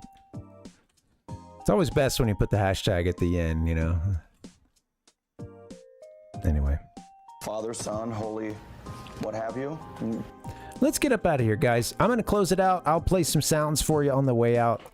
Here's our schedule. So many people chatted today, so, you know, I'm not going to list off the names, but this has been this has been really fun, guys. Thanks for hanging. I've enjoyed this one even a little bit more than most streams.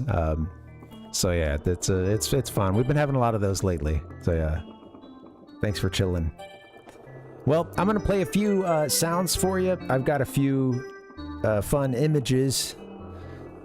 Some real a Clockwork Orange stuff. I'm going to program you guys, so be prepared. I'll be back on Monday. Guys, thanks for hanging out. I'll spend just a couple minutes playing some sounds. This has been fun. I hope you guys have a great weekend. Take care. Be kind to people, and yeah, take care of yourself. All right, good night, guys. Adios. See you next time.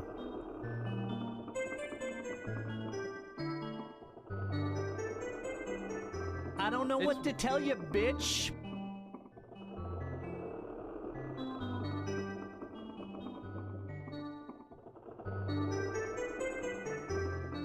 Oh!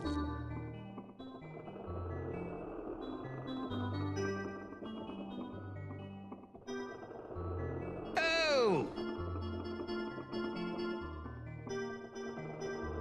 No, I hate it. I can't stand it.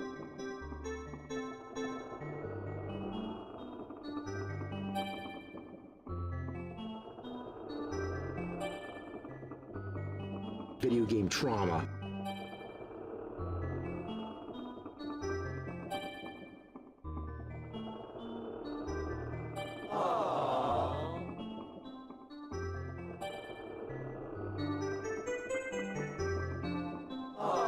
It's not fair!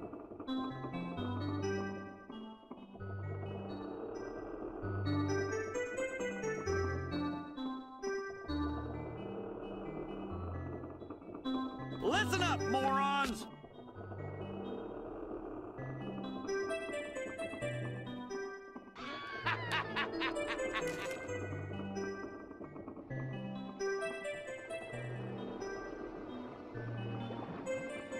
Heineken!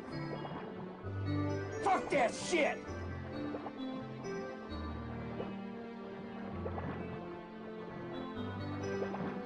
Pabst Blue Ribbon! Oh, Marlo!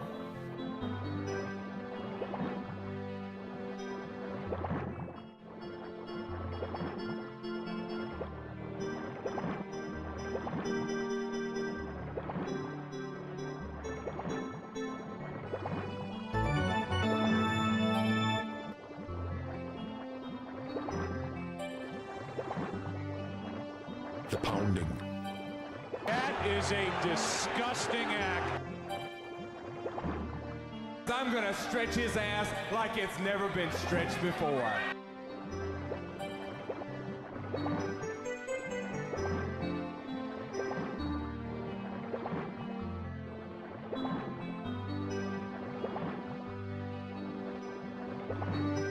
No way!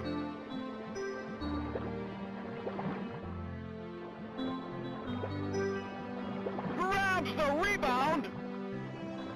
No good!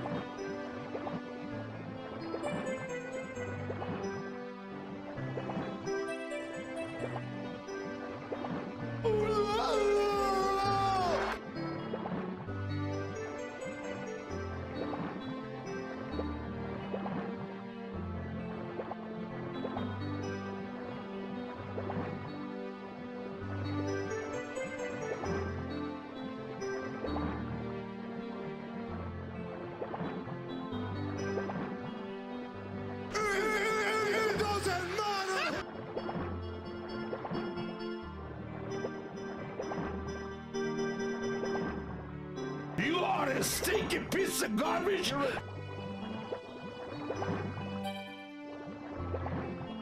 Driving faster in my car.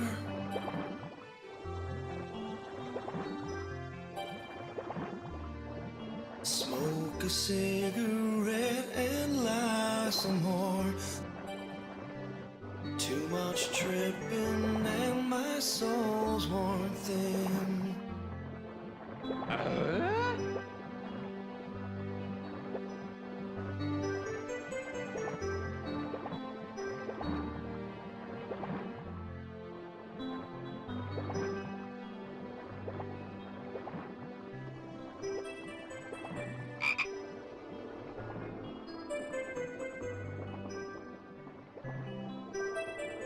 What kind of drugs are we talking about? What is it? Pot. You know, marijuana. Let's go.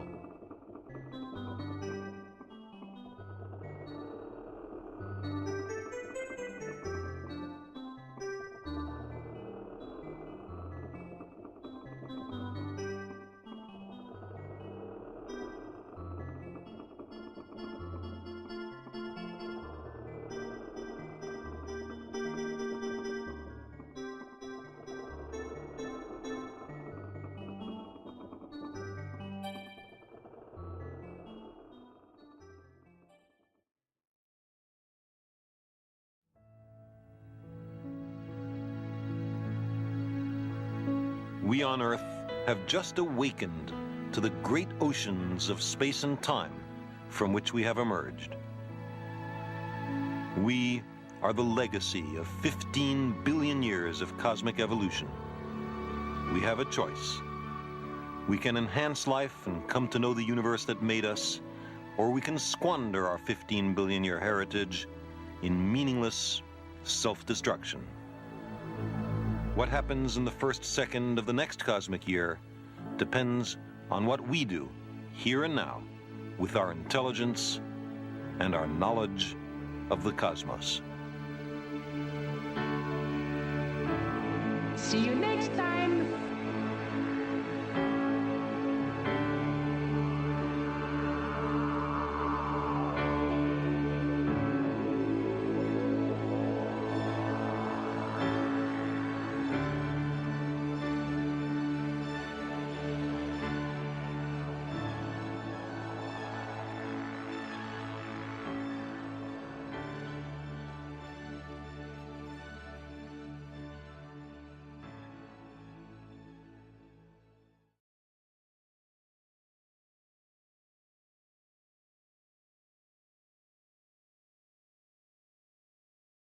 Goodbye!